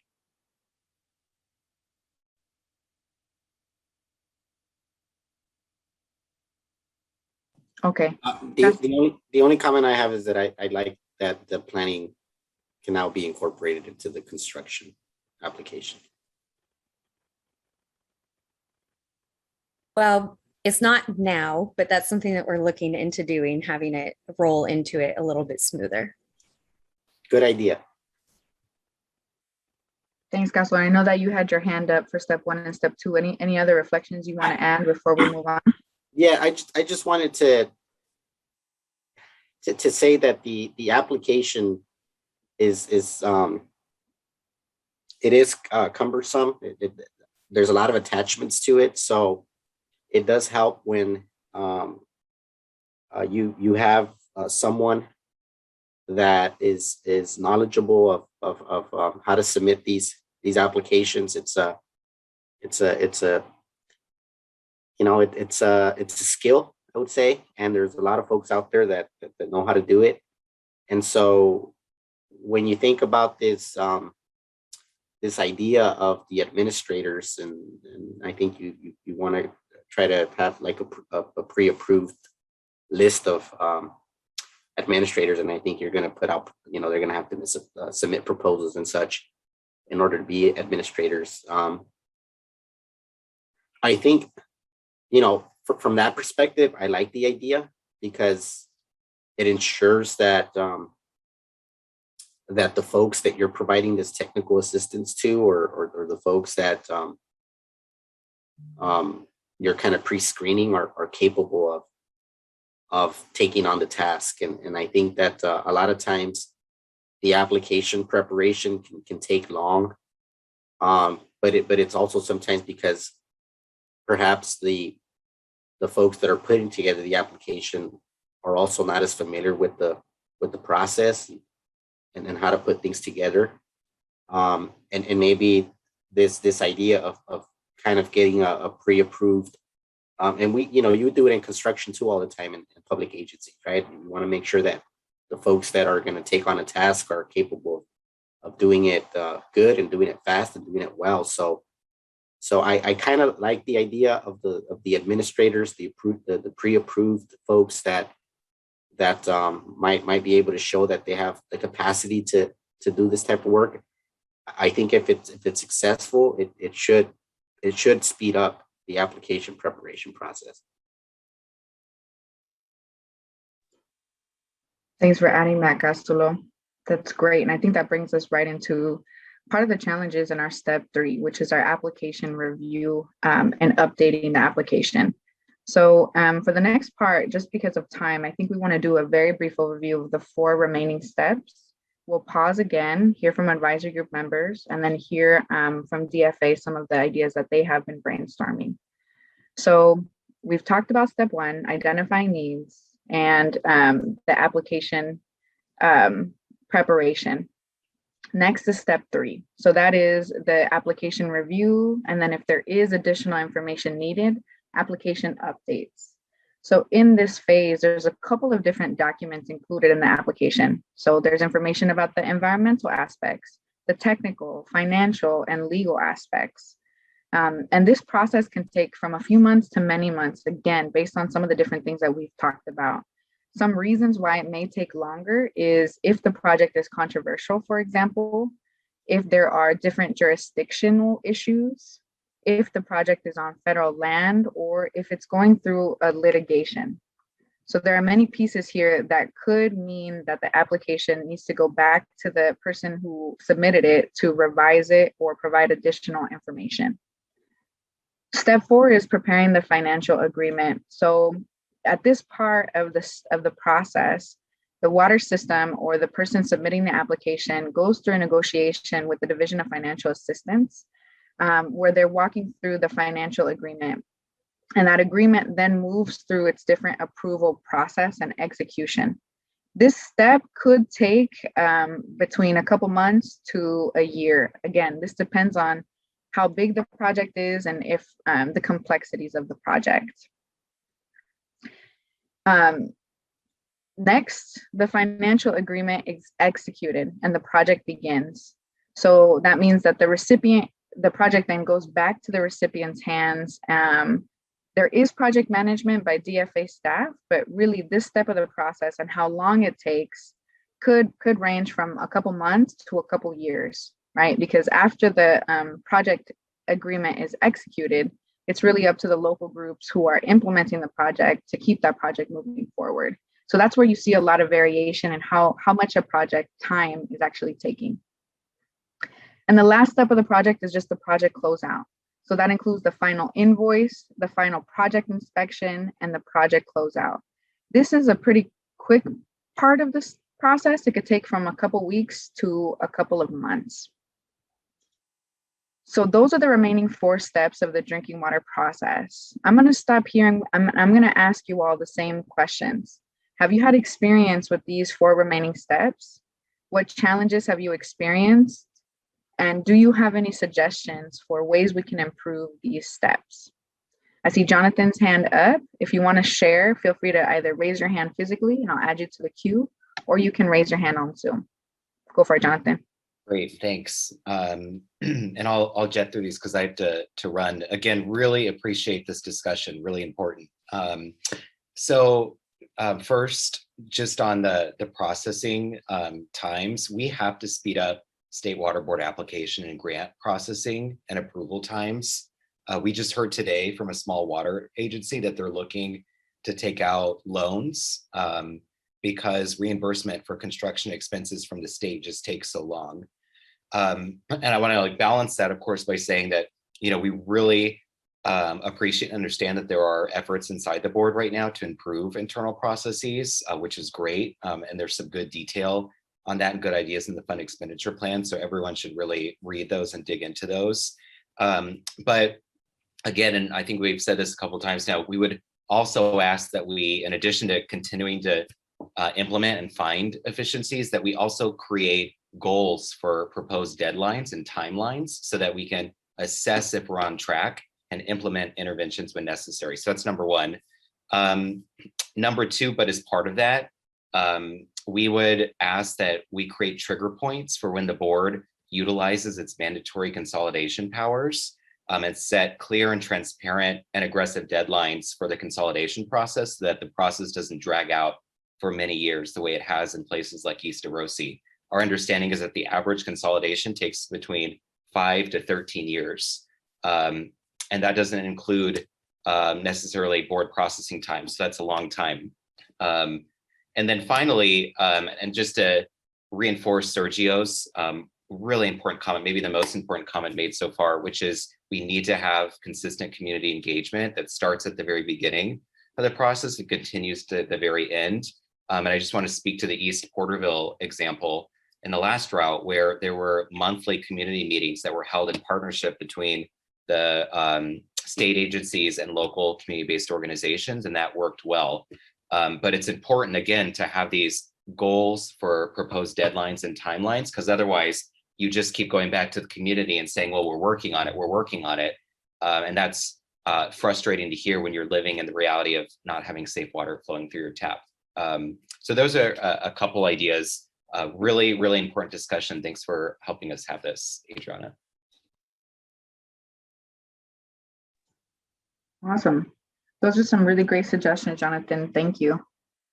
Other folks' reflections on the steps that we just reviewed? I see Horacio. Yes, just what Jonathan said. When we were doing our projects, the only reason we were able to complete the project is because we have some funds in the community that were supposed to be used for the houses, but we use it for the drinking water and wastewater. And if we didn't have those funds, we were not able to complete those 2 projects because first of all, it was hard to get loans. Second, the interests were very high. So my suggestion is that if you have a community that don't have clean water and don't have any technical capacities, they don't have any experience or anything, you need to help them from the beginning. And then second, you need to have a bank or somehow you need to provide the money up front because not everybody has money to complete a project. So those are my 2 comments. Thanks, Horacio. I've got down hard for water systems to get loans, so providing funding upfront, and helping systems apply, helping them through that application process. Gotcha. Okay, Sergio. Again, the recommendation that I would like to make is consistent with the step 1 and step 2. Basically, I think I find that the level of internal protocols and the fluctuation of information between project managers and upper management to check boxes, all the specific requirements, is probably going to be the key. Absolutely. I believe that if there is a review, again, I want to just to make sure that everyone understand that we are just providing a feedback, because that's what we are experiencing. Project management tell us this is what we need from you. Then we submit all the stuff, and apparently what the project manager is requesting from us, it should be exactly the same what upper management is requesting. So there has to be a delineated protocol and process to achieve consistency. So basically, what a project manager requests from us and we submit that should be enough just for upper management to review and move on. If those steps are specifically outlined, it is not my intention to provide what kind of steps those might be. That is definitely solely to the discretion of the department. It is our responsibility to meet those requirements so that we can move further with the application process. But again, I want to definitely emphasize that perhaps what we are going to find a really key solution to this is between a good established protocol communication and thresholds internally between project management and upper management. Thank you, Sergio. So I'm hearing that you've had some experiences where project managers maybe had to have a back and forth between their supervisor to get more information directly to you. So you're recommending streamlining that. I heard you say getting a checklist so that project managers know from the start the type of questions or information they'll be asking of you to sort of speed up that process. Is that correct? That is correct. Okay, gotcha. Awesome. Thank you. So in a little bit, I don't see folks' hands raised, but there are a few people who I haven't heard from yet. So I will be checking in with a few of you. And then afterwards, we will be hearing from Bridget Chase once again to get DFA's brainstorm. But there's a couple people I haven't heard from yet, including Maria Luisa, Camille, Sandra, Don White. Do either of you have reflections on just our process improvement? It doesn't need to be step 3 and 4, but any general reflections on, have you experienced any challenges? Do you have any ideas for ways we can improve? If I can speak up. I don't have a lot of particulars to share. I have some experience directly with at least the first couple of steps. And, there's lots of reasons that delays occur, and sometimes it's really hard to pinpoint where those lie. I think what I heard with respect to the ideas that are already in process, or I think are really, really good. Anytime there's the ability to overlap steps rather than have to finish one before you start the next, if there's a possibility of, overlapping steps, like pushing a planning application into construction, I think that's a great idea. The ability to get started with technical assistance on some of the planning work prior to firm decisions being made from the receiving system, all of those things I think will make a difference. There are certain checks and balances that have to be there, and they take time. So looking for other ways to do things in parallel may be you know, as suggested, may be a good solution. So that's what I was thinking. Thank you. Yeah, that's a great idea, Don. So maybe thinking about ways that things can happen simultaneously, planning and construction. Okay, that's great. Exactly. Okay, how about others? Sandra, Camille, Maria Luisa, David, Corey. Any reflections from you folks? Bueno, yo lo único que sí quisiera ver es que si se pueden agilizar más los fondos para los lugares donde se están necesitando, como lo que me explicaron de la consolidación o de hacer un sistema de agua, que las personas tengan agua y no nada más estén tomando agua de botella o bañándose con agua de botella o yendo al baño con agua de botella. Quisiera ver una solución más pronta, porque se está hablando de millones de dólares, los cuales creo que deben de llegar ya a donde deben de llegar y no esperar meses, años, porque la gente no espera para tomar agua todo un día. Tomamos agua constantemente y la ocupamos para vivir, para todo. Entonces, eso es lo que a mí me gustaría. Quizás no es tanto referente a todo esto, pero sí quisiera ver eso, una solución más pronta, a corto plazo. Y eso es todo. Thanks so much, Maria Luisa. Yeah, it's super important as we're talking about process improvement to remember what's at stake, right? To remember that there are people who are still sharing with toxic water. So thank you for raising that urgency. Super important. Sandra? Like you said, Maria Luisa is very right on that point that, you know, it is very important that we need this to be done soon. But also when we're thinking about a solution, we need to also think that we need to do this carefully as well and make sure that we're paying attention to the possible, like, what is it, downfalls of solutions. So probably not quickly is the best solution, because if we're going to have a solution that works, it's something that's very well thought out, something that is going to be in place for a long time, because then what is going to be the point if we make a solution and then in a few years we're going to have to find a solution to our previous solution?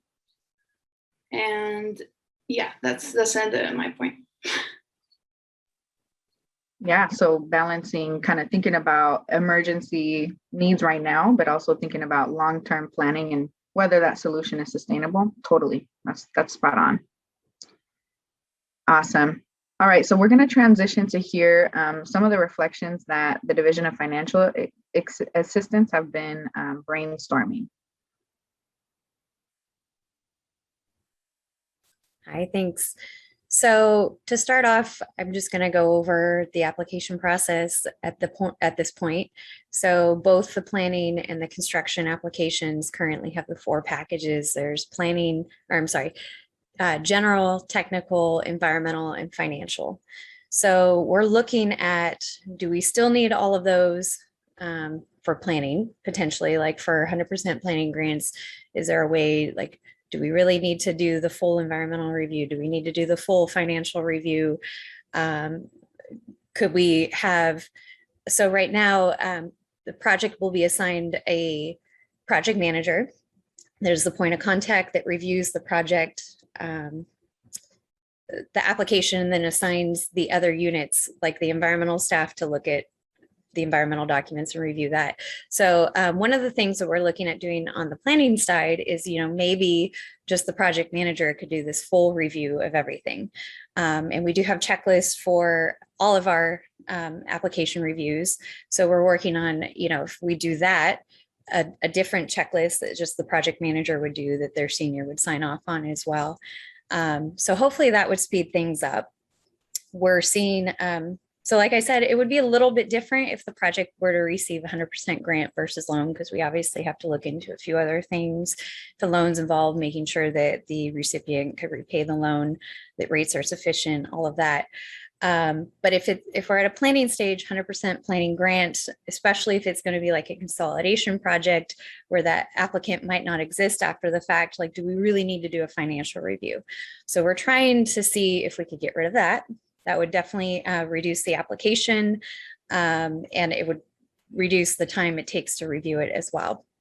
And then, as I had said in the discussion over step 1 and 2, we're also seeing, if we give planning to an applicant, can we do those reviews while they're in planning and speed up the construction funding? So one of the things that we're considering is, maybe as part of a planning agreement, we might have costs to go out to bid. So we could go all the way up to that phase potentially.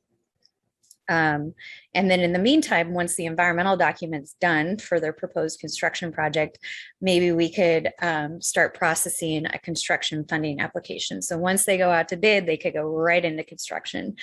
So that's an ideal situation right now. We're trying to figure out how to get that to work. Potentially, maybe we could have some sort of a initial commitment that could say, yes, we're going to give you these funds so long as we get this, that, the other thing. And then some sort of expedited review to get into that construction agreement. I know another big concern is the processing of claims. We've been continually to work on that. So ever since we started teleworking, I know that we've been working on electronic submittals. We're now up to being able to accept up to 200 pages in electronic submittal. And we could also accept an electronic signature, which is new, and that should speed things up.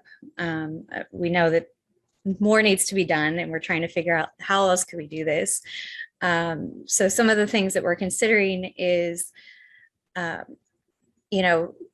when can we do bridge funding? Is there a possibility to allow for advance payment? I know most of our funding doesn't allow for that. I think it's only Prop 68 right now that allows for advance funding. And we've never done that before. So what would that look like? What documents do we need to approve that? Would it just be for construction projects? So we're looking into those kind of details. And then I know right now we currently have at least one technical assistance agreement that could do bridge funding for construction. So maybe looking at other technical assistance that could help with that bridge funding, or can we somehow build that into agreements? These are all things that we're considering and trying to see how those might work out. Another thing that goes a little bit slower than we'd like is the final budget approval process, which is after a project goes out to bid. They submit all their bid documents. We've noticed that very often those bids will come back higher than the original engineer's estimate. So we're looking at what have we been seeing on average as far as those cost increases, and can we build a buffer into that initial funding agreement so that they're already allowed, the project is allowed even more money than they thought, just in case bidding comes back higher. So that way we don't have to go through a full amendment that takes longer than we'd like. Some of the other things too, we're looking at, so when we do process an amendment, we send that to our contract staff, they prepare the amendment, and then they route it to a ton of people at the State Water Board before it goes out. So we're trying to figure out who exactly looks at what, and can we streamline the review of amendments or any other documents. When we go to a funding agreement, the funding agreement normally has a scope of work that goes into each funding agreement, and we might work a little bit back and forth as far as what does that scope of language look like. So we're working on template scope of work language so that that could be pretty streamlined as well. We're looking at template special conditions, template purposes. So all these things that go into the funding agreement that might have a lot of back and forth between the project manager and management, and we're trying to get those situated beforehand, so it could be plug and chug a little bit more so. And then also, you know, definitely always working on cleaning up our internal checklists too.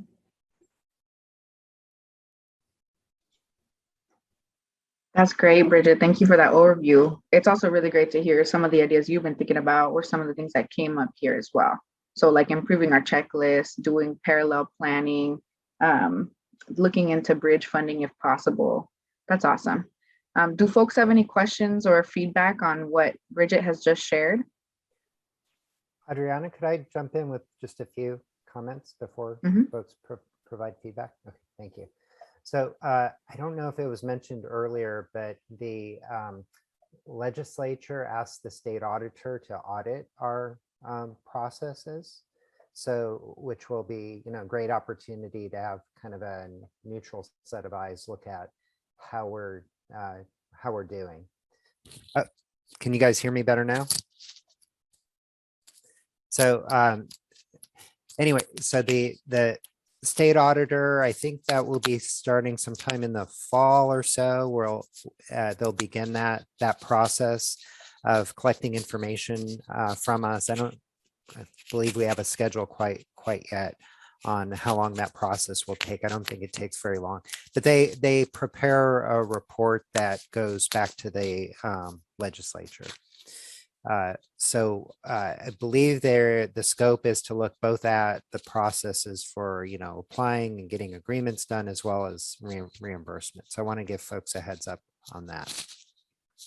The other thing that I wanted to mention as we go into further discussions on these issues is asking the group to also think about how other partners in getting you know, funding agreements across, you know, across home plate and out the door and projects completed, how other partners, whether it's the applicant themselves or, you know, folks making land use decisions, et cetera, can help facilitate that process. We certainly have a big share of responsibility in helping to make sure things go smoothly, but it's really a partnership, right? There's a collective responsibility in getting projects funded and completed.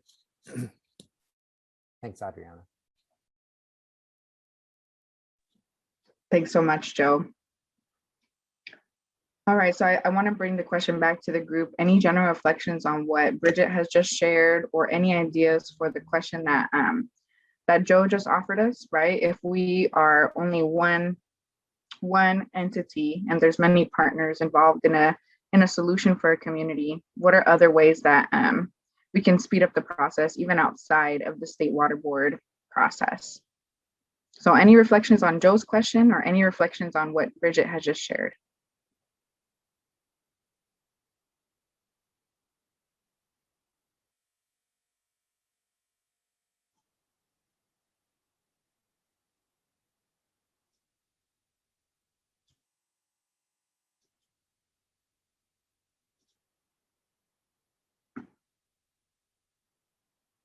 No? Okay. All right, any general reflections on, or any other ideas that have come up before we wrap up this section in terms of process improvements?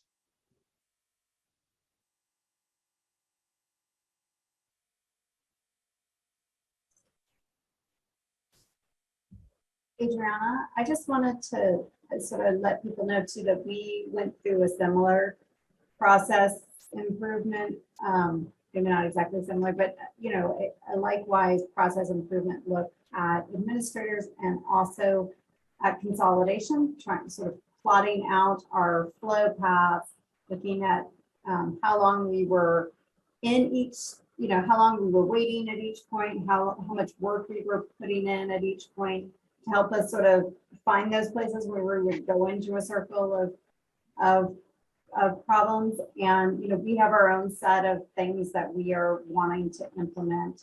You know, some of those are even as simple as checklists when someone first submits a TA application, so that they know they need to get their organizational chart and their lawyer, attorneys, and you know, all the things that they're going to need for when the TA provider gets out there. And, you know, as we're developing that, I would hope that our TA providers on the call would help us sort of get that information to people early so that they would be able to, not have to wait till the TA provider got there to pull everything together.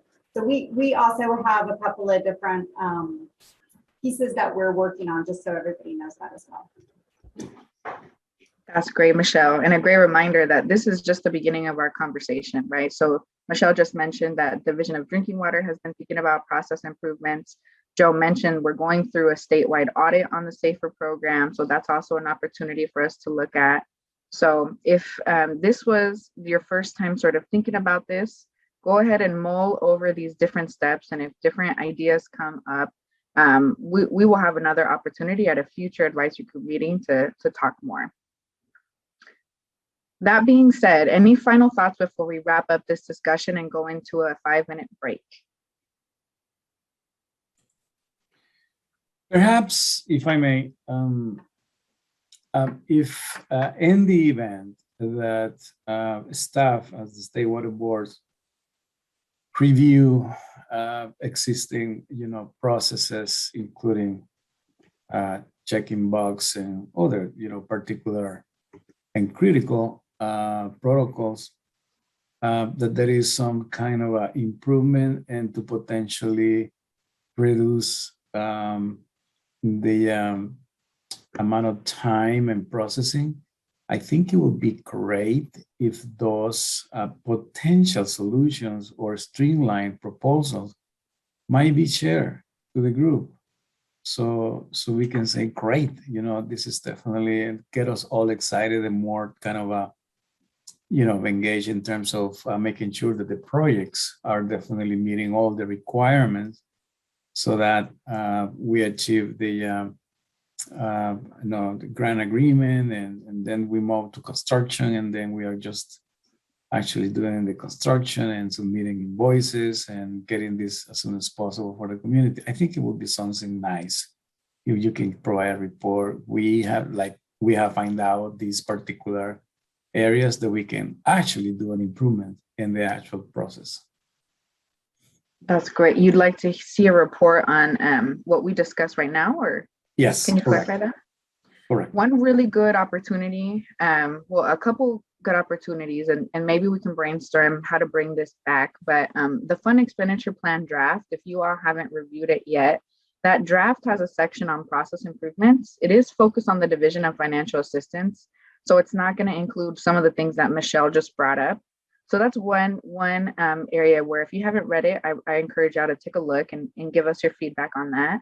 And then in the chat, I just added the scope of the state auditor's effort related to the state water board. Joe shared that in the chat with us. So take a look at that because it has some information about what's being planned. So hopefully through that state auditor's process, we'll also have some public information to share through that as well. And maybe if this conversation was helpful, maybe we can have another conversation at the upcoming advisory group meeting as well. I like your idea of including that report. It gives more people information to sort of digest and give feedback. That's great. Thank you. All right. That being said, we're going to go ahead and take a quick 5-minute break. We're going to come back at 3:40. And after we come back at 3:40, we're going to go into our public comment, and then we'll go ahead and wrap up our meeting. All right. See you at 3:40.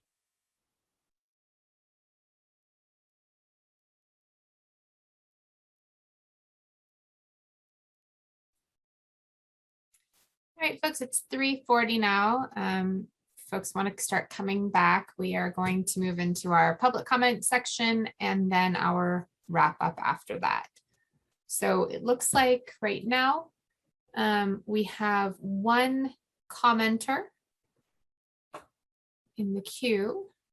If you are interested in making a public comment and you're watching our webcast, you can submit your comment to safer@waterboards.ca.gov with the subject AGM public comment, and then we will respond to you with instructions on how you can join our Zoom call if you're interested in giving your comment verbally. The other option you have is to let us know if you would just like us to read your comment, which is also an option. So The public comment section that we have today is limited to comments regarding items on today's advisory group meeting agenda. As I said, we have one commenter currently in the queue, but we do keep comments to 3 minutes. So when I call your name, you can please come off mute. If you're joining us by phone, you can press *6 to unmute yourself and to share your comment. So I am going to stop sharing my screen right now so that we can, and Itzel, if you would like to stop sharing your screen as well. There we go. Great, thank you. And so so it looks like Rachel Kennard is our first commenter. Rachel, are you with us? Yes, I'm here. Can you hear me? Yes, we can hear you and see you. Thank you so much. Go ahead and begin your comment. Thank you. Hello, my name is Rachel Kennard. I'm the Source Water Protection Specialist with the California Rural Water Association. You might have heard it called CRWA. And I'm also a master's candidate at UC Davis in the Hydrologic Sciences graduate group with a focus on water policy and management. My research at UC Davis focused on the socioeconomic impacts of freshwater cyanobacterial harmful algal bloom management in vulnerable communities. I used the surface water purveyors that draw raw water from Clear Lake, which is a natural lake in Northern California, as a case study. And I think it's important to share with my research with you guys today because more and more community water system reservoirs are becoming impacted by harmful algal blooms. I'll call them HABs.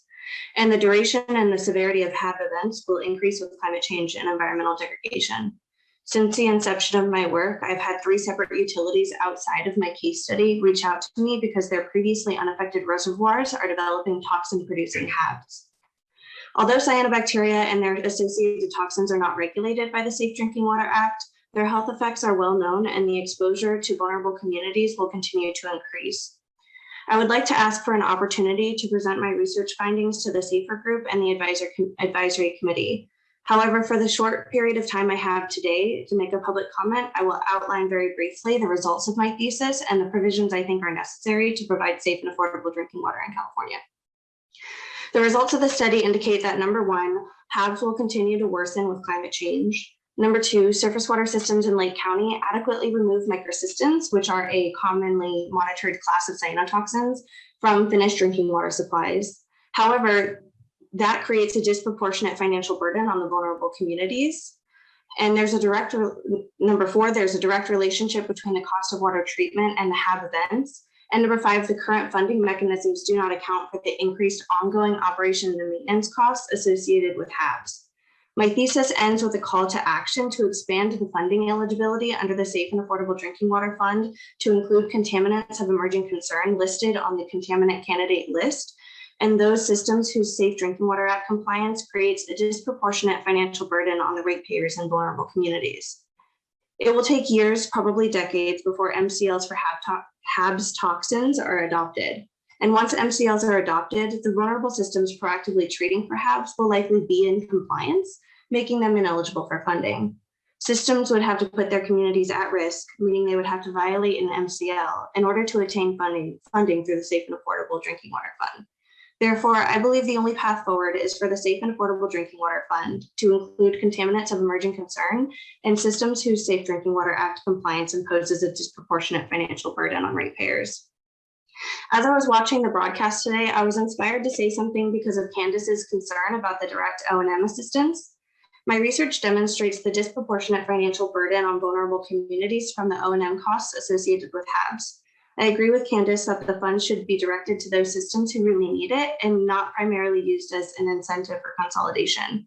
She mentioned earlier today that the ongoing operation and maintenance costs are built into the rate structure, and that's exactly what I found in Lake County and the primary reason why communities are disproportionately impacted. Again, there's a lot more to this study, and I would love the opportunity to share the full results with the SAFER program and the advisory committee. And on a final note, my position with CRWA is one of source water protection, outreach, and technical assistance. I've heard several comments today about those things, and I wanted to extend my services if needed. Thank you. Thank you, Rachel. And I know you emailed us, so we can follow up with you as well on that. We appreciate it. All right, it looks like we have another commenter. This commenter, this is Stacy Lynn Taylor, Water Policy Manager with Mesa Water, has asked that staff read her comment. So I'll go ahead and do that now. Good morning, esteemed SAFER Advisory Group members and State Water Board staff. In working towards solutions to achieve the state's human right to water, Mesa Water has been highly engaged on the issue of water affordability for disadvantaged communities and residents. We applaud the effort and thought that, and though that has gone in, and the thought that has gone into developing the needs assessment and draft fund expenditure plan, which we generally support. While these documents and today's presentation state that more work will be done on the affordability threshold in the near future, we wish to again offer our comments on calculating the residential cost of water to determine a water affordability threshold. First, we fully support a stakeholder process for refining the affordability threshold, and we hope to be invited to participate in that process. Second, the affordability threshold sections of the assessment and draft plan mention rates only, as in the water rate for 6 units of water monthly for determining residential water costs. As we've stated at prior SAFER Advisory Group and State Water Board meetings, as well as in our comment letters, it is important to look beyond rates only to account for the full true cost burden on all residents for water service from their water system. That full true cost burden has several parts. Number one, the commodity or variable cost, which is the rate charged per unit of water used, plus number two, the fixed cost, which is the water meter charge, plus number three, taxes and assessments, which are the costs paid to the water system by property owners, including homeowners and housing providers who pass this cost on to their renters. Only by examining all of these costs together can we be fully transparent in determining the total amount charged for water services which residents pay to their water system through their water bill and their property tax bill if they own property or their rent. This will then allow for an accurate determination of residents' water costs for a consistent and equitable comparison to residential income for an affordability threshold. Not looking beyond rates only potentially ignores substantial costs that residents pay to their water system, and this would not only be unfair to disadvantaged residents, but also contrary to SB 200's intent. As community water systems are nonprofits with revenues that must equal expenses, these revenue categories are fungible, and how the cost of water is determined for the affordability threshold will certainly influence how water systems pass costs on to their residents. For instance, if the rate only is used for calculating the cost of water, a water system could put most of its costs onto the rate in order to look unaffordable and to be eligible for state funding. Conversely, a water system could make itself look very affordable by putting most of its costs on the water meter charge, or to fund water quality and accessibility improvements, a water system could bypass the water bill and instead place a special assessment on the property tax bill. Thus, the rate, the meter charge, and taxes and assessments must all be considered to determine the total amount charged for water services which residents pay to their water system. This concept is supported by the California Water Association, Cal Mutuals, the Community Water Systems Alliance, Golden State Water Company, and other community water systems statewide. Thank you for the opportunity to comment. This concludes our remarks. All right, thank you, Stacy. And it looks like at this point we do not have any other commenters. So I think, oh, yep, no more I'm hearing, or I'm seeing from my team. So I think we're going to just go ahead and move on to our final portion. I'm going to reshare my screen for a moment just to go over a couple of things. All right.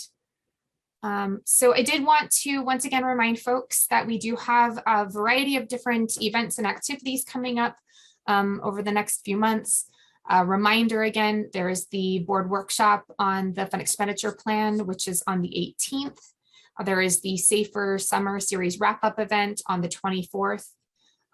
Public comments on the fund expenditure plan are due on the 27th, and advisory group applications are due on the 31st. So August is really packed full. Again, if you are a current advisory member who wants to re-up your membership, or excuse me, you want to reapply, if you're terming out, then please make sure you get that application turned in by the 31st.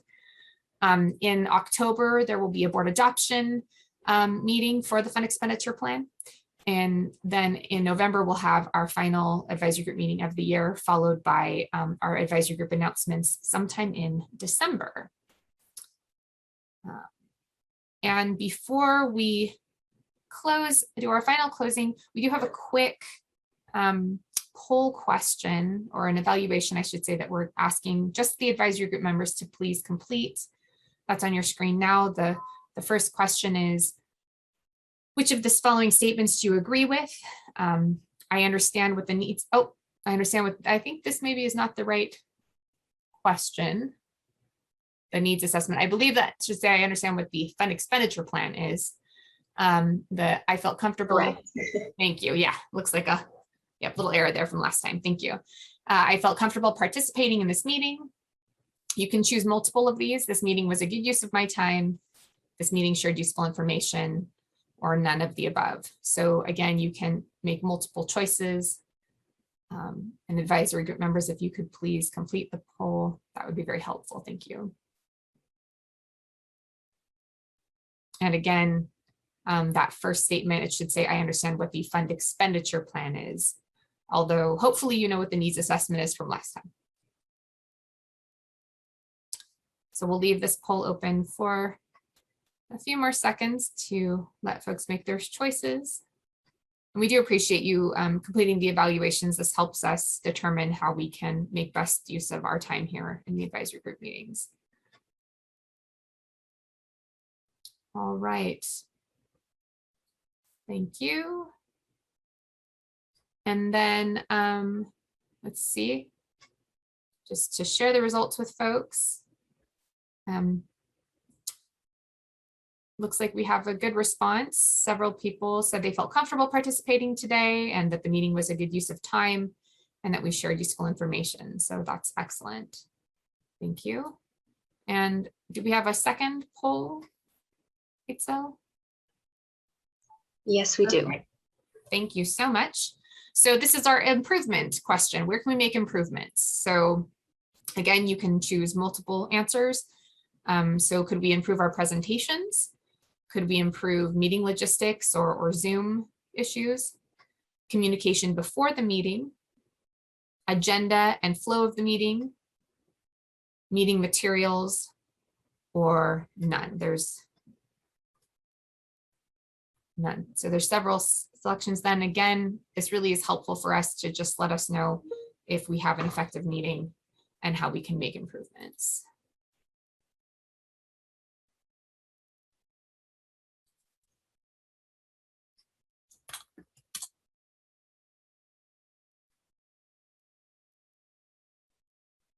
All right, thank you. I'm going to go ahead and close this off and share the results again. So looks like we could do some work on our meeting materials, maybe some work on the agenda and flow of the meeting and our communication before the meeting. But there's several of you who've told us that there aren't any improvements. So that's great to hear, but we are also glad to get the feedback on other areas that we can improve. And so I do want to let advisory group members know we do plan to reach out to you to get a little bit more feedback, some specificity. We only get so much out of these polls and we want to make sure we are addressing your needs. So I'm going to jump back slightly. We had a comment come in. And so I want to make sure that this gets documented. So Crystal Gonzalez from Clean Water Action has a comment, and she says, we would like to echo what was mentioned by members of the advisory committee and Rachel Kennard regarding O&M assistance. Those funds should be directed to community water systems that need that support and have no other alternatives. Additionally, we would like to see the board set goals and propose deadlines for projects so that we can measure success and have interventions when a project is taking too long. Thank you, Crystal, for that. All right, so again, if you have any questions or anything to, you can always reach out to the SAFER team. But before we finally, we end completely, I do want to do our SAFER chant. So if everyone, advisory group members and water board staff and guests could all unmute themselves, please. I can tell if you're muted because I have a little microphone indicator. So everybody come off of mute and we're going to do our SAFER chant. And this time you're going to repeat after me. Water should be safe, Water Water should should be Safe. safe. Water will be safe. Water will be safe. And Itzel, can you help us say this more time in Spanish, please? Yes. Okay, una vez más en español, el agua debería ser salubre. El El agua debería ser salubre. El agua va a ser saludable. El agua será salubre. El El agua. agua El será agua será saludable. saludable. All right. Thank you, everyone. It was a wonderful day. See you soon. Thank you. Thank you so much for everything. Thank you. Thank you. Bye, everyone. Bye, everybody. Take care.